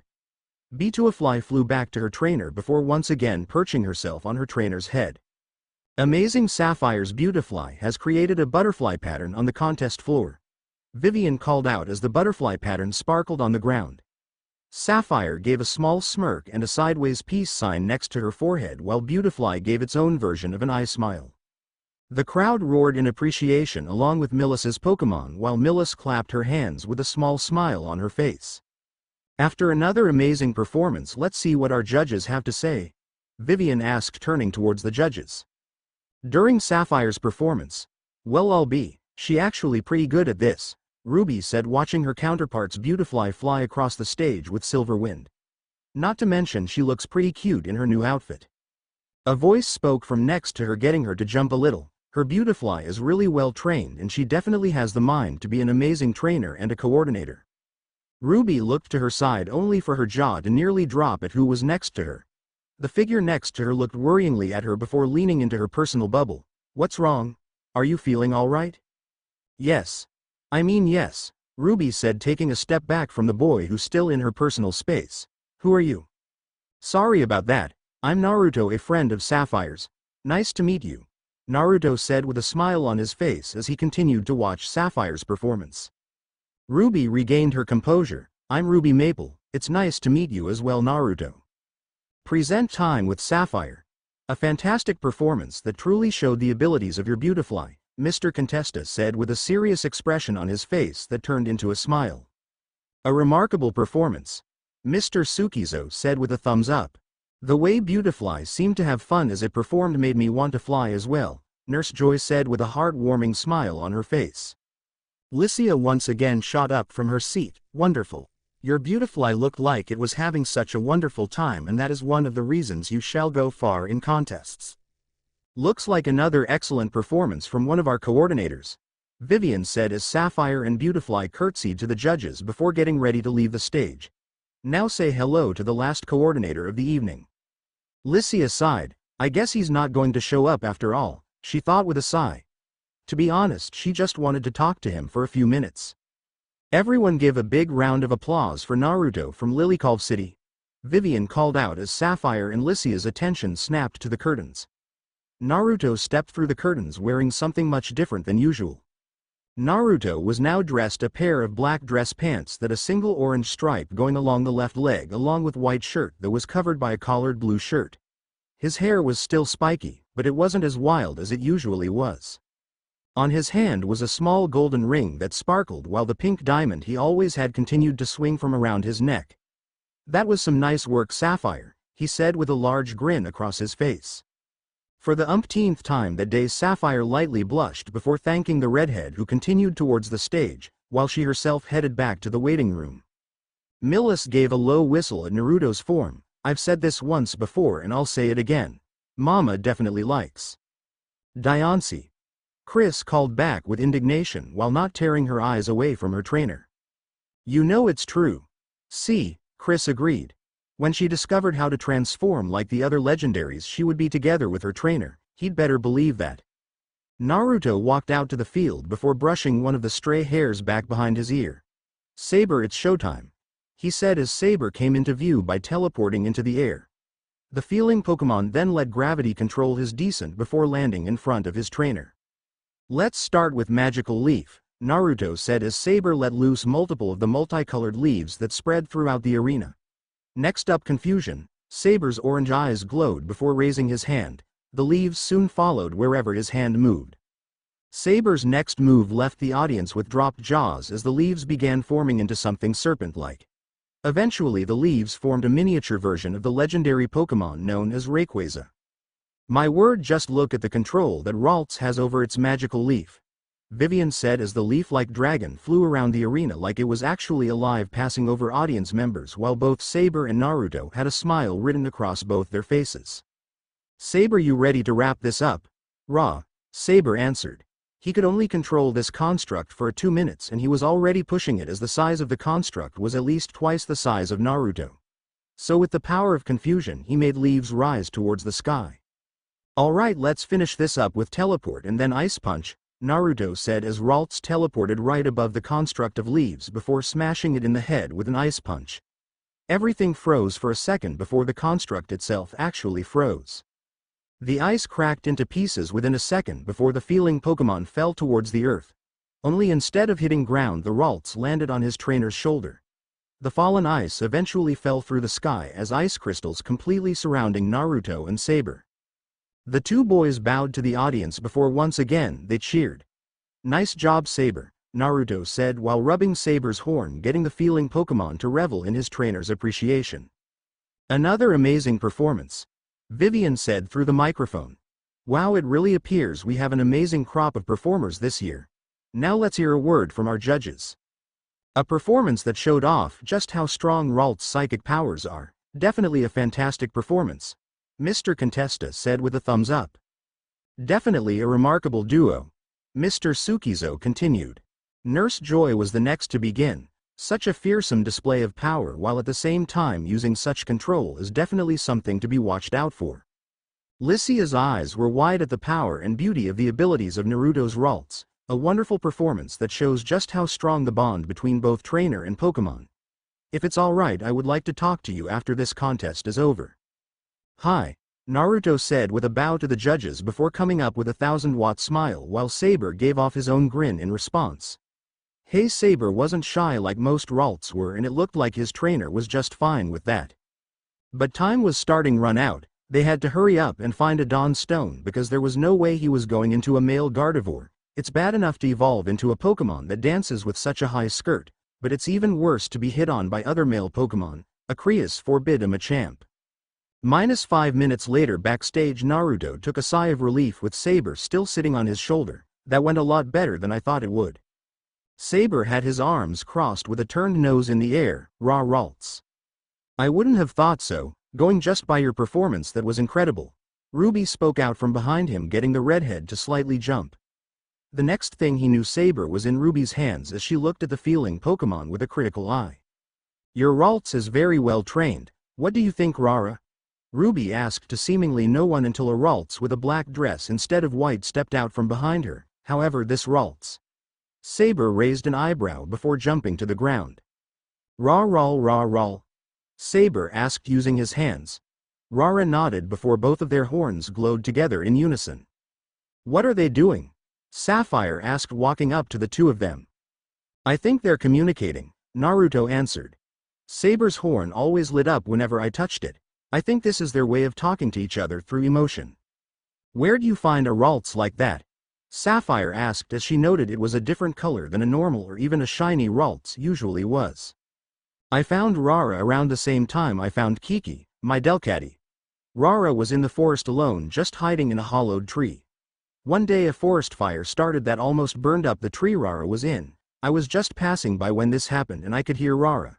After I saved her with some help from Kiki, Rara decided to join me on my path to becoming the best coordinator. Wow, that's actually pretty selfless, Sapphire said as the both feeling Pokemon's horns stopped glowing. Saber held out his fist with a smirk across his face while Rara shyly bumped it back with her own fist with a small red hue across her face. Not that anybody could tell the difference since she blushed all the time. On a boat to the Hoenn region, Voir. Gardevoir, what's wrong? Her trainer asked as the final evolution of Ralts just looked towards the place they were going with curiosity written in her eyes. Voir. She answered back, trying to dismiss her trainer's worry, while still glancing back to their destination. Another boat to the Hoenn region? Telly? Gothitelle, are you alright? Goth, the astral body Pokemon, answered before shaking her head from side to side to clear her thoughts. The trainer gave a small smile towards her Pokemon before looking at a photo frame that contained her favorite picture of her and her best friend as a child. See you soon, she said with a longing tone. It would be the first time in 7 years since they had seen one another. Back at the contest. Alright folks, the judges have made their decision, so please hello to the 8 trainers who shall move on to the second round, Vivian said as everyone backstage tensed for a moment. 1. Ruby Maple 2. Naruto Uzumaki 3, Sapphire Birch. 4. Drew Valentine 5. Harley Ray 6, Hirako Nanosuke. 7. Sakura Haruno 8. Ino Yamanaka. Yes, they made it, Millis cheered, hugging her Honedge to her chest, while both her Aaron and Quilladin hugged each other cheering. While Chris clapped her hands while still being hidden in her trainer's backpack. Backstage with the 3 Pokedex holders, Naruto picked up Sapphire by the waist and cheered while said girl quickly hit him upside the head while whispering, "Idiot, I'm wearing a short skirt." Ruby snickered as the redhead sulked in the corner while being comforted by both Saber and Rara. She looked up to the screen to see the matchups were already confirmed. Looks like we're not facing each other in the first round. I'm against Harley. Sapphire looked up. I'm against Drew, the same guy with that Roselia. And I'm against Hirako. Wait, where have I heard that name before? Naruto asked himself before the judges called for his match to begin. Be sure to win your matches. I want to take one of you 2 out myself. Naruto finished with a wink and a smile as he walked off. Cocky, ain't he? Ruby said with a pair of crossed arms. Sapphire nodded. That's just his way of saying good luck. He believes that we're going to win our matches, at least I think so. You definitely picked a strange one, Sapphire. What do you mean by that? Nothing. Absolutely nothing. Ruby finished with a small chuckle, getting Sapphire to tilt her head like a confused Puccina would. Contest stage. Finally I can have my revenge, Hirako said across from Naruto, said redhead tilted his head to the side. I'm sorry, do I know you? He asked honestly, making the rich boy even angrier. Vivian said, now if you don't know the rules to a contest battle, please look up to see both coordinators' point meter. When one's meter runs out they lose. When one Pokemon faints they lose, and when time runs out whoever has a higher point score wins. Naruto 50 points, Hirako 50 points. Go Swellow, Hirako said as a large bluish-black bird flew onto the stage. The bird had 2 large protrusions sticking out from behind, signifying it as a type of swallow, while it had a white underbelly with red stripes. Mimi showtime, Naruto called out, letting out his Mudkip, who called out her name. Let the contest battle begin. Swellow use aerial ace, Hirako ordered as the flying type dived at Mimi at an incredible speed with trails of wind following it. Mimi defend with Rock Tomb, Naruto called as Mimi glowed a light brown before large rocks appeared right in front of the water starter. Unfortunately for Swellow, it was already much too close to Mimi to avoid the rocks or fly upwards, so it wound up hitting the stones and bouncing to the ground. That defensive rock tomb is going to cost Hiriko a couple of points, Vivian said as Hiriko's points dropped. Hiriko 42. Mimi follow up with Water Pulse. Mimi nodded before charging up an orb of water and launching it at the grounded flying-type Pokémon. Swellow fly upwards and then use Brave Bird. The aviary bird quickly jumped up, avoiding the pulse of water before Swellow was lit up by flames. The flames burned away as Swellow dove for Mimi while covered in a sparkly blue aura. Mimi looked up in awe before her trainer told her to once again defend with Rock Tomb. But this time Swellow broke through the rocks before crashing into Mimi, sending her back to her trainer's feet. A devastating blow to Mudkip. That's definitely going to put a dent in Naruto's points. Vivian finished as Naruto's points dropped to 36. But Swellow's Brave Bird did two things besides deal damage. One was Swellow took recoil damage that came in the form of blue sparks racing across its feathers, and two was that Swellow's right wing was slightly damaged from slamming into two rock tombs. Naruto looked at his Mudkip. "You alright, girl?" Mudkip mud. Mimi answered back before she hopped up on her own 4 feet. The water type growled as her opponent gave a smug grin at her weakened state. Naruto's pupils changed into slits before he whispered, "Mimi, get ready and use foresight." The Mudkip nodded before her eyes locked on to Swellow, including the injury it sustained from crashing into Rock Tomb twice and slowing it down to make the bird's speed not as overwhelming. Swellow finished this up with a combination of Steel Wing and Brave Bird. Hiriko called out as the aviary bird did a small flip before once again being lit in fire before the blue aura appeared along with silvery steel wings that became a metallic blue before Swellow rushed Mimi for the final strike. A beautiful combination between Steel Wing and Brave Bird. Naruto 30. Naruto eyes watched as Swellow flew closer and closer until it was a foot away from Mimi.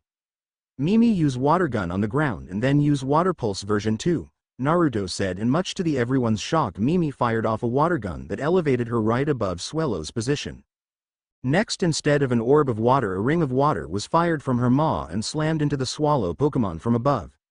Swellow hit the ground before bouncing off the ground, however even that didn't last when Mimi slammed into Swellow's unprotected back. "That was Stomp," Naruto said with wide eyes as his Pokémon jumped away from the downed Swallow Pokémon. An impressive combination of attacks that definitely showed the power Mudkip's water-type attacks and just how powerful the little one is, Vivian said as Hiriko's points took a massive hit. Hiriko 25. "Get up, Swellow." Hiriko ordered as his flying type struggled to get up before using its wings to get back into the air. "Nice, now hurry up and finish this with quick attack." Swellow dashed slower than ever before flying somewhat low to the ground. "Mimi used Tackle," Naruto said with an underlined smirk, one that Mimi managed to catch. Mimi rushed headfirst and was about to clash with Swellow only for Mimi to suddenly disappear from Swellow's eyes. But to everyone else's eyes that Mimi had actually slid underneath Swellow. "Gotcha.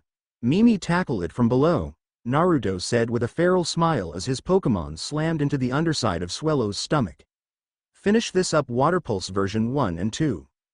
Mimi fired a ring of water before firing an orb of water directly above her. The orb was perfectly centered in the ring of water soared into the air following Swellow while at the same time trailing water particles that glowed in the light showered Mimi from above. Swellow was encased in an orb of water that was surrounded by a smaller ring that was constricting Swellow's airflow. An amazing show of two different versions of the same attack that create an even more devastating maneuver, Vivian once again commented as Hiriko's points dropped to 14. Naruto made a small pop noise and as soon as he did the bubble of water Swellow was in popped as well sending Swellow crashing into the ground. "No Swellow," Hiriko called out as Swellow's eyes were now filled with swirls. Hiriko 0. "The winner of the first match is Naruto," the woman said as an X appeared on the judges' panels. Mimi jumped to her trainer's shoulders and gave him a lick to his whiskered cheek as he scratched behind her fin. "Good girl," he muttered with a closed eyes and a smile on his face before he waved to both Millis and Chris in the stands. He passed by Sapphire and the two shared a split-second high five when they passed one another. "Good luck, Sapphire, your opponent is going to be a challenge," Naruto warned only for Sapphire to wave him off. I know, she said, continuing her path to the stage. Not bad, Naruto, Ruby said while turning away from the red-headed boy as he gave her an unintended charming smile. Thanks, good luck in your match, Naruto said as Mudkip called out her own name. Did you get that, Mudkip, from Professor Birch? She asked, getting Naruto to nod as he scratched under Mimi's chin. So you're the third Pokédex holder, she whispered, getting another nod from the redhead. Pokédexes were very rare, only 3 or 4 trainers in a region can have one, and people would steal them from you if they could. The two looked up to the TV to see that Sapphire's match had started. Sapphire 50 drew 50. Sheik, take the stage, Sapphire called out as her Combusken popped out of its Pokeball and onto the field. Masquerain, let's go, her opponent said as a white butterfly-like Pokemon appeared on the field. It had an orange face and 2 orange antennas sticking out from its head that looked like an eye and a pair of beady black eyes. Huh, it's been a minute since I've seen a Masquerain, Naruto began as he pulled out his Pokédex. Masquerain, the eyeball Pokemon. Masquerain's antennas have eye-like patterns that usually give it an angry look. If the eyes are droopy and appear sad, it is said to be a sign that a heavy rainfall is on its way. Ruby still had her arms crossed, Masquerain's part bug type and part water type. Sapphire's going to have her work cut out for her if that Masquerain knows any water type moves. Sheik, use Flame Charge. Sheik was quickly enveloped in flames before she charged headfirst at Masquerain, while Drew just looked with a rather smug expression. He had overheard that this was Sapphire's first contest and he would take advantage of that. Masquerain, use Water Pulse. Drew ordered as the eyeball Pokemon slammed an orb of water on the ground that created a large tidal wave. Sapphire's eyes widened for a moment before they returned to normal. It may be a water-type move, but this one is much weaker than Mimi's, she thought to herself, feeling relieved that she had trained with Naruto while on Duford Island. Sheik, continue with Flame Charge and punch through that wave with Thunder Punch. Ken. The young foul Pokemon's right claw gained yellow sparks of electricity as it continued to charge, cloaked in fire. Sheik swung her claw upwards and in an impressive display of power the Thunder Claw destroyed the wave before Sheik slammed into Masquerain, still coated in fire, much to Drew's surprise. Oh my! Just when you thought that Water Pulse would overpower Combusken, it battles back with a surprising Thunder Punch, Vivian said as Drew's points dropped to 37. Nice work, Sheik, Sapphire said as her Combusken started bouncing up and down on the balls of her feet at an even faster pace. Her foe's Masquerain shook off the attack and returned to hovering in midair. Masquerain, use Silver Wind. The part bug part flying type Pokemon fired off a similar silvery-colored wind at Sheik. Drew knew contests better than he knew battles, so his Silver Wind was much more beautiful than Sapphire's Beautifly, dropping Sapphire's points to 45. But unfortunately for him, Sapphire knew more about battles and about Pokemon much better than he did. Sheik, use Fire Spin and aim it at the ground, Sapphire said with haste as the Silver Wind was coming closer and closer. Sheik, with a cry of her name, fired a stream of fire at the ground. The result was tornado of fire surrounding Sheik. The flaming twister collided with the Silver Wind, causing both attacks to dissipate in raining embers. Buskin, Sheik said with a smirk as the embers continued to rain down. Drew growled at being made a fool out of by a novice coordinator as his points once again dropped to 29. Sheik, use Flame Charge. Sheik once again charged at Masquerain while covered in flames. Masquerain, use Air Cutter. Drew ordered as his Pokemon sent out air razor blades at Sheik. There was no way he was going to be humiliated by this newbie, he was going to beat her just like everyone else in this competition. Without being told to do so, Sheik halted the attack and just waited for the wind blades to come closer. Sheik began dodging all the flying-type moves with ease as it dodged the attack with surprising speed. What? Drew called out as his points once again dropped to 24. Sheik's speed increases every time she uses Flame Charge, Sapphire explained with a serious expression. She wasn't completely focusing on her Pokemon looking beautiful, she was focused on overwhelming and overpowering her opponent, something that could backfire easily. But when you battled as long as she did, you knew how to play the game. Sheik, Flame Charge into Double Kick. Sheik seemingly blurred due to the increase in speed before kicking Masquerain into the air. The young fowl quickly followed Masquerain before kicking it downwards back to the ground. Masquerain. The eyeball Pokemon's trainer called out as his Pokemon's eye were now swirls while his own eyes were wide in disbelief. He hadn't suffered a beating this bad since he had lost to Soledad. The judges' buzzers went off signifying that he had lost the match. "Good job, Sheik," Sapphire said, scratching the young foul Pokemon's scalp before she and her Pokemon went back behind the curtains, taking a glance back at the coordinator she defeated with a remorseful expression. Said coordinator looked heartbroken at his Pokemon's defeat as his green hair shadowed his eyes and his fists were clenched. Backstage, Naruto pat Sapphire's shoulder. Said girl was sitting on the bench looking somewhat sad. "Come on Sapphire, cheer up," Naruto said, poking the girl's cheeks with both of his hands, trying to make her smile. "It's not your fault," Ruby said with a sigh. "This was bound to happen after all. You're a fighter. You overwhelmed your opponent since you're more used to battling all out than just putting on a pretty performance." "I know," Sapphire mumbled while still looking down. His face was just so sad. "I don't understand how you can keep doing this after seeing their expressions." Ruby tilted her head to the side with raised eyebrow. "Isn't it the same when you win a battle? Someone has to win and someone has to lose. That's the core of battles after all." "Maybe," Sapphire muttered before the judges called for Ruby's battle to start. "Sapphire, it's all right," Naruto comforted the blue-eyed girl with a pat on the shoulder. Mimi and Sheik pat the girl on the lap with a worried expression written on their faces. Naruto's eyes widened before he began sniffing the air. "Do you smell that?" Sapphire sniffed the air herself. She picked up the faint smell of smoke. "Yeah, I do." Both Ruby and her opponent Harley, who was a purple-haired teen dressed in a green cacturn-like outfit, were standing across from one another with a small smirk on both their faces. However, unknown to everyone, something else was occurring. While everyone was paying attention to the contest battle, quite a few people were at the Oceanic Museum, including one Captain Stern, a rather young-looking brown-haired mailman dressed in a suit. The man was at his desk looking over the schematics of the new submarine he and his crew of engineers he was going to build. As soon as Captain Stern was about to stand up, a pair of hands sat him back down. "Hello there, Captain Stern," a female voice said. The man had little time to think before someone decked him across the face, almost instantly knocking him out cold. "Nighty-night, Captain," the female said, shaking their hand a little bit from the force of her punch. "And now that that's done."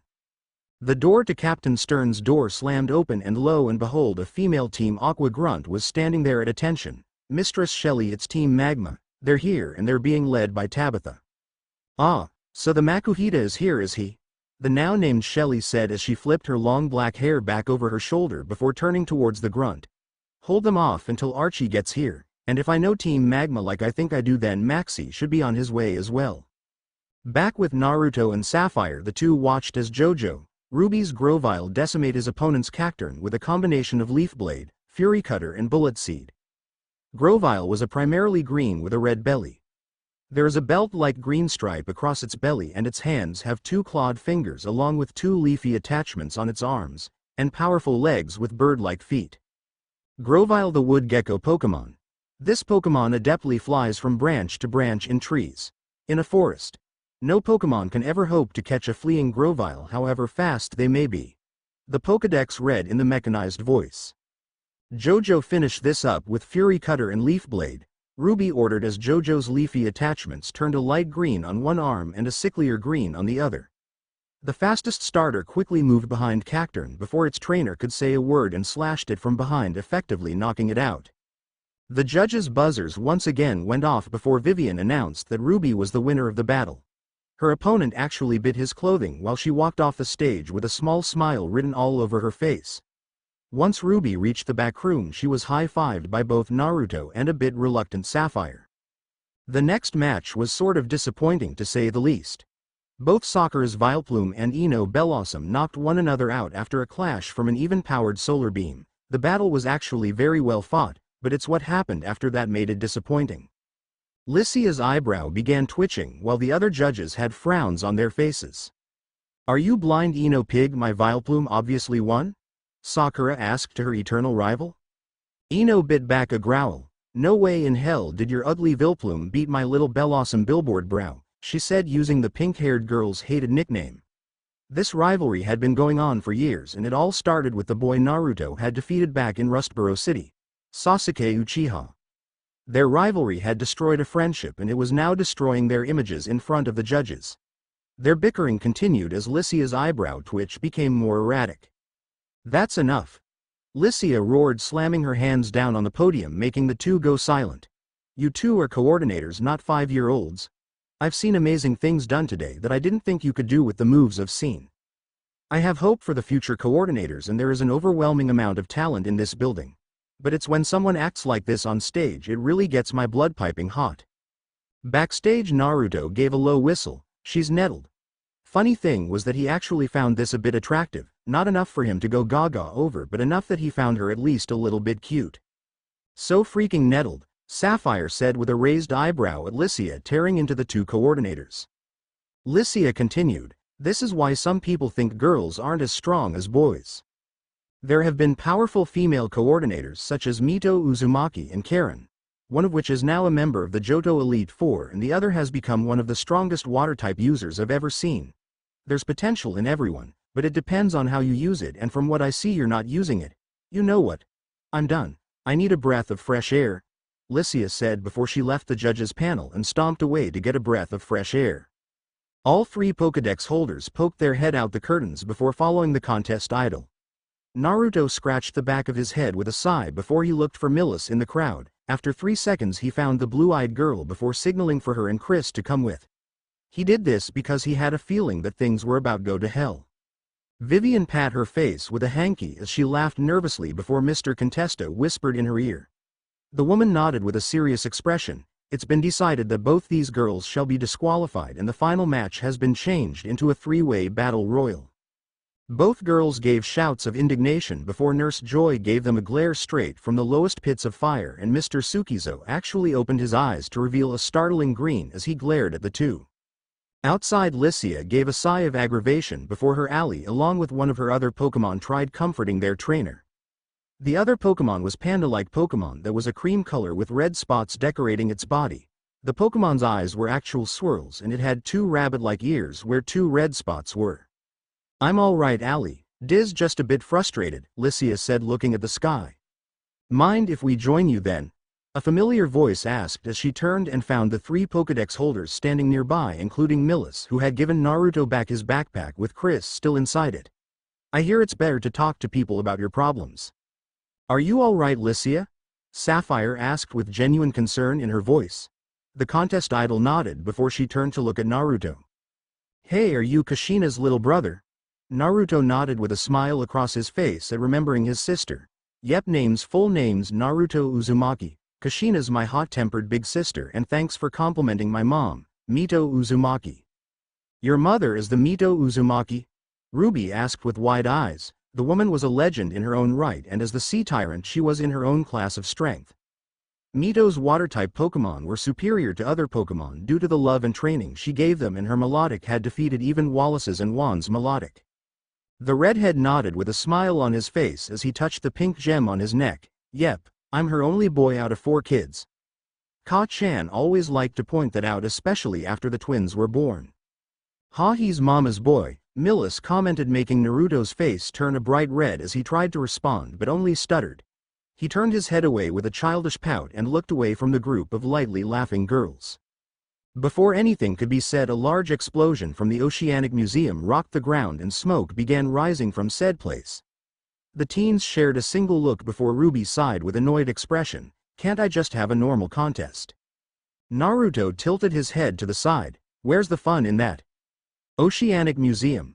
Walrein, use hydro pump, Shelly ordered as her light blue walrus fired out a pressurized stream of water. Torkoal, use rapid spin. A rather fat man who actually did look a Makuhita commanded as his orange tortoise-like Pokémon pulled all its limbs into its shell before quickly spinning and deflecting the would-be super effective move. Come on, Shelly, are you getting stale in your old age? Tabitha mocked as the dark-skinned woman fumed. I'll have you know I'm only 25, you giant tub of lard. Shelly shouted with fire in her eyes. Her age was a very touchy subject that everyone in Team Aqua knew to avoid. Even the boss knew to steer clear of her age. All the grunts downstairs, both sides, were fighting each other with their fire and water-type Pokémon or their Puchinas while arguing at the same time. They were also holding the workers their hostages and unable to leave the building just in case any police didn't get any funny ideas. Ally used Dragon Pulse. Lycia ordered as her Altaria fired off a bluish-white beam at some of the members, effectively breaking up their fights. When some of the grunts recovered and launched their own attacks, Lycia and Millis countered. Diz, Aaron use protect. The Spinda and Aaron jumped in front of the group before they covered the 5 teens in a green barrier. You guys go ahead, we got these cannon fodder, Millis said as she let out her Honedge and Quilladin out for battle. Quilladin clear a path using rollout. The grass, fighting-type Pokémon rolled into a ball that bowled over all Pokémon and grunts in the way. The 3 Pokédex holders quickly followed before going to the next floor. Be careful you two, Naruto said glancing back with a bit of worry in his blue eyes. Upstairs 2nd floor. Duck. Naruto said as he pulled the 2 girls down with them to avoid a stray flamethrower. Jumping back up quickly they finally arrived on the 2nd floor, which was an almost literal hell. Most of the displays were either on fire or completely destroyed while Torkoal and Walrein continued to clash as Captain Stern sat there tied up and gagged. Mimi use Water Pulse version 2, Sheik use Fire Spin. Jojo use Bullet Seed. All 3 Pokémon fired off their own moves that sent both Pokémon of the Team Aqua and Team Magma admins crashing into the wall. Both admins looked at the 3 teens before shouting in unison, "And just who the hell are you?" "A group of teenagers that you just pissed off," Naruto answered back with an audible growl in his voice as Saber was already getting to work on what he was supposed to be doing. "Well, it sucks to be you then, brat." Walrein used Blizzard. Once again the large seal-like Pokémon clapped its flippers before launching a storm of snow and freezing air from its maw that hit everything including Tabitha's Torkoal. Sheik counter with Fire Spin. Sapphire called as Sheik fired a spinning of fire that intercepted the storm of ice and hit the seal-like Pokémon. Now use Double Kick on Torkoal. Sheik rushed in with glowing feet to kick the fire turtle-like Pokémon. Jojo used Quick Attack into Leaf Blade. Ruby said as Jojo quickly rushed behind Sheik with glowing green blades protruding from his arms. Torkoal Iron Defense and then Overheat. Torkoal retreated into its shell as it was kicked twice in the air before blasting Sheik with a close-range Overheat. Or it would have if Ruby's Grovyle rushed in with Quick Attack and slammed Torkoal's face with Leaf Blade, making the Overheat hit Walrein instead. Mimi used Water Pulse version 1 on Torkoal. Chris used Diamond Storm on Walrein. The redhead said as Mimi once again fired off an orb of water that slammed into the still airborne Torkoal's underbelly at the same time that hybrid water ice type was pelted with sparkling diamonds. The fire type flew in the air before hitting Shelly's Walrein. Both Pokémon fell to the floor too tired to move. They weren't code, but they definitely wouldn't be able to get back up for at least a few minutes. TCH annoying brats, Shelly muttered before she looked at her hostage, only to find her hostage was no longer there. The Aqua admin looked back at the 3 kids to find one of them was untying Captain Stern while a shiny-colored Ralts was laughing at the look on her face. "Thank you, Ruby and her friends," Mr. Stern said, untying the rest of the ropes as he stood up to his full height. Ruby had arrived in Slateport City a day ahead of Naruto and his group after she herself had met Steven and delivered a package to Captain Stern. "Man, these kids are really starting to bug me," Tabitha growled out as his Torkoal was already tired from fighting Shelly's Walrein. Soon another explosion was heard, but this time it came from downstairs. The Makuhita-looking man couldn't help but smirk. "Looks like Maxie's here." A third explosion once again shook the top floor, making Shelly smirk. "Looks like Archie is here as well. You better get down there and help your friends. They won't last a few minutes against Archie, let alone Maxie." Naruto growled before Ruby and Sapphire stepped in front of him. Ruby was the one to speak. "Take Captain Stern and go check on Lycia and Millis, we've got these two." Naruto nodded before looking at his 3 Pokémon. "Come on you 3. I have a bad feeling about these guys," he mumbled more to himself as his Pokémon and Captain Stern followed him downstairs. When he made it downstairs, he was treated to the sight of Millis and Lycia covered in scratches, while their Quilladin and Allie propped on the wall covered in bruises, while Millis's Honedge and Aaron had severe burns and Lycia's Spinda was face down on the ground. After they defeated the grunts, they had all ran away, but then these 2 men came in and utterly decimated their teams. "I was expectin' a better fight from you 2 lasses," a black-haired burly dark-skinned man with a chinstrap beard said.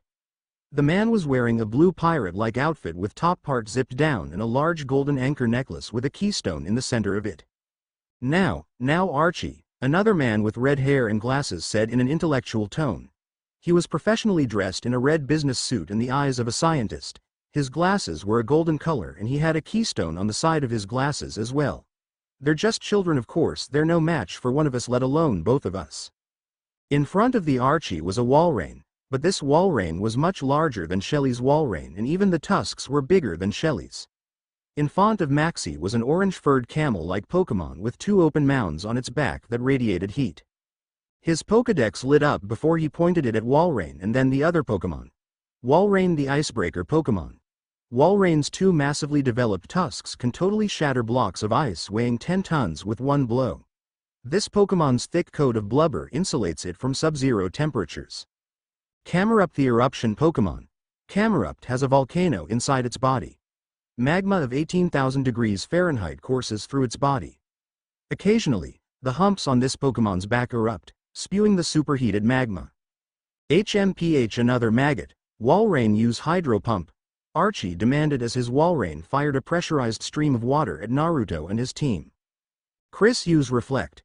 Naruto said, and no sooner did a barrier appear in front of them as the hydro pump came crashing into the barrier, effectively minimizing any damage. Chris fire back with Diamond Storm. Mimi use Water Pulse version 2 and Saber use Magical Leaf. All three Pokémon used their respective move before they slammed into the two Pokémon belonging to the bosses of Team Aqua and Team Magma. The two Pokémon shook off the attack. It did damage, but not enough to send them flying or hurt them that much for that matter, even if the moves were super effective.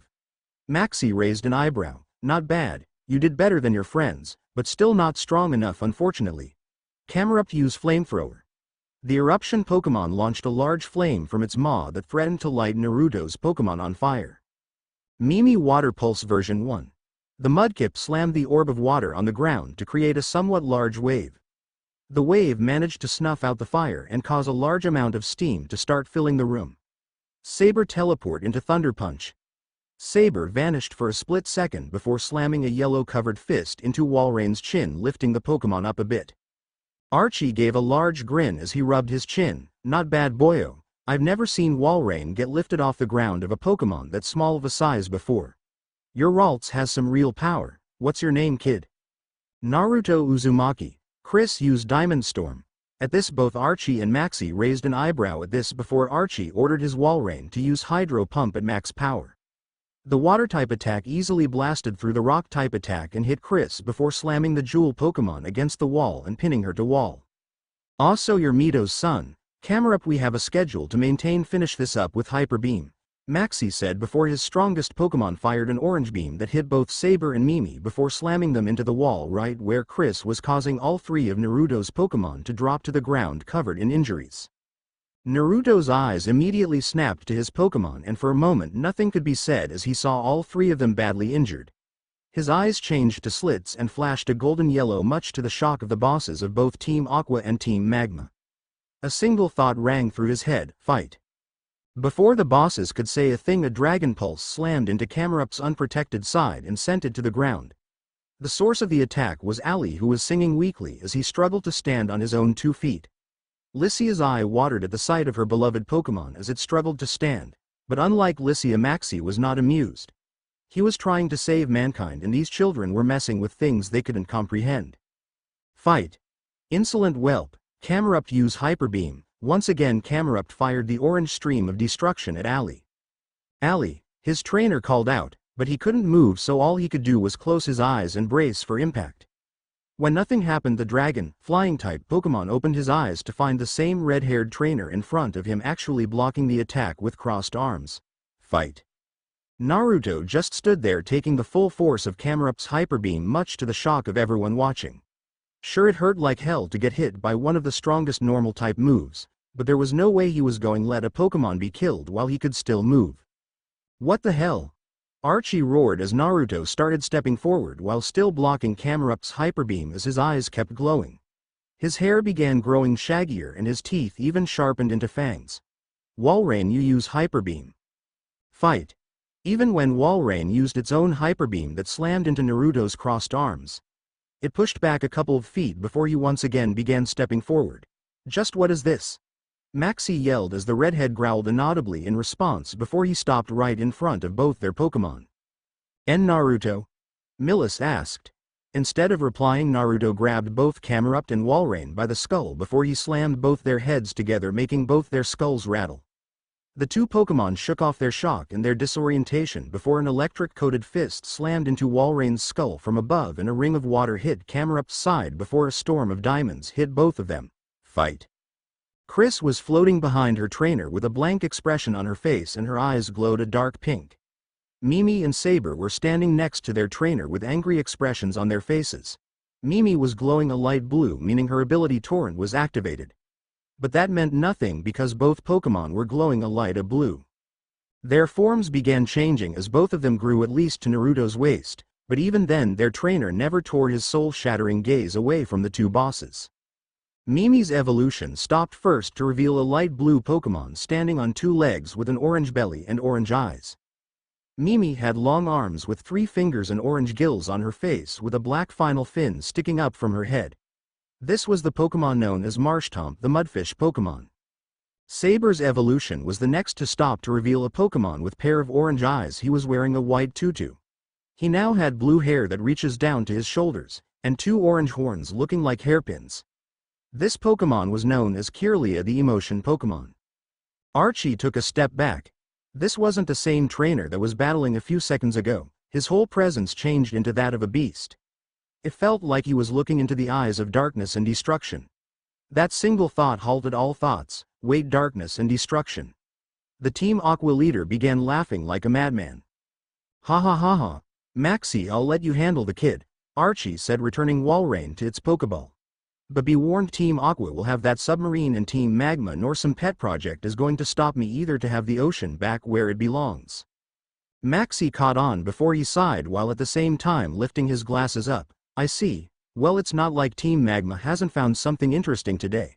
I think I'll have Courtney keep an eye on this boy and mark his progress. And for the record, Team Magma shall come out on top for the betterment of humanity. He returned Camerupt to its Pokeball before he snapped his fingers. See ya around, boyo, Archie said before the lights went off. 5 seconds later the lights were back on, but both leaders of the crime syndicates of the Hoenn region were gone, leaving the 3 teens and their defeated teams on the ground. Hey, is everyone alright? Sapphire began, only for Naruto to look over his shoulder with still golden slit eyes, shocking Sapphire and Ruby. They noticed that both Saber and Mimi had evolved, but his gaze was still staring into their souls. Naruto himself couldn't feel anything. He couldn't feel his arms, which had been torn up rather well from the 2 hyperbeams. He couldn't feel a single emotion except for one, and that emotion was pure red-hot rage. He didn't understand why he felt like this, and to be honest, he couldn't find it in himself to give a damn. Calm down, an feminine ethereal voice said as a wonderful feeling began spreading through Naruto's body. The feeling to rampage began dissipating at a slow pace before all of his rage just vanished, and the next thing he knew was black as his body hit the concrete, not hearing the girls or his own Pokemon call his name. Uzumaki household. I said I was sorry. Evan cried out before he had to dodge another incoming thrown object courtesy of his wife. Oh come on, I just bought that chair. Fuck your chair. Mito roared, picking up another object, this one being a refrigerator. Luckily for Evan, his Claydol stepped in and used Psychic to stop the refrigerator from hitting his trainer. Claydol actually liked to see Mito beat up his trainer from time to time, but it drew the line at using a household item as wonderful as the fridge. Evan then did the stupidest thing he could think of. But I thought you'd be happy, he said, and almost instantly a heavy pressure slammed down on everything that could breathe. Both Hinoka and Eva ran out the house followed by their parents' Pokemon so they didn't have to watch their father getting manhandled. What in the 8 circles of hell would make you think I'd be happy with you promising Naruto's hand in marriage to the daughter of that stalker woman Nina?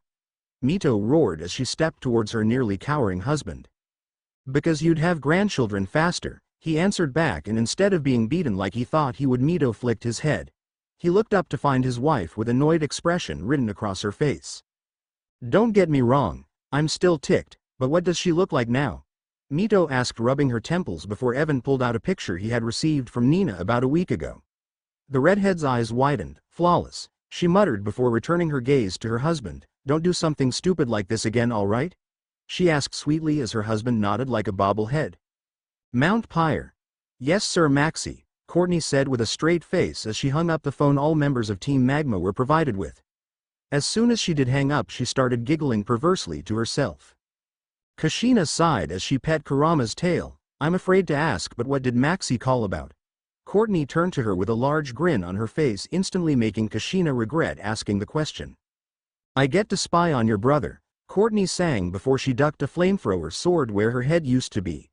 It was so easy to rile her partner up, especially when it came to her brother, but she was actually interested in the red-headed male so much so that she wanted him, to see what made it tick and what made him different. Stay away from Naruto.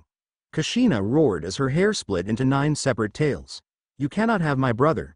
Don't look at him, don't touch him, and don't even smell him. That's going to be hard when he's the father of my future children, Courtney said with a straight face as her mind went to La La Land. She quickly shook those thoughts out of her head before appearing right in front of Kushina. She stood on her tiptoes. I'm going to look your brother straight in his blue eyes as I ride him. I'm going to touch him and make squirm, and I'm going to smell him. When we climax together. But don't worry, you can be the godmother of my first daughter. I'm going to fucking rip you too, Kushina growled as the pressure increased around her. She only joined this stupid team to protect her brother and nothing else, but this woman was really pissing her off. No thanks, I'm sure your brother will take care of that, the magma admin said with a smirk before she pat Kushina's cheek. Do you mind if I bounce names of you? Shut the fuck up, Kushina said, letting her temper burn the insides of her very soul. Naruto was her little brother. If anybody was going to bang and marry her brother and have kinky sex, it wasn't going to be with someone like Courtney. It was going to be somebody that knew the value of family and someone that could actually handle the reins needed for her brother. Someone like her was a much better choice for a wife than Courtney would ever be. I'm planning to have 8 kids, 5 girls and 3 boys. What do you think about Diana? Would you shut the hell up already? Sure, I'll shut up, Courtney said, looking back before poking her tongue at Kushina. When my mouth is stuffed by your brothers. La la la la la la la la la la la. I'm not listening, Kushina said, plugging her ears while trying to keep her mind clean of all the lewd thoughts Courtney was putting into her brain. I was going to say delicious food. What a dirty mind you have. Story end. Story start. Light shined from the bright sun into the hospital room of one Naruto Uzumaki. The red-headed boy was currently bedridden and was still in a state of deep sleep he had been in for the past 2 days. Like always, his Pokémon were standing by his bed, keeping an eye on him like they had been doing. Along with his Pokémon were Lycia, Ruby, Sapphire and Millis standing by his bedside. How's Allie? Millis asked the contest idol, who was looking rather worse for wear. Her usual can-do attitude was currently replaced with the common expression of a guilty person.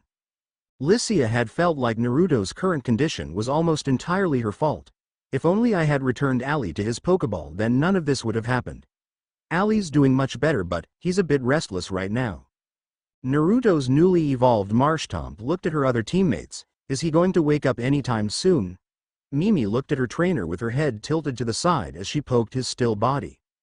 The now evolved Saber nodded while at the same time trying to pull down his tutu. Naruto knee is tough. I'll bet he will be waking up anytime soon. He knew his red-headed trainer would wake up very soon. Stupid tutu. Hey, don't you get any ideas? Saber said, pointing towards Rara, who was once again trying to look under Saber's tutu from the back. Chris was sitting on her trainer's bed, currently switching between her precious trainer and the girls that were watching over Naruto. As long as they kept their distance from him, then everything would be just peachy. Speaking of the redhead, he began to shift in his hospital bed. Naruto's eyes slowly opened before he sat straight up in the bed, rubbing his head only for him to wince when he lifted his arms. What the heck hit me? He asked before Chris hugged him with the same strength as his sister Kushina. 2 hyper beams, Millis answered as Naruto tried to get out of bed only for him to be pushed back down by Lycia and Chris. You're in no shape to get out of bed. You've been asleep for the past 2 days. Just what the hell were you thinking blocking 2 hyper beams? Naruto sheepishly scratched the back of his head. I wasn't really, and I just didn't want Allie to get hurt. Millis put her finger to her forehead. You're way too nice of a guy, you know that? She asked before smiling lightly, but that's kind of refreshing to see after a while. Lycia stood up and bowed to the redhead, who just looked at her curiously. Thank you for saving my Allie. If there's anything I can do, don't hesitate to ask, she said with a serious expression on her face. Don't worry about it, he said, much to her shock as Naruto started looking at his Pokémon, especially his 2 newly evolved Pokémon. Mimi, Saber, how does it feel to have evolved? He asked. It feels very weird to walk on 2 legs for the first few hours, but you get used to it after a little while. I'm wearing a skirt, how the fuck do you think it feels? Chris inserted herself in front of her trainer with a pouting face. Hey, you haven't even addressed me today. Naruto pat her jewel-encrusted head with a smile on his face, making the jewel Pokemon content, for now. Naruto laughed at the expressions on his Pokemon's faces. So how'd the contest go? Ruby held her opened ribbon case to where he could see it. I won, but as much as I hate to admit, she definitely gave me and my JoJo some trouble. The redhead nodded before once again trying to lift himself out of bed. Once again the girls tried to stop him, only for him to give them a slightly stern stare. I'm alright. I just need to move around a little and I'll be at full strength in no time. He hit chest with his fist and gave a grin. He inwardly screamed and had to stop himself from cradling his arm. Everyone in the room gave him a hard stare for several moments before Millis snapped her fingers. If you don't stay in bed, I'll call your mom. This threat made Naruto's face go white before he shrank back into the bed. I'll be good. Several hours later. See, I told you I would be fine, Naruto said, stretching out his stiff limbs. The small group consisting of 5 trainers moved to the Pokemon Center's backyard, where trainers and their Pokemon could just hang out or battle with one another. Chris, Mimi, Saber, how about a little bit of sparring? His 3 Pokemon nodded before they moved down to one of the battlefields. Millis looked at him incredulously. You just got out the hospital and you're already trying to fight your Pokemon again? Ruby and Lycia looked at her strangely. You mean he fights his Pokemon? Yep, Millis answered with a single finger pressed to the side of her forehead. Naruto leaned into a fighting stance while all 3 of his Pokemon prepared to attack. No one said anything for a few seconds until Chris decided to start the battle by using her signature move, Diamond Storm. The whiskered redhead dodged to the side only to come face to face with Saber, who had a thunder punch ready to uppercut him. Naruto tilted his head up and narrowly avoided the attack and used his foot to push Saber back a few yards. Chris, instead of Diamond Storm, you should have used Ancient Power to restrict my movements. Saber, when you attack an opponent, make sure they can't counterattack. Mimi tilted her head at a 45-degree angle and started launching balls of mud towards the sky. Millis raised an eyebrow. That's mud shot, she said as said move began raining down on Naruto, making him dodge all the falling projectiles. Saber and Chris weren't idle in this, as Saber controlled some of the ground-type attacks with confusion while Chris took the time to raise their defenses with reflect. The redhead smiled at their teamwork as he continued to dodge the falling mud shots. His eyes widened as his hair stood on end, a very familiar feeling he had when playing with his father's Manectric.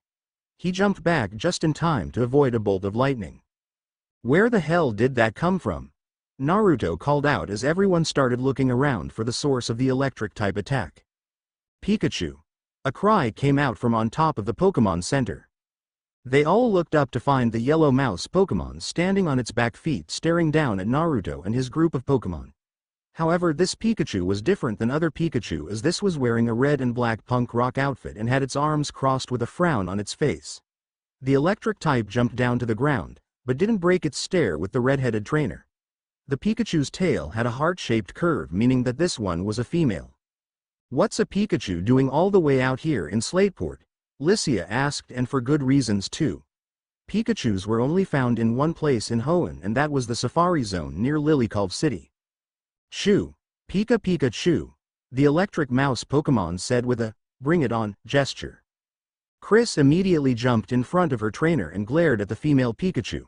Said Pikachu looked miffed at her challenge being interrupted. Just what do you think you're doing? The jewel Pokemon growled at Pikachu. Move out the way. I just want to fight ya, trainer. Chris shook her head before sending a storm of diamonds towards the smaller Pokemon. Pikachu frowned before she jumped over the Diamond Storm attack and quickly descended on Chris with a glowing grayish-white fist. Chris, use Reflect. Naruto ordered as she quickly set up a barrier around herself to cut the physical damage in half. The Pikachu slammed her fist into the barrier and actually smashed the barrier into shards and fragments and continued to charge towards the shocked Diancie. Chris shook of the shock from her broken barrier and jumped back from the attack. What's up with this Pikachu? Pikachu can't use Meteor Mash, Sapphire said as she watched both of Pikachu's hands glow the same silvery white before rushing Chris. Chris, Ancient Power. Naruto ordered. Chris nodded as she quickly used the attack as a defense to block the Pikachu's Steel-type move. The electric mouse smashed through the rocks with added power boost from Meteor Mash and used through her other fist towards Chris's cheek only for an open palm to catch the fist instead. Now I think that's enough of that, Naruto said with a stern glare aimed at the two Pokémon. Pikachu slapped his hand with her tail making him wince a little. That wasn't very nice, he said dropping Pikachu and shook his hand to get rid of the sting. Pikachu quickly backed away from Naruto before dashing away with a white trail blazing behind her. Well, that was interesting, Lycia said with a small smile as she noticed that Naruto gained a determined expression. Far away on a cruise ship, a girl with long blonde hair sat patiently on the deck of the SS Anne while reading one of her favorite novels. Her greenish-blue eyes glimmered slightly and her current clothing consisted of a pair of shorts that went down a foot below her slim waist while a pale purplish bra covered her slightly larger-than-average chest. Next to her was her ever-faithful Gothitelle while her newly hatched shiny and pink Esper sat in her lap reading the book as well.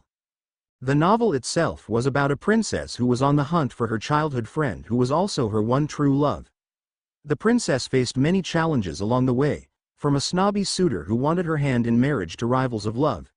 It was her favorite story and it was even more special since it was given to her by her best friend. She read this book nearly every day and she never got tired of it. And speaking of annoyances, come on baby, at least tell me your name. A man that screamed out the word, Playboy, said with a charming smile. Gothitelle just huffed and returned to napping under the sun while Esper settled for staring at the man like she could see his soul. I can. So what is it? I'm not telling you. But you said. I never said I would tell you my name, the blonde said with a small but mocking smile on her face. Why you little bye? He was interrupted by Esper using confusion and lifting the full-grown into the air. The small feline psychic type gave a slight glare that mirrored that of a haughty princess's before she sent the man flying into the pool. The girl gave a small chuckle before patting her Esper on top of its pink-furred head. Good girl, she muttered, making her Esper give a smile that showed off its sharp fangs. The two returned to reading their book while the trainer thought of all the things she would do when she saw her best friend again. I'm coming for you, my sweet prince, she thought to herself. Back with Naruto, Naruto pat his Pokémon on their heads before taking a deep breath. This was going to be his hardest challenge yet. With shaky hands he punched in a number on the Pokémon Center's phone. The girls looked at him worryingly for a second, wondering why he was acting so strange.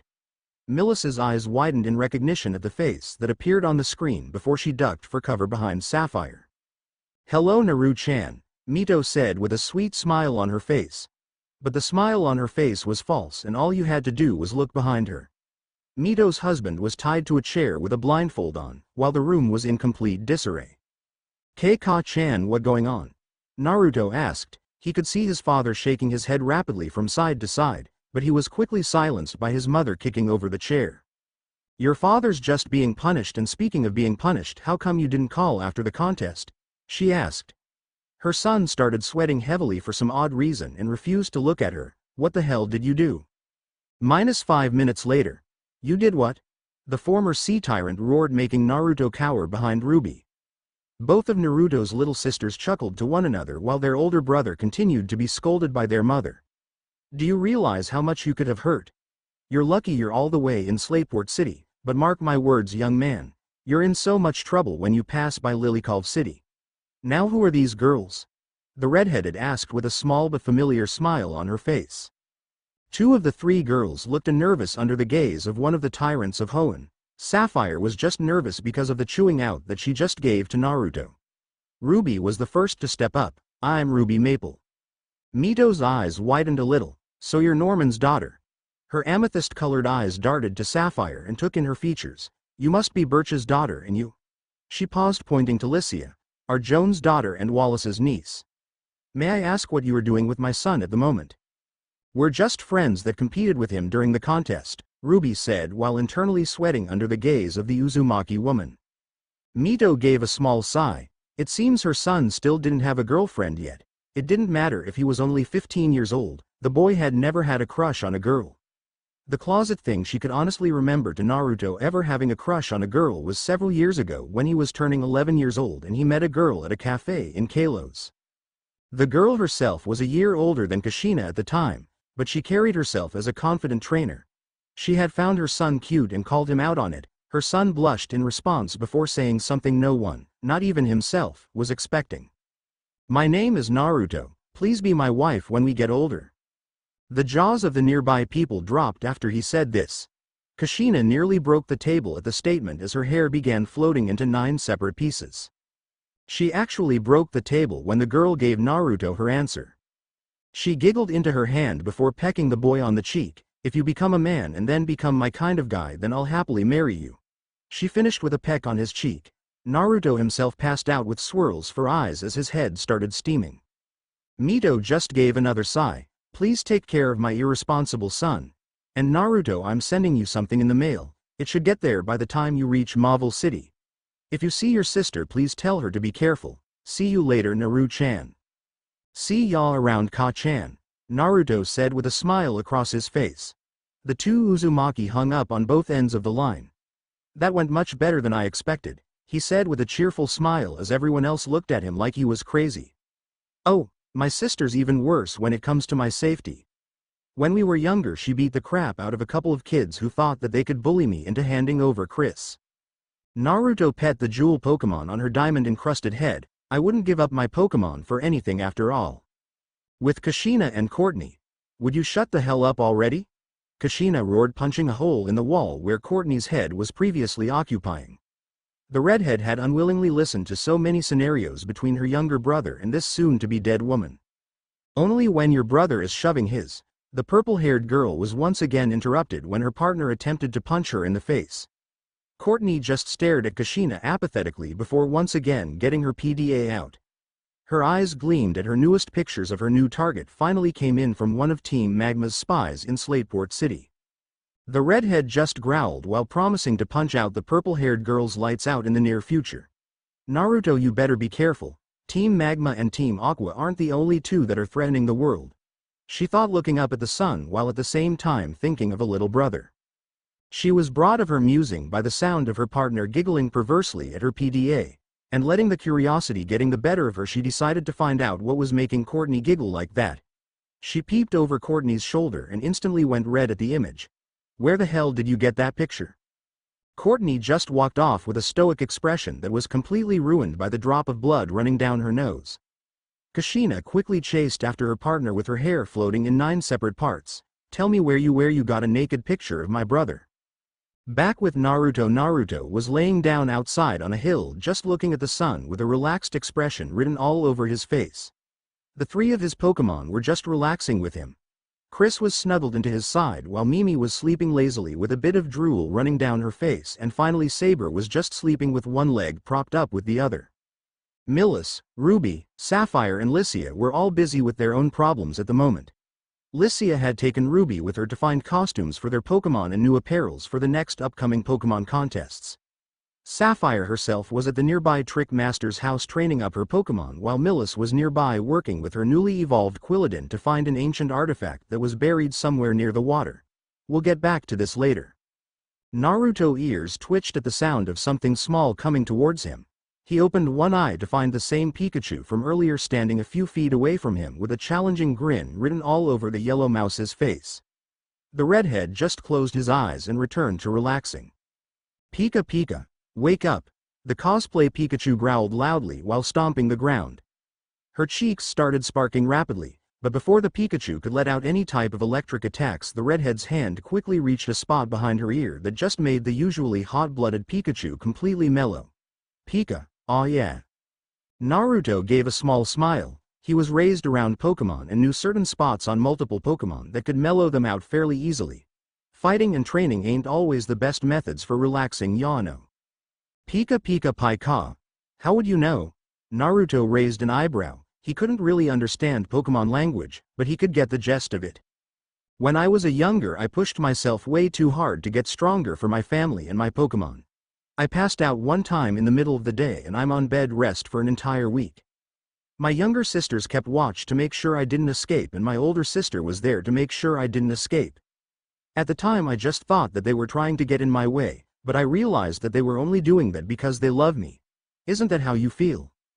The Pikachu's eyes widened dramatically before looking at the boy, demanding an explanation for how he knew what he did.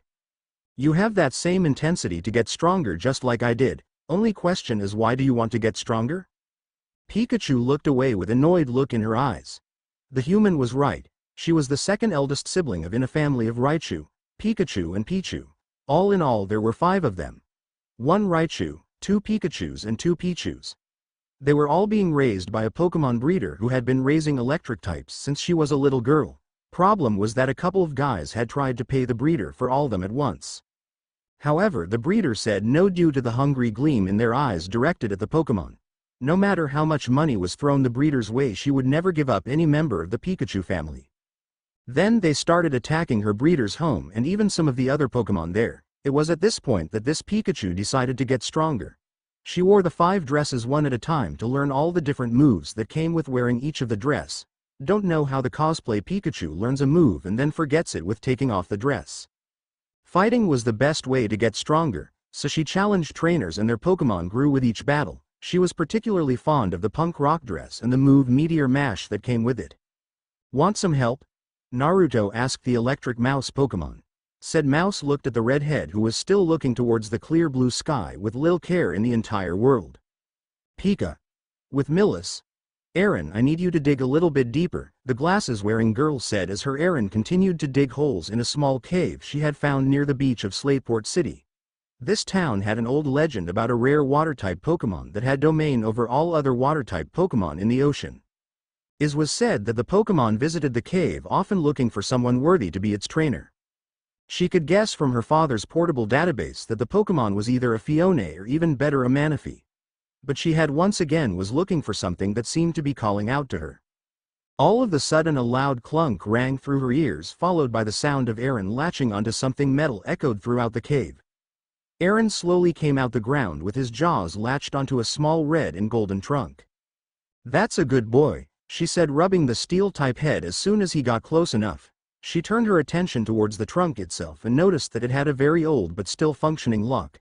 Too easy, she said, taking out a small pocket knife she kept on herself at all times. She shimmied the blade into the opening and easily picked the lock in about 12 seconds. The box popped open to reveal a pair of stones. One of which was clear stone with 3 separate shades of gray in the middle. The other was a black choker that had a smaller stone in the center. The stone was pink, then blue and then green, all under an odd-looking leaf-shaped S. Is this a mega stone? She asked as her Aaron seemed to gaze at the stone with a tilted head. Millis looked down at her Aaron with a calculating look in her eye. She had seen almost every single mega stone that existed in Kalos and this one looked very similar, she just couldn't remember the Pokemon that went with it. Back with Naruto and Pikachu. We here? Naruto asked with one hand in his pocket. Pikachu, who was sitting on his shoulder, nodded with her arms crossed. Walking next to him was his Marshtomp that looked a bit put off at not being able to sit on his shoulder anymore. They arrived at a small inn, daycare-type home. Naruto knocked on the door and the door swung open to reveal a girl around his sister's age with long dark turquoise-colored hair and brown-colored eyes. She was dressed in a lavender-colored dress and had a necklace with several gems on it. Kimmy. She called out, snatching the Pikachu from Naruto's shoulder and into her bosom. Naruto just stood with a small smile on his face as his hand scratched behind Mimi's top fin. The girl turned her attention towards the redhead and looked around before grabbing by the collar and pulling him inside. Mimi just walked in behind him with a shrug. As soon as both Naruto and Mimi entered the daycare inn, Naruto was attacked by several different Pokemon that were waiting inside. Well, maybe attacked wasn't the right word for what was happening.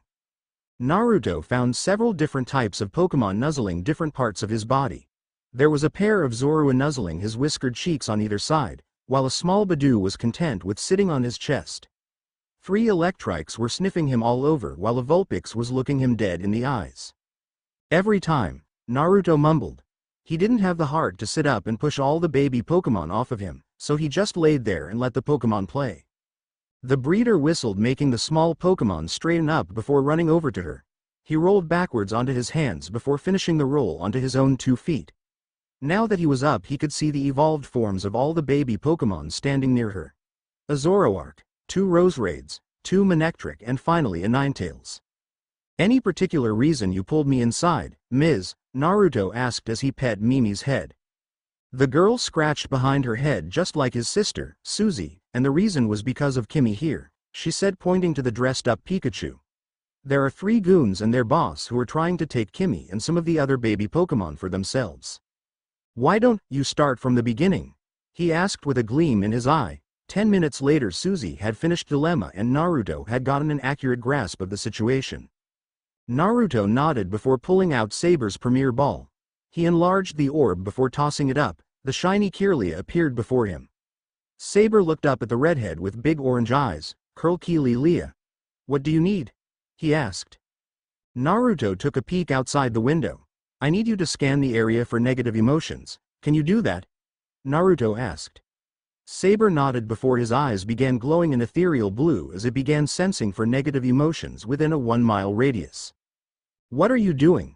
Suzy asked as the psychic, fairy-type Pokémon continued scanning the area. Naruto shrugged, helping, I guess. I'm Naruto by the way. Whatever she was going to say next was interrupted when Naruto's Cherish Ball popped open and released Chris. The Jewel Pokémon looked around before laying eyes on Suzy, pink eyes narrowed as before Chris latched onto Naruto's waist. How do you keep doing that? Naruto asked as he pet the Jewel Pokémon's head. Suzy's eyes grew wide. Is that a Diance? She asked pointing to the Pokémon who was capable of producing an entire mountain of diamonds. Naruto nodded with a fond smile. Yep, Chris is my very first Pokémon. She's been with me for longer than I can remember. I forgot to ask, but do you mind if I take care of the boss and the goons? Sure. Suzy answered with a large question mark appearing over her head. But are you sure you can take care of them? She asked as the younger redhead nodded in response. May I ask why you're so willing to help me and my Pokémon? Naruto tilted his head to the side. Why wouldn't I? It's the right thing to do. Suzy's eyes glazed over for a moment before they returned to their original brown color. You're Kushina's younger brother, aren't you? She asked with a small smirk. She had heard that exact same line from Kushina when the girl stopped to help an injured Pokémon. You know my big sis? He asked with a raised eyebrow. Suzy nodded before walking over to a small cabinet and pulling out a purple photo album. The album had a gold trimming with the words Journey of a Lifetime written on the cover. Suzy opened the journal and showed Naruto the first picture.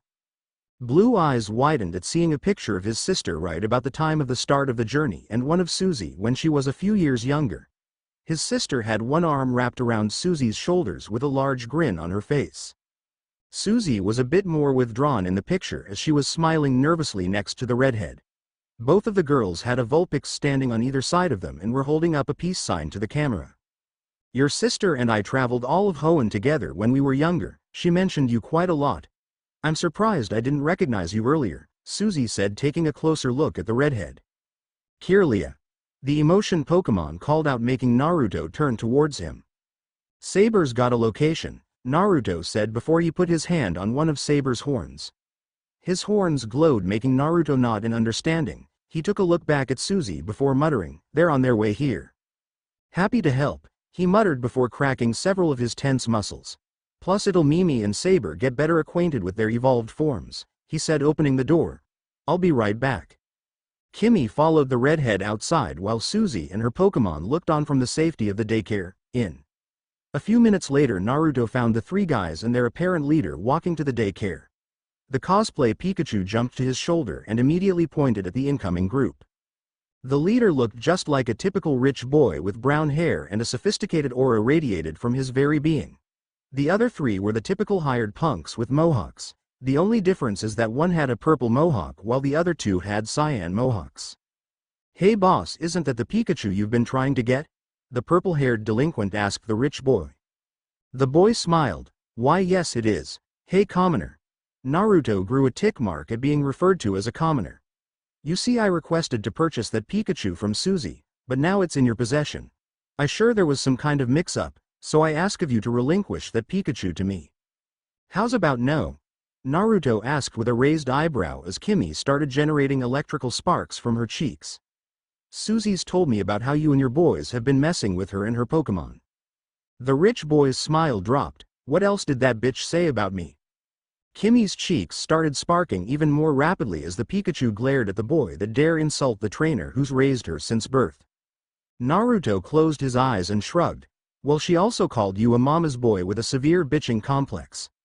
Not to mention she's probably the one that picks out your clothes, am I right? Please tell me I'm right. The boy grew a tick mark so large that Naruto thought the kid was going to have an aneurysm. Rich boy growled before pulling out a diamond-encrusted Pokeball. Go Aggron. The boy called out, releasing the final form of Aaron. The creature was a huge, bipedal Pokemon. It is primarily black with plates of silver-colored armor. The armor on its head has 2 pairs of holes with horns protruding from the foremost holes. Its forehead plating extends past its upper jaw in a small point. It has sky-blue eyes, and 2 nostril-like holes on the tip of its upper jaw. Naruto's bored expression didn't change. Mimi used Mud Shot. The water and ground type let loose several quick shots of mud at the steel, rock type hybrid. The boy didn't have time to even think before his Aggron was bombarded by the attack. Aggron slid back from the force of the blow and it glared at Mimi with rage evident in its blue eyes. The rich boy glared at his accomplices. What the hell do you think you're doing? Get in there and help me waste this punk. The 3 delinquents looked at one another before they nodded. All 3 of them enlarged the Pokeballs in their hands before releasing the creature inside. The 2 delinquents with blue-colored hair released a Mightyena, while the lead delinquent released a Machoke. The 2 dark types snarled at the redhead while the Machoke flexed its muscles. Machoke made contact with Saber and flexed his muscles. Hey baby, how about you ditch the trainer and come walk on the Machoke side for a while? Mimi and Kimmy fell to the ground laughing while Saber had a growing tick mark. 2 sounds of thwack rang across the field. Saber was standing over both Mimi and Kimmy, who were both clutching their heads in pain. Kimmy, do you mind helping us out? The redhead asked, gesturing to the 2 Mightyena. Mimi already seemed to be locked in a stare down with the Aggron, while Saber just looked at the Machoke with an irritated expression. The Pikachu nodded, jumping off of Naruto's shoulder. Sparks flew from the electric mouse's cheeks. The same sparks flew from the creature's palms as her fist smashed into her palm. Mightyena used Dark Pulse. Both of the trainers ordered their dark types. Said Pokemon fired off a large amount of rings aimed at Kimmy. The punk leader spoke up next. Machoke used Vital Throw. Naruto made eye contact with Saber and Kimmy for a split second before giving them commands. Kimmy counter with Thunderbolt and Saber use Confusion and then lead into Ice Punch. The reason Naruto didn't want to use Ice Punch was because he didn't want to activate Machoke's Guts ability, provided the fighting type had the ability. Kimmy cheeks sparked before she let loose a large amount of electricity from her cheeks. The electric type attack blocked both of the incoming black energy beams. Saber waited for Machoke to come in close. When the fighting type got close enough, Saber used his psychic type attack to pull Machoke's feet forward. The Machoke slipped as if someone pulled out a rug out from under its feet. Saber quickly moved forward as his right hand glowed an icy blue. When the attack was ready a second later, Saber slammed his fist into Machoke's stomach, sending the muscle Pokemon straight into the ground. Mimi used Water Pulse. Naruto ordered as the Marshtomp slammed an orb of water into the ground before a large wave erupted in front of Mimi as it quickly made its way to Aggron. Aggron used Surf. The rich boy ordered as Aggron summoned its own tidal wave. Unfortunately for his hired goons, the water attack wound up hitting their Pokemon as well. Aggron's tidal wave clashed with Mimi's as the 2 struggled for dominance. Naruto's eyes narrowed into slits for a split second before they returned to normal. Saber, can you gather electricity around your fist? Saber looked at for a moment before shrugging. Kimmy, I need you to aim an electric attack at Saber's fist. Kimmy looked at him strangely. Just trust me on this. Kimmy sent out a bolt of lightning that hit Saber's palm, but instead of electrocuting the psychic, fairy hybrid, the electricity built up on his fist instead. Mimi, I need you to use Water Gun. Right at your wave, please. The water type fired a pressurized stream of water at the wave, increasing the size of her water pulse wave. Saber, if you will, he said, motioning to the stream of water. Saber gained a sinister grin before said Pokemon walked over to the stream of water before putting its fist in the attack. As one knows, water conducts electricity very well and that ground types were not affected by electric type attacks. So it came as no surprise when the electricity struck Mimi, it had absolutely no effect whatsoever. The opposing Pokemon, however, were not so lucky. The electricity quickly traveled through the water and into Aggron's Surf attack. With all 4 of the opposing Pokemon touching water, they found the electric attack to be quite shocking. Smiley face. The colliding waves exploded against each other, sending the rich boy's Aggron into the ground. Naruto walked over to Mimi, Saber and Kimmy and rubbed his Pokemon's heads before switching to Kimmy and scratching her behind one of her ears. The opposing Pokémon struggled to stand up while the 3 Pokémon Naruto was commanding weren't even covered in a bit of dust. Are you done yet? Aggron, get up and use Metal Claw. The rich boy ordered as Aggron got up and quickly charged at the 3 Pokémon with a glowing claw. Naruto didn't even look a bit put off by the charging steel type. Kimi, I need you to dash in using quick attack. Then please deflect and counter with Meteor Mash, the redhead said as Kimi gave a savage grin. The punk rock Pikachu smashed her fists together as they glowed a silvery gray. The electric type quickly sped right into Aggron's strike zone. The steel claw clashed with Kimi's Meteor Mash, and with Aggron being much more powerful, the claw overpowered Kimi's Meteor Mash. Kimi's fist, however, wasn't meant to intercept the attack. Before Kimi's fist collided with Aggron's metal claw, the electric type made sure its fist was slightly above the claw. Because of the motion and where exactly the attacks collided with one another, the result was Kimi flipping over in a front flip motion. A perfect position for Kimi to nail Aggron in the face with the second Meteor Mash. The force of the steel-type attack was much stronger than what the rich boy and his 3 goons were expecting. The reason was because of the added side effect of Meteor Mash that increased the user's attack power. The lead punk member grunted, Machoke use superpower. The 2 punk grunts ordered both of their Mightyenas to use Crunch. The super-powered Pokémon gained an orange outline before charging towards Saber. The Mightyenas charged forward with their teeth bared while Aggron flew past them. Saber used Ice Punch and Fire Punch. Mimi counter with Mud Shot, Naruto said with a still nonchalant air that radiated around him. He was by no means being arrogant about this battle, he just had no doubt that his Pokémon could and win this battle. The shiny Kirlia intercepted the 2 dark-type Pokémon, but before they could sink their fangs into Saber, the feeling Pokémon slammed an icy blue-covered fist and a flaming red fist into each of the Mightyenas's lower jaw, sending them flying into the air. Mimi went from her bipedal stance to a quadruped stance before firing several mud clumps at Machoke's chest and eyes. Machoke's vision suffered from the fact and immediately halted in its attack, trying to clear all the mud out from its eyes. Naruto gave a look at the opposing Pokémon and gave a sigh, we're done here. The rich boy growled, what are you talking about, we can still keep fighting. No, Naruto said with a glare. There is no point in continuing this battle, your Pokémon are injured and mine have taken a single hit yet. Continuing this battle would just be further damaging your Pokémon's pride. Naruto looked at the 3 Pokémon and nodded towards Susie's inn, daycare. Don't you dare look down on me. Aggron use Hyper Beam. The steel and rock-type Pokémon looked against it, but the glare from the rich boy promised that if Aggron didn't do this, then he was going to complain to his mother, the Aggron's actual trainer. Aggron opened its mouth and focused the strongest attack of a normal-type Pokémon in front of its maw. The steel, rock-type Pokémon fired the beam, albeit the attack was far weaker than it could have been. Ninetales use Protect. Susie's Ninetales jumped out in front of the beam before a bluish-green barrier arose around them. The Hyper Beam attack was deflected into the sky and cleared the clouds in the sky. Naruto growled at the attempted cheap shot, but before he could do anything, Susie placed a hand on his shoulder to calm him down. The blue-haired girl snapped her fingers, making all the parent Pokémon bare their teeth at the rich boy and his thugs. Said thugs looked around and made the smart decision to return their Pokémon and run off to who knows where. The rich boy turned to his running accomplices. Where are you going? We're not done here yet. Yes, you are. A new voice spoke out, making the boy shiver before turning around to find a very scary figure standing behind both Susie and Naruto. The woman had long blonde, brown hair and was dressed in an elegant sundress with a straw hat over her head. Her eyes were currently closed, but you could literally feel the promise of pain that was rolling off of her. She looked at the blue-haired girl. Thanks for the call, Susie. Mother, the boy whispered. The woman cracked her knuckles before she walked her way over to her Aggron.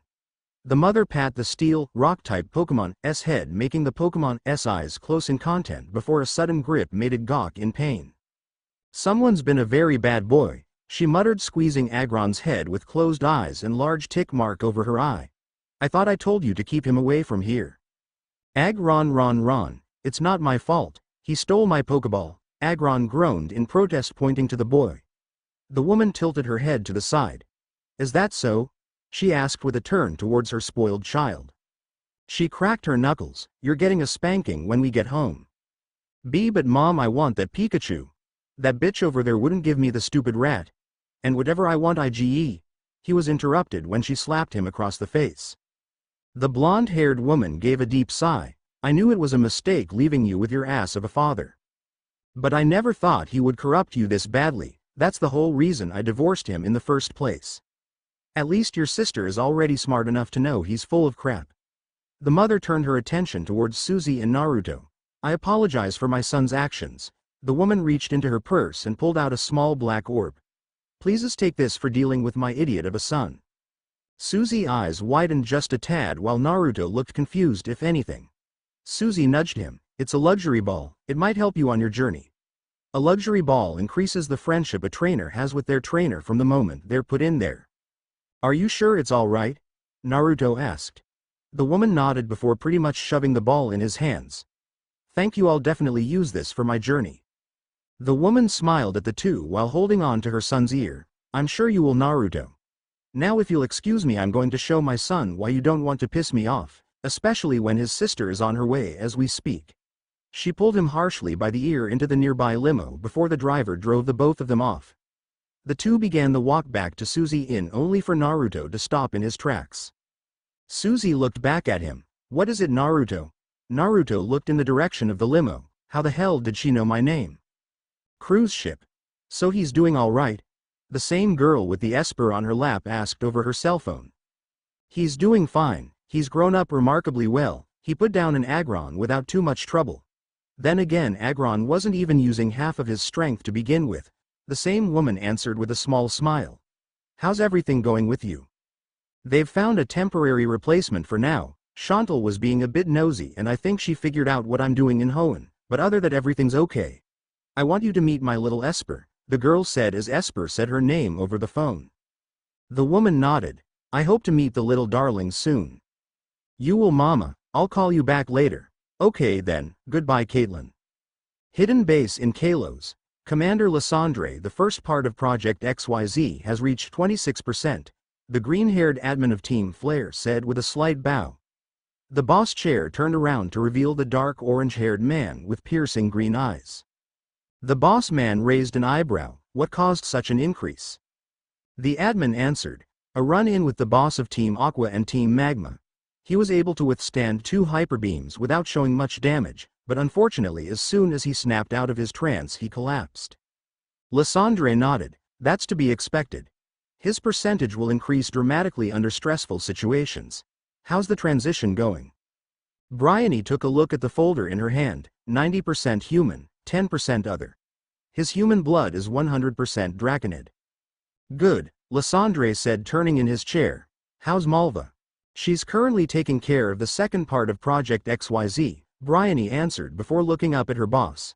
Sir, excuse me, but is it alright for Mistress Malva to be involved with the XYZ project? She seems to be involving herself with the first and second part of the project more than just an observer. Lysandre closed his eyes. It's alright, and after all it's only natural for a mother to watch over her children. Back in Slateport City. Today's been a good day, Naruto said, stretching out his limbs. He was back at the Pokémon Center where he was supposed to meet his friends before they parted their ways once again. You're not the only one, Millis answered from a nearby table. Naruto turned to find the girl with all of her Pokémon out and about, while she herself was holding a stone the size of a golf ball. I got a major payout. Before Naruto could answer, a blue and yellow blur shot out from the entrance of the center and rammed into his back. Fortunately, the creature wasn't heavy at all and just circled around his body when he tried to catch it. Min, knock it off, Sapphire called out from the entrance. Min and Mi.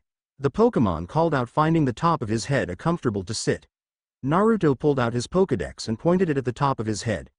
Weird thing was, his Pokédex turned to static for a couple of minutes before it cleared out. Minun, the cheering Pokémon. Minun is more concerned about cheering on its partners than its own safety. It shorts out the electricity in its body to create brilliant showers of sparks to cheer on its teammates. Naruto plucked the Minun off his head and found a light yellow mouse grinning at him. The tip of the mouse's ears were blue while the tail ended in a minus sign, and finally on the creature's cheeks were a minus symbol, one on each cheek. Sapphire clapped her hands, making the electric-type Pokémon jump from Naruto's head to her arms. This is my new Pokémon. I decided to call her Minimum. Isn't she adorable? Sapphire asked, rubbing her cheek against Minun's own cheek. The small electric-type Pokémon enjoyed the sensation for several moments before Min caught the whiff of something interesting. Min and M.I. Min called out before the door to the Pokémon Center opened once again. Lycia and Ruby walked through the door not a moment later, but Min was paying more attention to the Pokémon on the girl's shoulder. Plusle plus. A small yellow mouse called out in response. Instead of blue, the creature had red-tipped ears while its tail was a plus sign, the same plus signs that were on the creature's cheeks. Once again Naruto held out his Pokédex to the Pokémon on Ruby's shoulder. Plusle, the cheering Pokémon. Plusle always acts as a cheerleader for its partners. Whenever a teammate puts out a good effort in battle, this Pokémon shorts out its body to create the crackling noises of sparks to show its joy. "So you have a Minin?" Ruby asked, but with the way she said it you could tell it was more of a statement than a question. Sapphire nodded. "And you have a Plusle?" The two girls watched their electric-type Pokémon play with one another like they were long-lost friends or something. Lycia gave a small laugh. "So where's everyone headed after this?" Ruby was the first to go. "I'm heading to an old friend of my father's that lives in a nearby town. She's an ex-coordinator that wants to teach me a few things about the way to combination moves. There's a contest near there anyway, so I'll probably enter that one instead of the one in Mauville." Sapphire went next. "My Ka-chan's due to give birth to my little sibling in a day or two. My Two-san wants me to be there for it, so I'll probably head back to Littleroot for a few days and then go to Mauville for a gym battle. I'm heading back today on my Two-san's Waylord." Millis spoke next. "Naruto and I are probably heading to Mauville City next, but we'll probably stop by the abandoned factory under the cycling bridge first. I heard there's a whole bunch of stones in the lowest parts of the basements." Naruto nodded as he let the two electrical mice climb all over him. "There's another tournament in Mauville about 10 days after tomorrow. I'm definitely going to enter it. I think it will be fun." Lycia took a sip of her drink she had bought some time ago. "I'm heading to my uncle's villa and staying there for a little while before heading to see the next contest. I'm not judging the next one, but I heard that this one will have the Soledad participating in it."